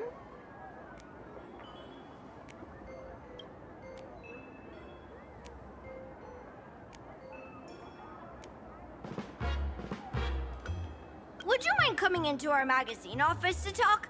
Let's discuss compensation, shall we?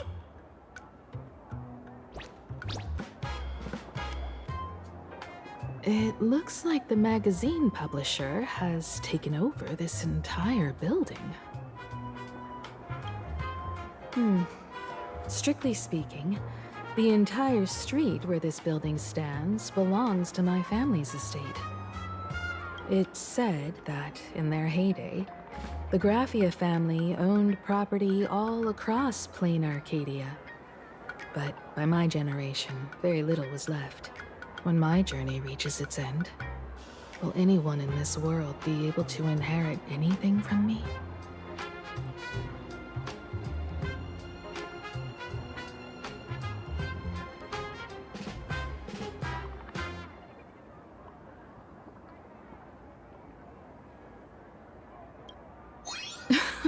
Silly child. What nonsense are you talking about? Come, let's go inside the magazine office and see what this little Furbo is up to.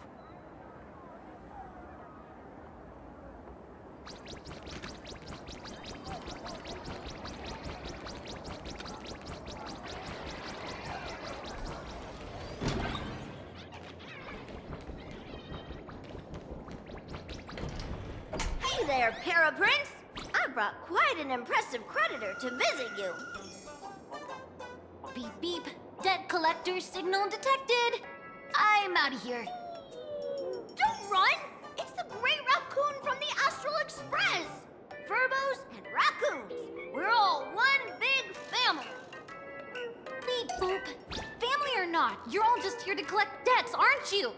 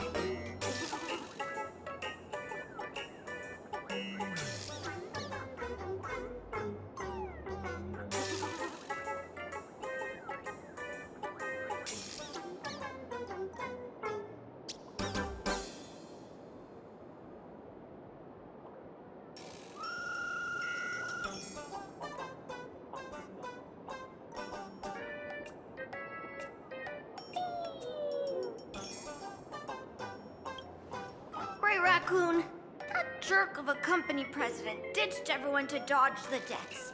We brothers haven't gotten paid in months. As you can see from our sorry state, even if you sold us all for Furbo Hot Pot, you wouldn't get much money back. But I've got a plan. We can work together for some mutual Raccoon Furbo benefits. After all, Furbobo Weekly does have quite a readership. Right now, the hottest news in all of Plain Arcadia is the arrival of the Astral Express. Once you become the company president, Great Raccoon, Furbobo Weekly can go full throttle for you, becoming the Express's exclusive media outlet, churning out a string of hot scoops. In no time, Furbobo Weekly will be the #1 gossip magazine. We won't have to worry about our salaries, and Great Raccoon won't have to worry about compensation. No way! No way! As your devoted fans, me and my bros sincerely want to compensate you handsomely for your emotional distress. A magazine publisher? Now that is interesting. What do you think? I knew you wouldn't pass up an opportunity like this. These Furbos may be crafty and full of tricks, but they can definitely help us out. A media outlet working for you, and a network of informants who can run around everywhere? Having a logistics team like that during the Phantasmoon Games would come with many perks. And best of all, they're free. Being a company president is actually super easy. Just follow me.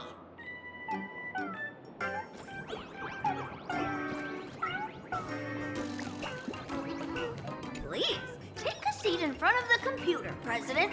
I'll show you how it works.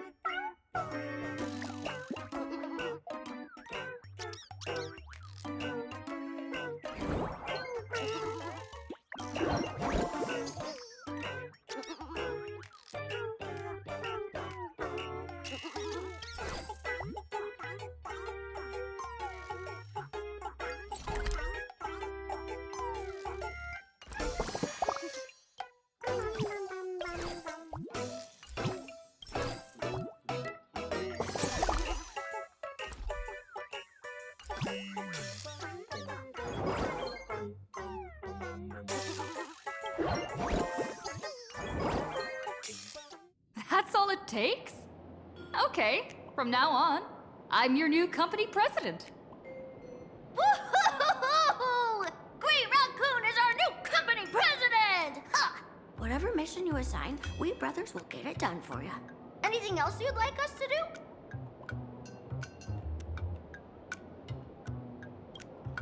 Boss, you don't like Verbobo gossip? What name would you prefer then?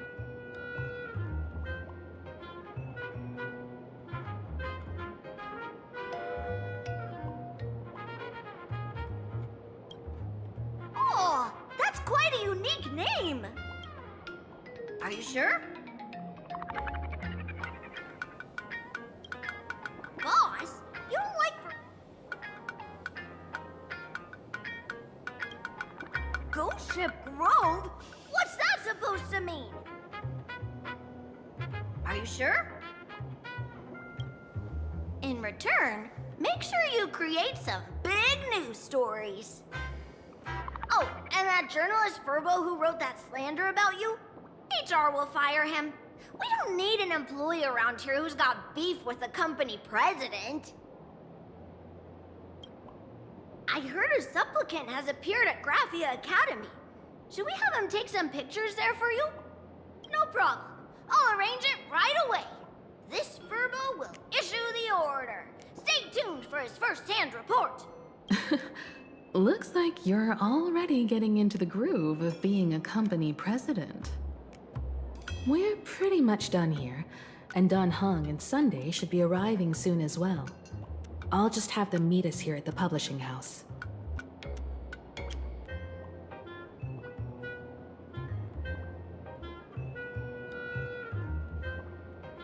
Miss Himiko, we're here. Slower than expected, huh? Looks like you had quite a harvest.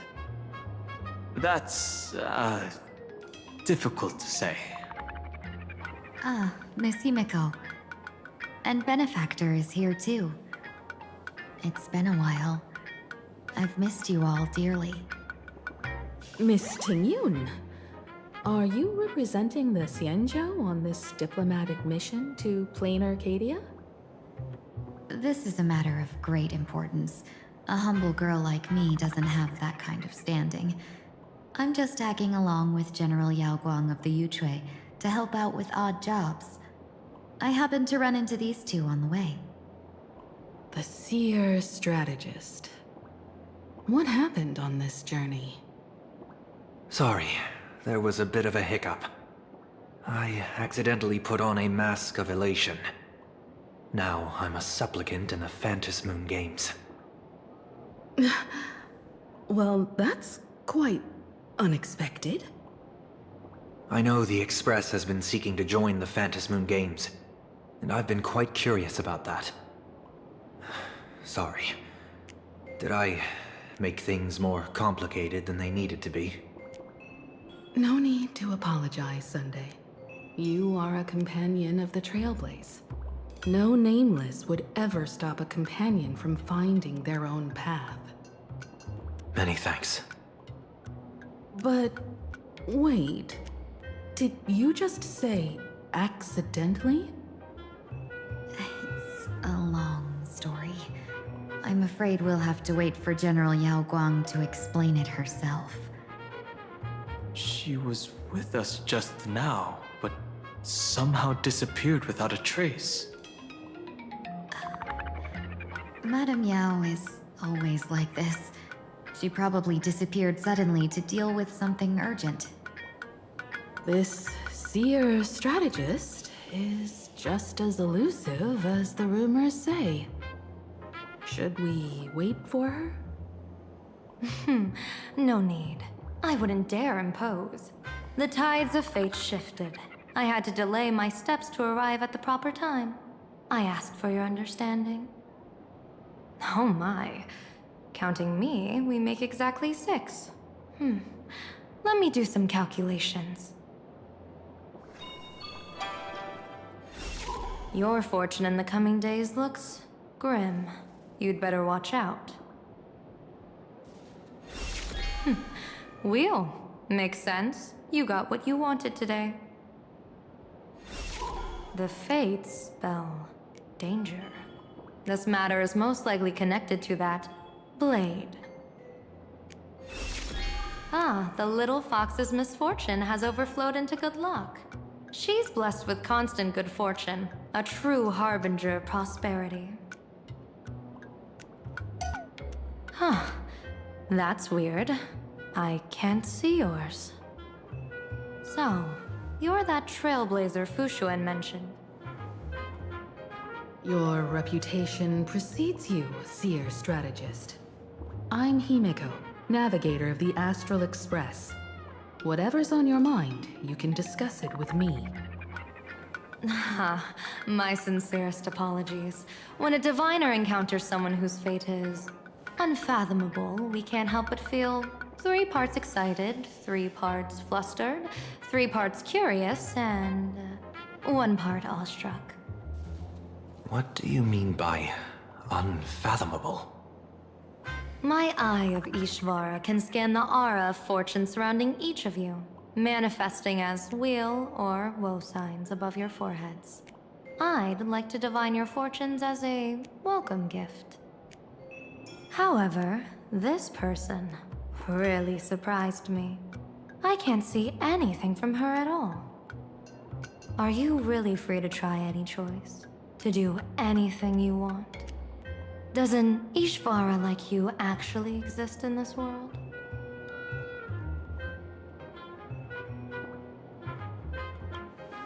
You might be onto something. When it comes to eons, divination often goes haywire and no proper reading can be formed. What do you think this means, General? As an Ishvara, their mere presence in the playfield creates a variable in the game. It's both a blessing and a curse. As I said before, the weal and woe of us 6 align with the 6 lines of divination. If she represents woe, then the hexagram falls to water, where dangers lurk above and below. spelling doom. If she brings wheel, then the hexagram shifts between wind and water, presenting a great opportunity to strike. Auspicious. So, the fate of our journey in plain Arcadia rests on her decision. I am not an Ishvara free from fate. So naturally, I can't guide those of that disposition. Back to business. I take it you're not just here to read our fortunes? I am here to greet everyone, to apologize to the Express Navigator for my previous indiscretions, and to borrow someone from you. Miss Himeko, now you understand how I ended up wearing this mask. I get it. She says she wants to borrow you for an operation. I want to hear your thoughts. If you're not comfortable refusing, I can speak up for you. Oh, you two. No need for whispers. I can hear you loud and clear. How did you... Well, since the General heard us, would you mind telling us your reasons for doing this? I'm collecting variables. During this journey, I'll be acting as unpredictably and irrationally as possible. Don't be surprised. Some Arbiter Generals excel in battle with their wit and valor. Others master the art of forging weapons, and some guard the Netherworld with their lives. I, however, fight for the Alliance by calculating and manipulating fate itself, peeking into the future. I'm here to discuss matters regarding the Anti-Destruction Alliance, and then I'll head to Astropolis for the vote. That's the real business. But according to the divination, this Arcadian world faces an extraordinary danger. When a bird's nest falls, no egg will remain unbroken. Are you saying we'll all perish along with plain Arcadia? What's going on here? Intel indicates that a serious Xianzhou criminal is attempting to join the Phantom Moon Games.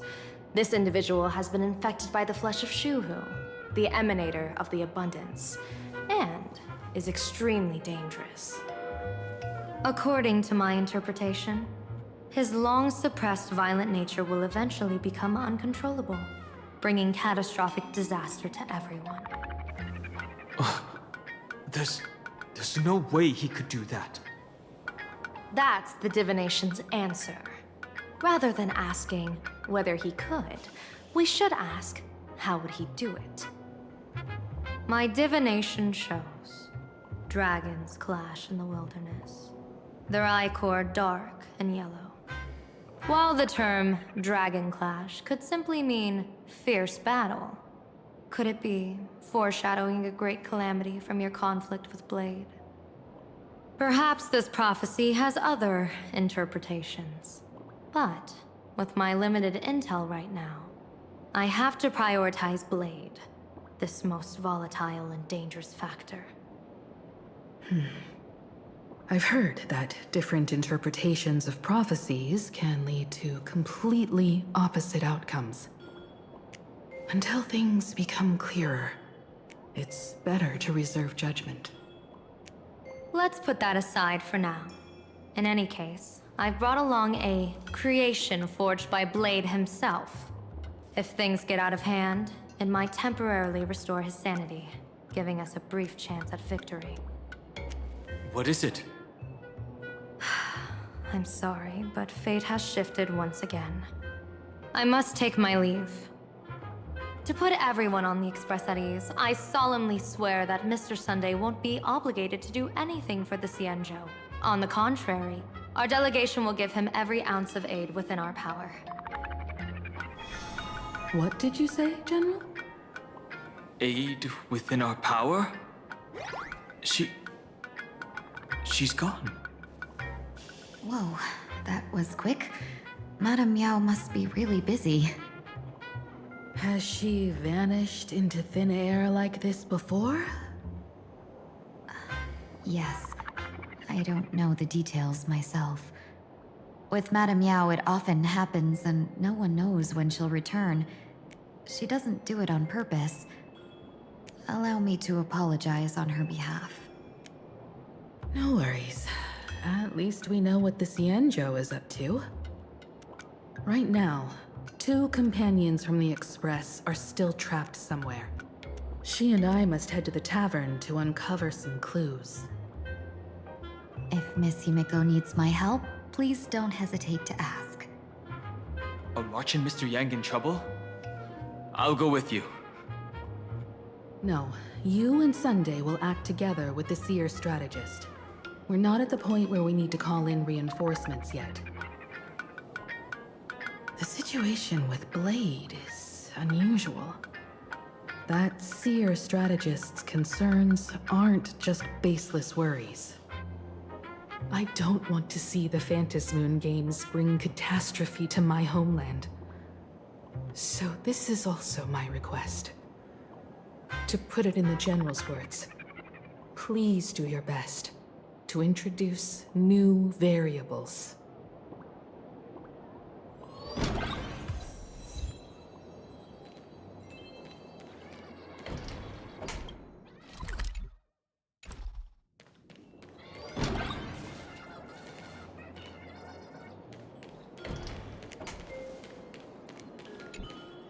Greetings, Benefactor. It's been many days since we met in Penacony, and I've been thinking of you day and night. Though my skills are meager, Madame Yao praised my resolve to kill my enemies, saying that was just the variable she sought. That's why she assigned me to temporarily serve under her command for this expedition. And look at that. It's brought us back together again. What fortune. I wished I could travel with you longer back in Penacony, Benefactor. After all, I've yet to reclaim the opportunities Phantilia stole from me. Hard to say. Like the divinations she casts, she's a riddle shrouded in fog. Apart from the ever-absent Patina Justice, she's likely the most mysterious of the Arbiter Generals. I'm sure there's no mortal danger.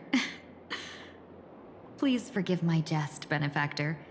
Being around Madame Yao has gotten me into the habit of cracking jokes all the time.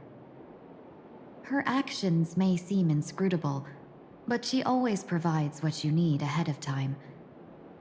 That's why even those who grumble still carry out her orders with diligence. In truth, doesn't she seem more like a shrewd merchant than a diviner? But then, when have any Arbiter Generals ever been ordinary? Don't go back on your word, Benefactor. We can find a local bar and share a drink while we chat. Madame Yao instructed me to meet her at our agreed spot if she disappears. It's growing late, so I'll take my leave now.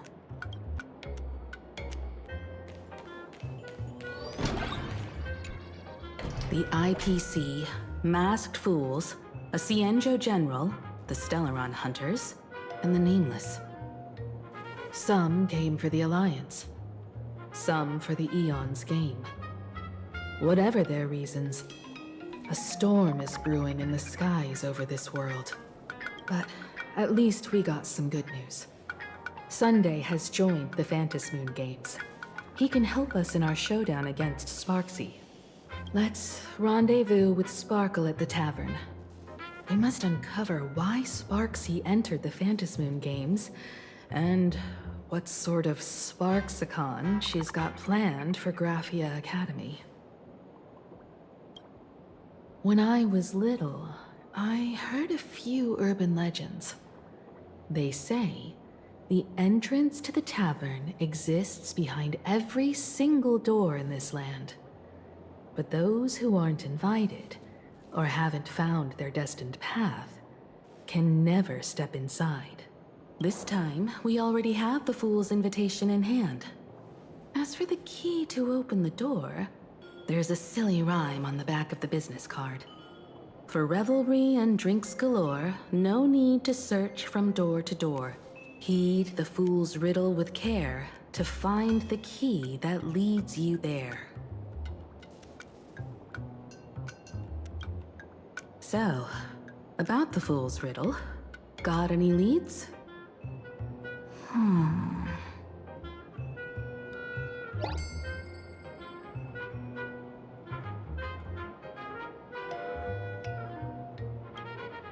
Whether they look up or down, the moon that humanity gazes upon in the sky is always the same Phantom moon. Looking up makes sense, but looking down? How exactly do you gaze at the sky?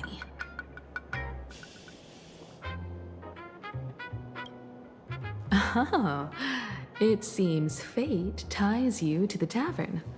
I get it now. The answer is Dovebrook.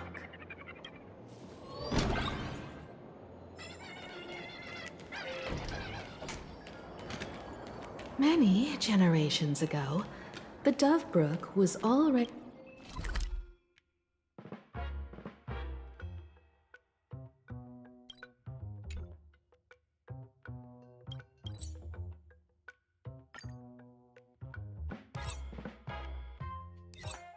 a river flowing with countless legends.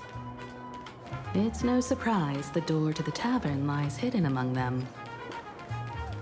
Legend has it that the master painter Graphia once drew water from the Dovebrook to wash her paintbrushes. Many later artists followed suit, hence its other name, the Painter's Stream.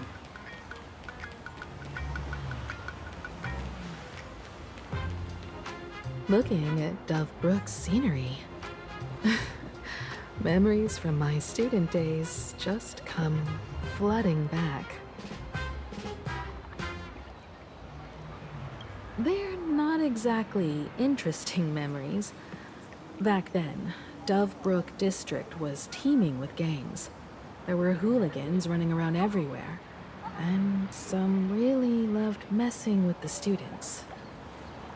I was taller than my peers, and happened to be training in martial arts. To stand up for my juniors, I would occasionally get into scraps with the thugs on the streets. The people who fell into the Dovebrook River would cover the surface like bean sprouts in noodle soup. It all feels like it was just yesterday.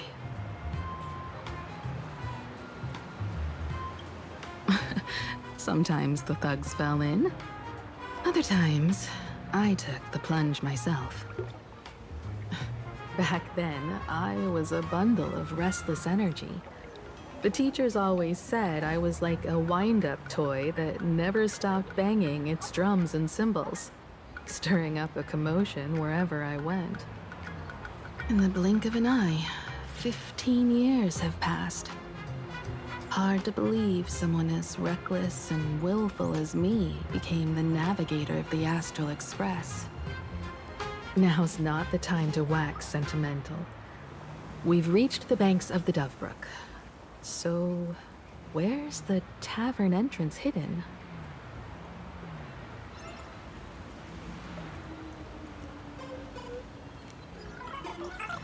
Lots of eyes on the streets.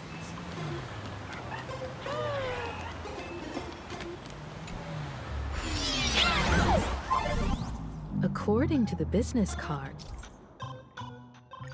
the tavern is near the Sinwish Syndicate headquarters. Let's check the other side of the river.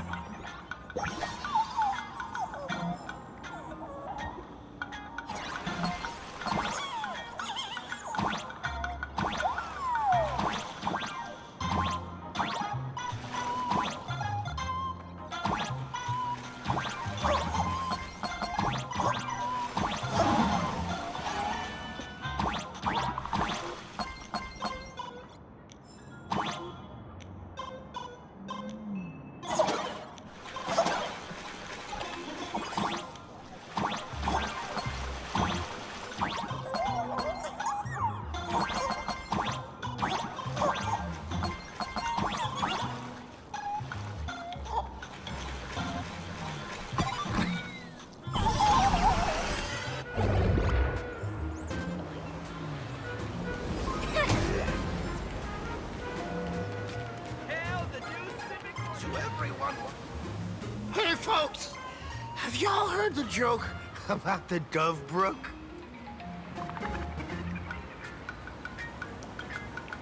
Yeah, one day, a criminal escaped from prison. He ran for his life, but just when freedom seemed within reach, the Dove Brook blocked his path. With his pursuers closing in, the man prayed to the river. I am hammered by the law, stained with filth. Oh, pure flowing waters, please do not swallow me. A voice from the Dove Brook replied, there's a pedestal of light upon the water. Step on it and you can cross. The criminal wept. What pedestal of light? It's only the moon mirrored on the water, an image that shatters at a touch. If I step on it, I'll fall in and drown. Guess how the Dove Brook answered him. The Dove Brook said, you're not hammered at all. Otherwise, how could you still tell the moon from a pedestal?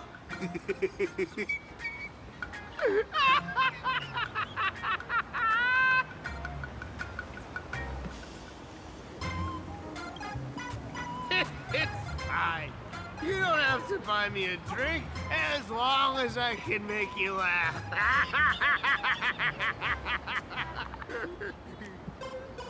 That joke sounds like a hint. Could he be a fool from the tavern? Maybe if we find the fragile moon he mentioned, we'll find the way into the tavern. The moon's reflection. So fragile it shatters at a touch.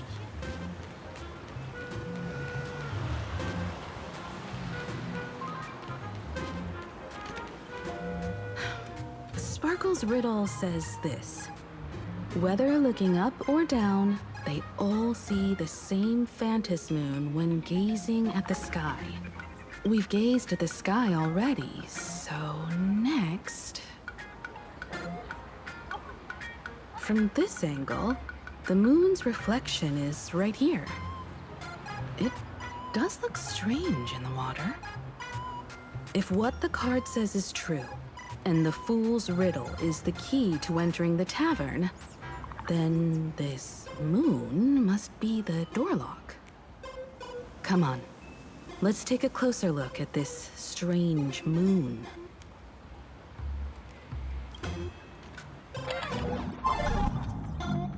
Keep going.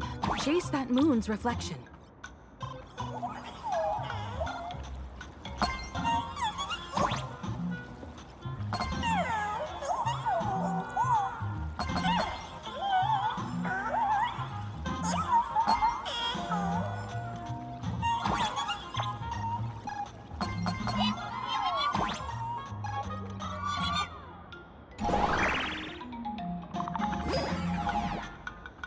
Looks like the fools are guarded to shatter the moonlock, and we're one step closer to the tavern.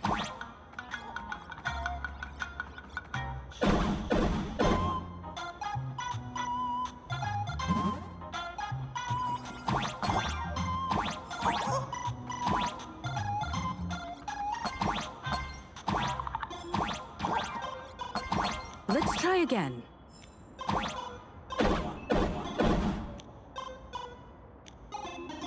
Something's back there. Is that a key? The moon is about to break. Let's try again. The key has dissolved into the water. The water's surface is about to change. Look, the tavern's shadow has appeared.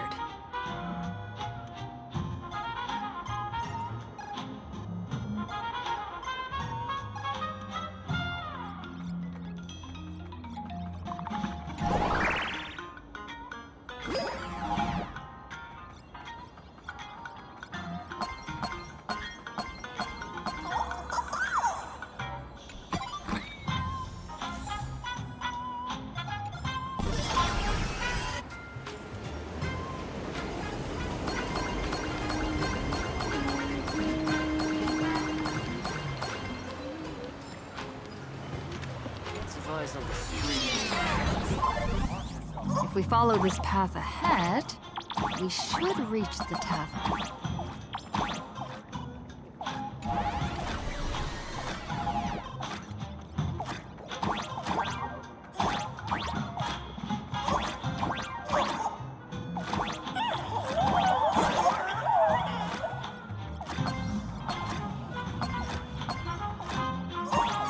Watch out! I almost forgot. You're a full-fledged trailblazer now.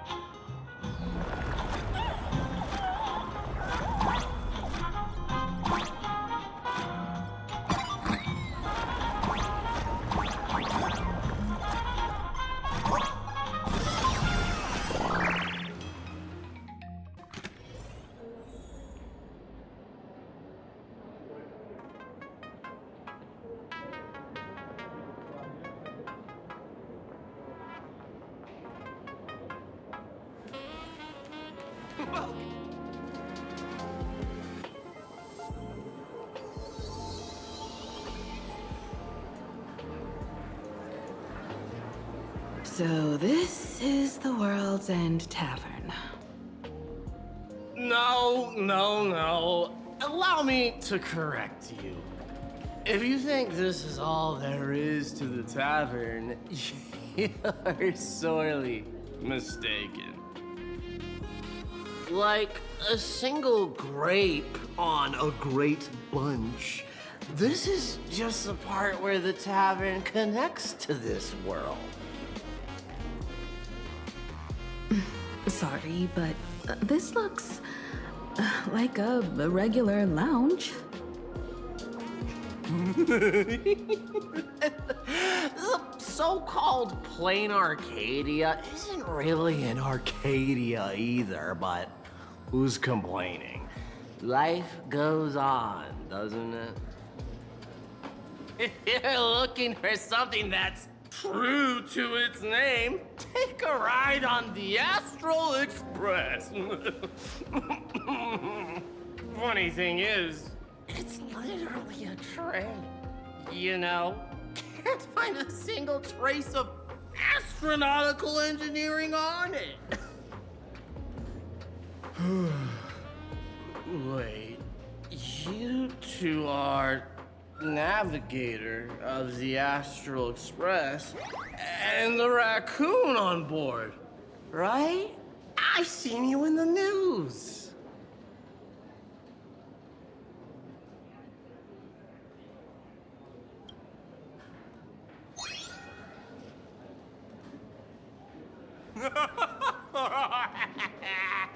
Friends, a big shot is here. A real knee slapper incoming. Really? From the Express? You're not so freaking way enthusiast, are you? Express folks come to the tavern too? Do they even have a sense of humor? Hey, can I get your autograph? Sign the sole of my foot. I'll never wash it again. Everyone, curb your curiosity. These two are my guests.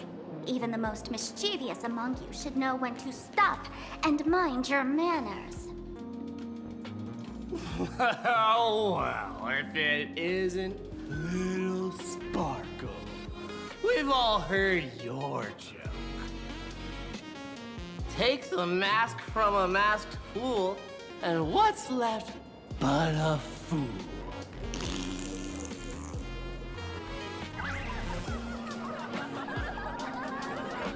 Oh my! Wouldn't a masked fool be better off without the fool? An empty mask sounds even better, no?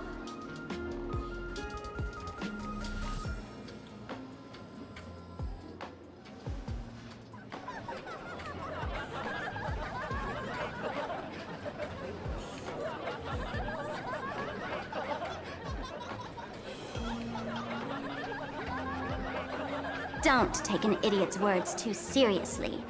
Unless you want to join them.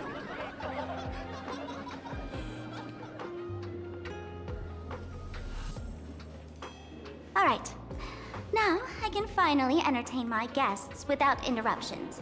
You two, this way. Let's talk about the imposter.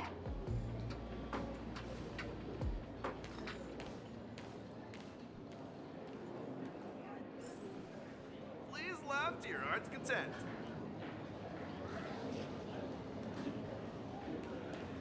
Give me the same old dry jokes. Shake it, stir. All right, you two. First round's on me. What'll it be?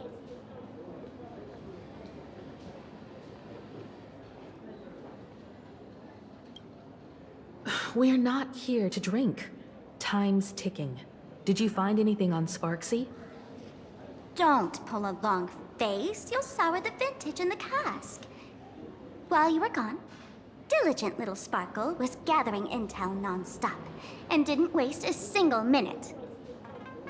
Sparksy. She did come here disguised as me. I called Giovanni.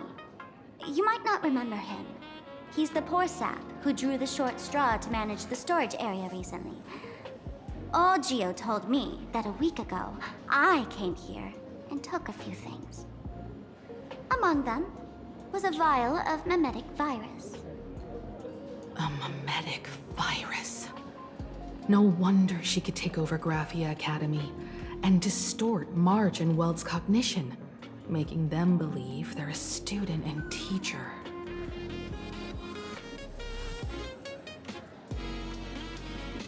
Close enough. This so-called Sparksicon is a front for spreading a mimetic virus. Knowing that isn't enough. What type of mimetic virus is she spreading? What are the symptoms? We need more on her plans and actions before we can counter it. Thought of that already. So I visited a few friends and learned where the imposter's been haunting. To dig up details, we'll have to get hands-on. Lead the way, then. Let's move. Stay close.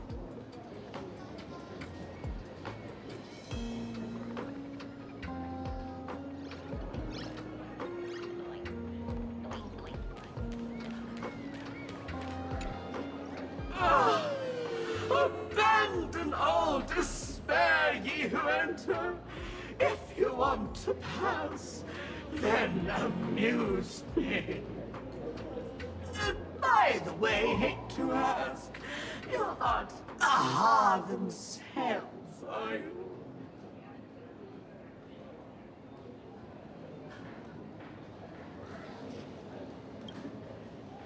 No, you're not Aha. You got that smooth talker air, but you're not. If you were Aha, a wave of your hand would cure my melancholy.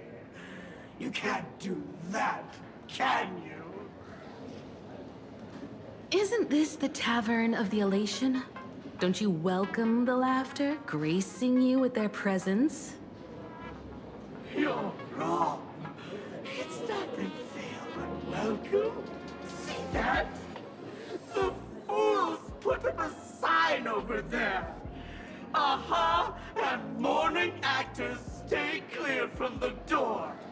Stay clear! Ridiculous as it sounds, it's true. After 666 invitations to Aha went unanswered, the younger fools voted to expel the laughter from the Pact of Elation. Oh, I get it. It's like students expelling a teacher from a classroom. The action is meaningless. The message is loud and clear, though. All right, Mr. Doorway. I assure you that none of us three is Aha, and none is a morning actor. Oh, it's Sparkle. Is it really Sparkle? It's not someone else pretending to be Sparkle. I can't tell, and I don't care. Listen up, gray-haired lass. If you want me to open, pay the toll with saying a joke. I've been waiting for the one joke that can cure my melancholy. Now, amuse me.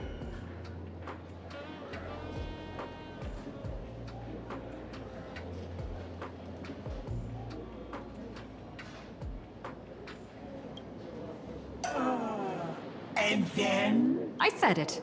A joke. Oh, poor child. What? Didn't catch it? No joke, Mr. Doorway, or there's no way I'll tell a joke? Interpret it as you like. By Acaveli above. I can't believe I've come to explaining jokes to a door.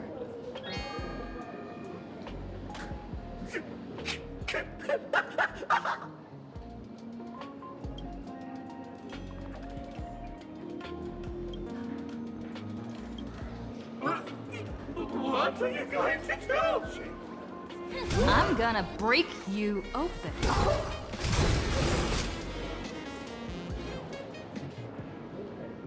Didn't expect you to have the pull to get me into the tavern.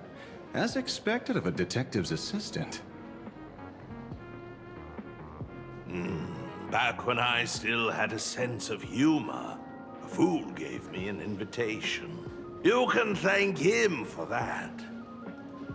You're really going to see the Stellaron Hunter case through? They can only pay you in dirty money, you know. What else can I do? The boys need the money. Credits aren't black or white, they're ones and zeros. All right. I reached out to Costide. He said that one of the 3 people who stole the mask looked familiar. He might have seen them in the news. Based on his description, I spent ages sketching the suspect's portrait. And I suspect it might be Don Hung, the Nameless from the Astral Express. Costide. We owe him another favor. No paying this one back, huh? Speaking of which, Don Hong. That's a Xianzhou name, isn't it? Where have I heard that name before? It sounds so familiar. So, which of these 3 is Don Hong? The one with gray hair? The redhead? Or that black-haired girl who looks like she's ready to stir up trouble at any moment? No, don't tell me yet. Let me guess. I know a bit of the Xianzhou language. The word Don can mean red. So Don Hong is the lady with red hair, right? Your deduction skills never fail to impress. Fine, I'll just give you the answer. None of these 3 is Don Hung. Do you even watch the news?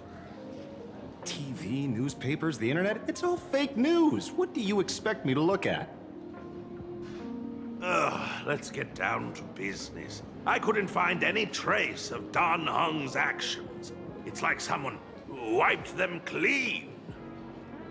So I decided to try a different approach. Keep tabs on the other members of the Express crew. Maybe following their trail will lead to clues about the mask. Nice work, Mr. Wren. They're heading deeper into the tavern. Follow me. I see, gray hair. The tavern not inviting you sooner was their loss. Come on in.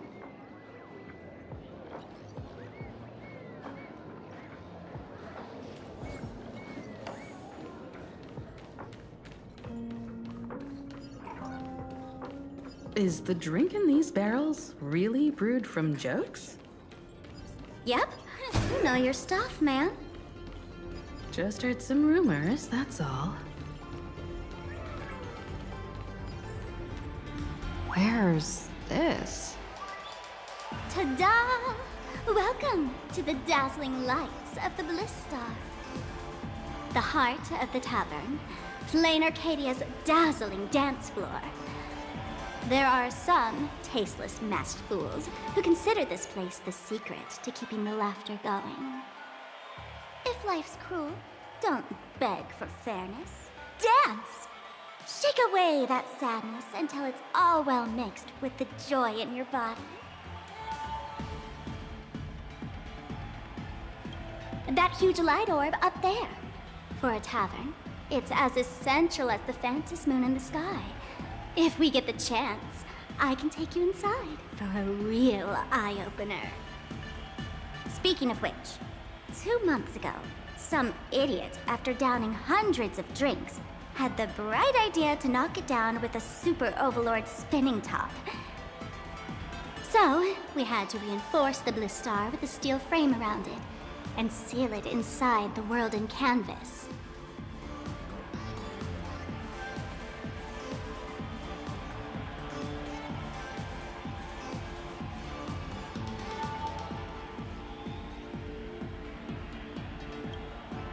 You know how the masked fools are. Spiking drinks with hot sauce and tossing firecrackers down the toilet. Being a drinksmith is a tough gig. No one volunteers. Since Braji vanished, the fools have been drawing lots to take turns as temporary drinksmiths. This fool you're talking about, it wouldn't happen to be Sparksy, would it? If it were, I'd already be tied to that light orb as the scapegoat. Anyway, the next stop is the Golden Confessional. The eyewitness says Sparksy was there. The Golden Confessional? What kind of place is that?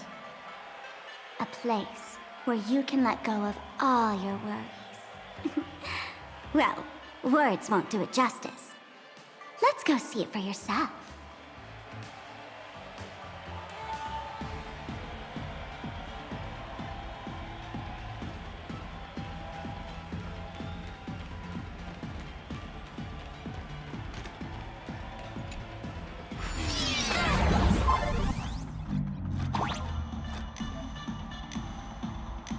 Let me show you how to open a path. Play according to the sheet music, and the path will naturally open up.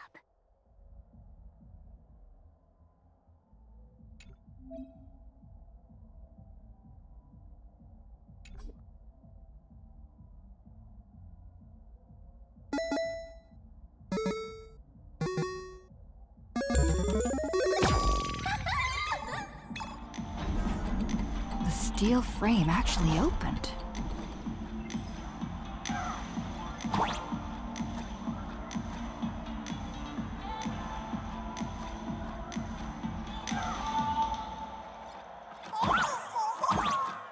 The Wispay here actually changed color with the lights. Just another night at the tavern. Fun, right?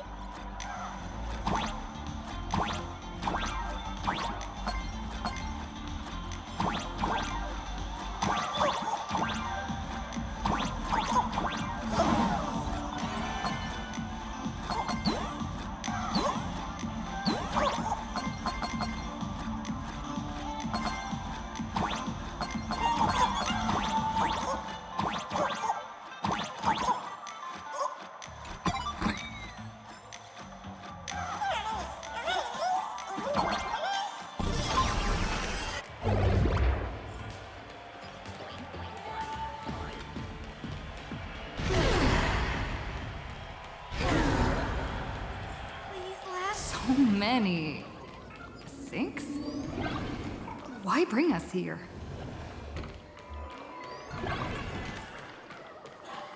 Witnesses say a week ago, I came to the bar, knocked back a few shots of Bomb's first drop, then headed here. The Golden Confessional is an emergency shelter for fools who've had one drink too many.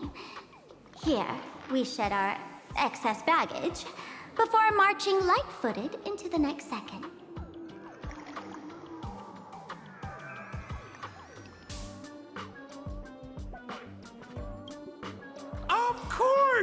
This is just a place where everyone comes to let off some steam. Well, if it isn't my old friend. Sparkle said you'd be coming to the tavern. Old Sampo's heart is bursting with joy. And a teensy bit of sorrow. How did Sparkle beat me to inviting my #1 bestie to the tavern for a drink?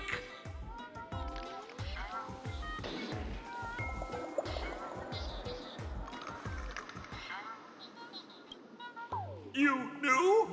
And what made you link me to this place? Oh, that's kinda harsh, sis. Hello, Miss Himiko. Long time no see. Mr. Sampo, hello. What business brings you here this time? No business. Just here to repay an old favor. Ms. Fool here sent me a message asking for H-E-L-P. Someone's been parading around the tavern impersonating her. Well, now, this is some juicy news. Miss Sparkle's usually the one impersonating others, but look how the tables have turned. The trickster's getting a taste of her own medicine. Shush, Sampo. I brought you here to repay a favor, not to gossip about me.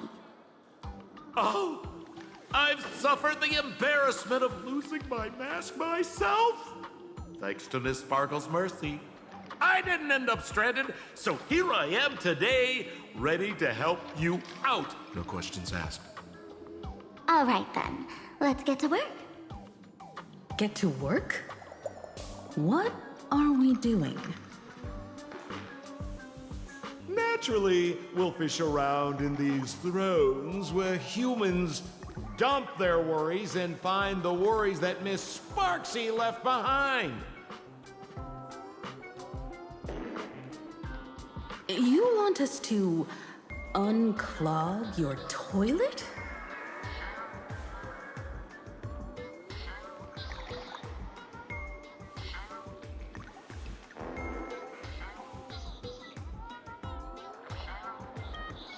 I'm not joking. Don't be too shocked, you two. Let me share a little secret about how we masked fools stay mentally healthy.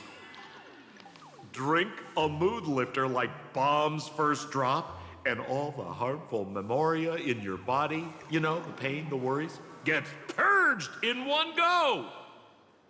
That's how fools pull pranks and have a blast without a shred of guilt.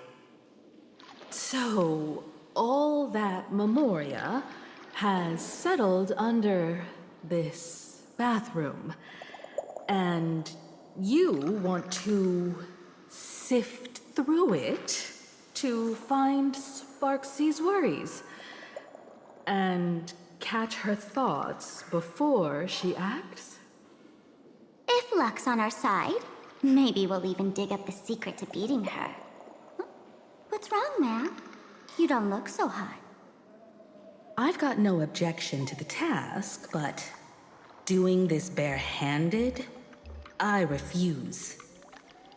Oh, don't worry. When has old Sampo ever come unprepared? Trust me, I won't let you get off that easy. Emotional impact drill. Oh, sorry. Wrong gadget. Oh, this one. Hey, have you heard of a dowsing rod? Well, forget it. I'll spare you the theory. Oh, I tuned the drill bit to resonate with Sparkle's temperament. It'll drill out memoria fountains with similar emotions. But fair warning, use it carefully. It's been a week since Sparksy was here. Keep your guard up in case something else comes bursting out.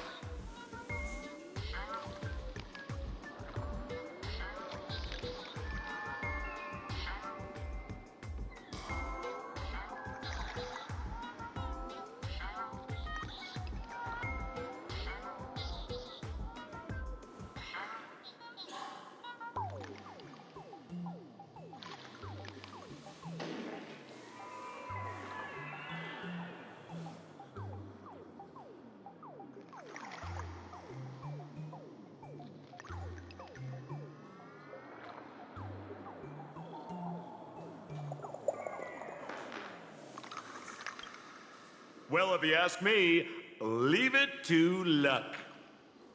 We don't have time for luck. My radar says that pompous imposter would pick the highest spot to vent.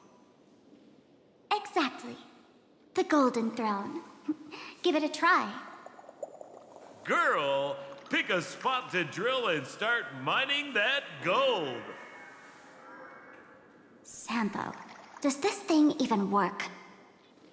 Of course it works. Don't you trust your old pal, Sam?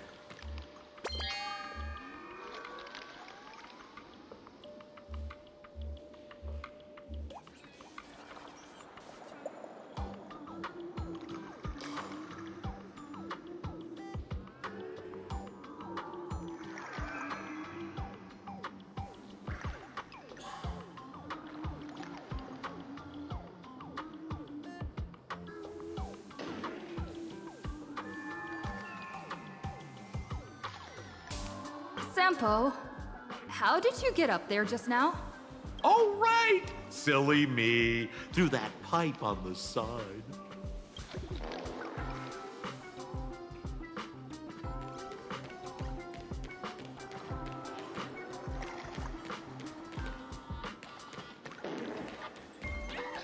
Gotta get ready for a big one of today's bad taste.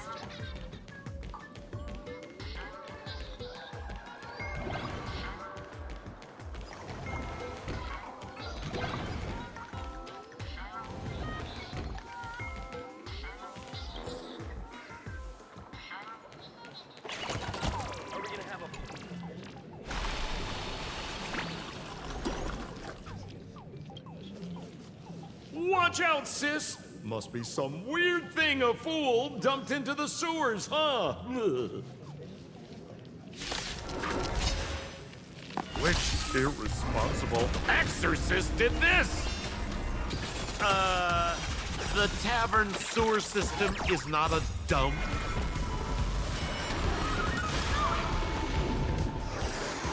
Observe the heavens with my divinations. A bad omen. Don't thank me. That's what I call a good day.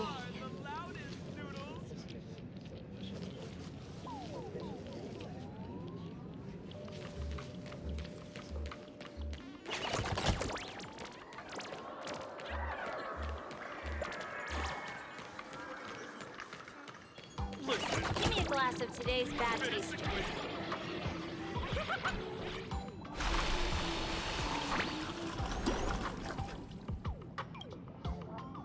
What? That doesn't seem like something she'd be worried about.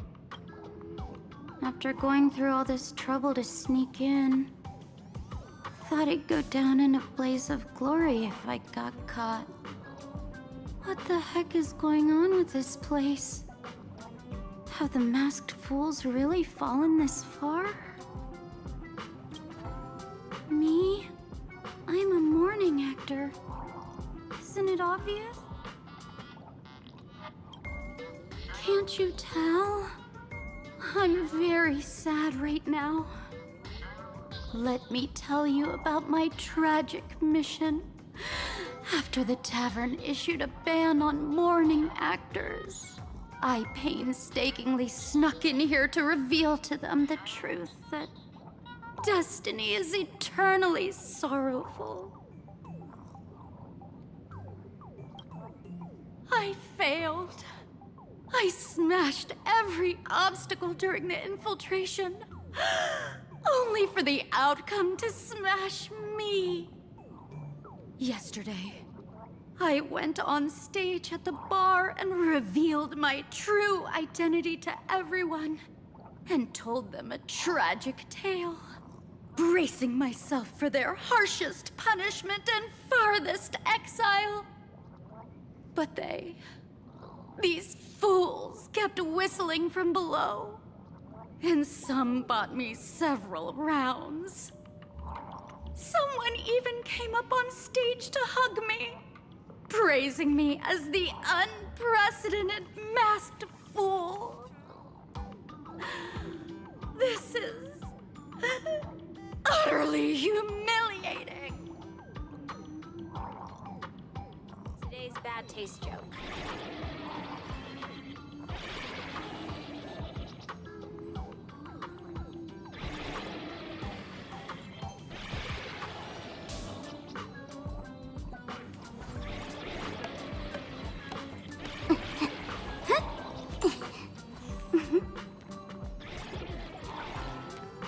Listen. Basically.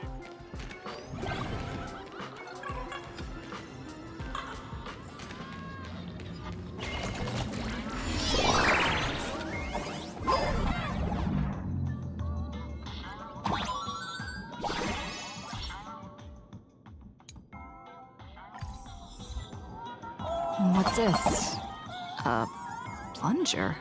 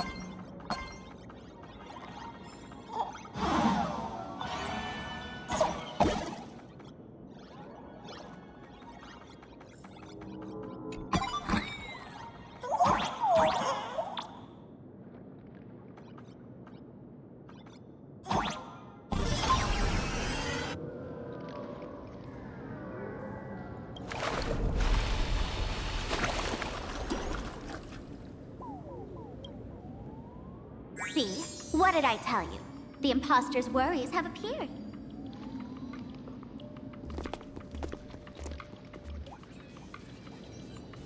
What a rare sight! Sparksicle used to always connect with everyone online. But now, for the first time, she's meeting her fans through the sewer network. Sorry, but we're your haters. Come clean now. What are you planning to do with that mimetic virus you stole? Use Sparksicon as a front to turn everyone into mindless zombies or dancing monkeys? How could I ever harm my dearest, most beloved fans? You took an entire school of teachers and students hostage and turned them into your puppets to help you enter the Phantasmoon games. You're going to argue that you did it all for them? Of course I did. From the very first day I was created, I've been doing exactly what my creator asked of me. Listening to every fan's questions, empathizing with their pain and troubles. They feel insecure about being ordinary, cry when ignored by those they like, and strive to stand out because they desperately want others' approval. Sparksy hears every wish, and she answers. During these Phantasmoon games, I'll grant their wishes through the ceremony of the Master of Elation.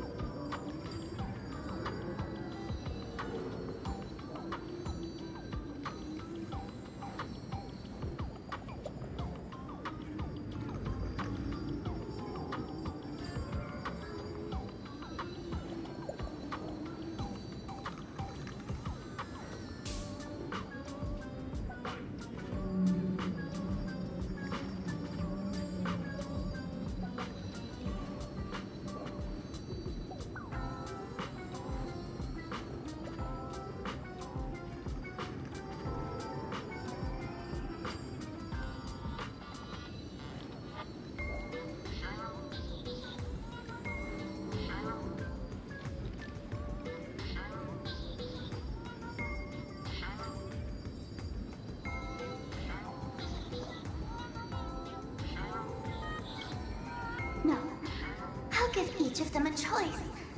The choice to become me. Because deep down, every one of them longs to become Sparksy. To wear this dazzling mask, capture the internet's attention, and bask in praise. You must have heard that saying. In the future, everyone gets their 15 minutes of fame. Now, that moment has come. Sparksicon will turn every spectator into me!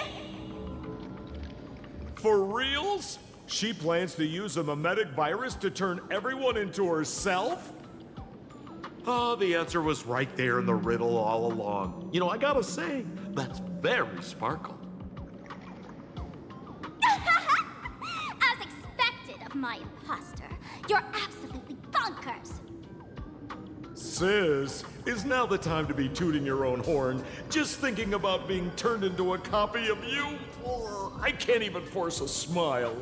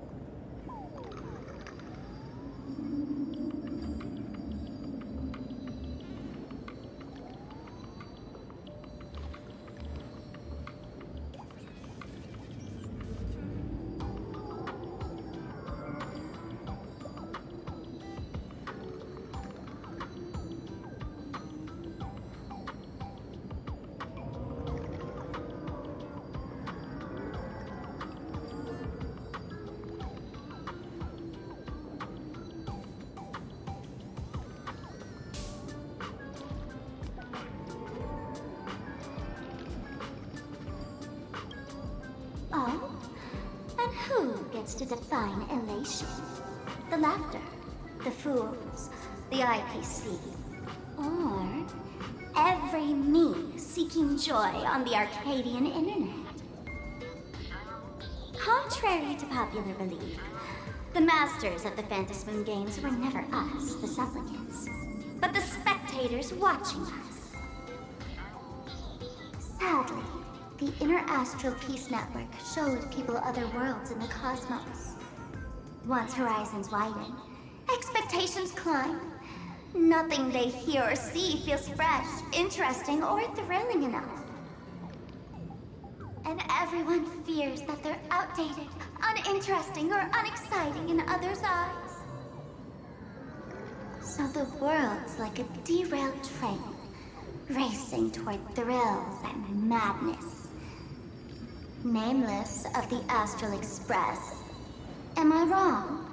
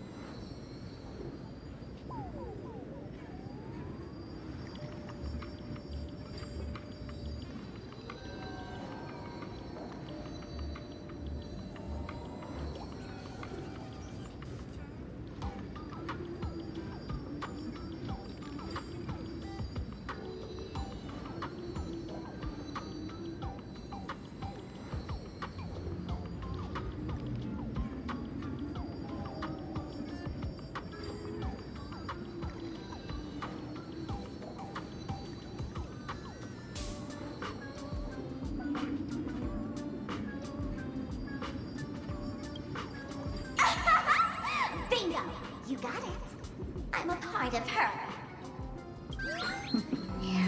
Wherever there's a screen, wherever my audience is, my eyes and ears will be there too. I want to see how far you in this outdated model can go. The harder you struggle, the more spectacular it'll be when I live stream the Astral Express crew's derailment at Sparksicon! I'm looking forward to your resistance, Nameless. Oh, heads up, everyone! She's getting serious. Oh man, the other day I ran into this fan. They insisted on showing me some gallows humor, jokes they found online, saying they were absolutely hilarious. But all he did was show me a video of someone being killed by the Antimatter Legion, then burst out laughing. Come, let's all enjoy this gallows humor together! Gosh it!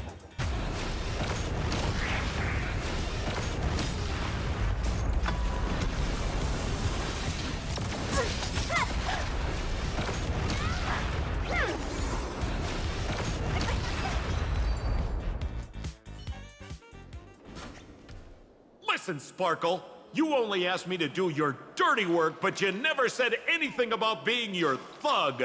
You owe me compensation for emotional damage. Everyone's going to become me soon.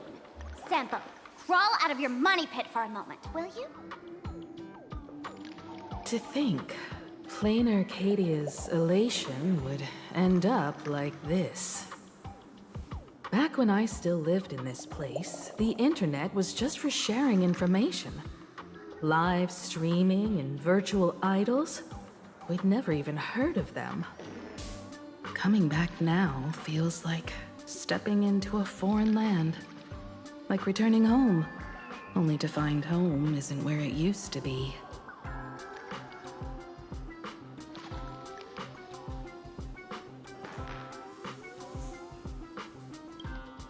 It's just madness wrapped in a cheerful shell. She's convinced that we'll be powerless to stop her plan, even if we know what it is. But I'm not ready to roll over just yet. I know. Even I don't want to turn into that phony's lookalike. Though, we're not that different. Since the fools stashed dangerous things like mimetic viruses in the tavern, I assume they must have also prepared some countermeasures? Ma'am, you give us fools too much credit. This is the tavern, not the well-ordered Herta space station. But I do know a place. With some luck, we might find a mimetic virus cleanup expert.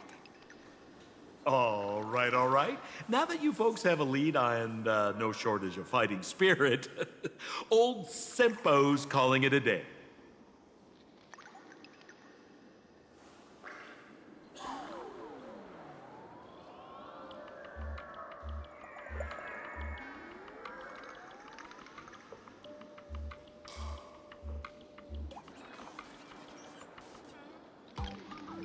The Astral Express always has a way of handling crises, doesn't it? With big shots here, a sidekick like me doesn't need to steal the spotlight.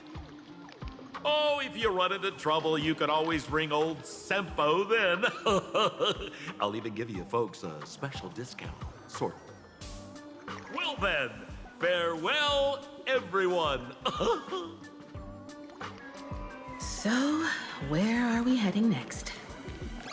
Let's check out Fatal Joke. Fatal Joke? What kind of place is that? Maybe some kind of hospital.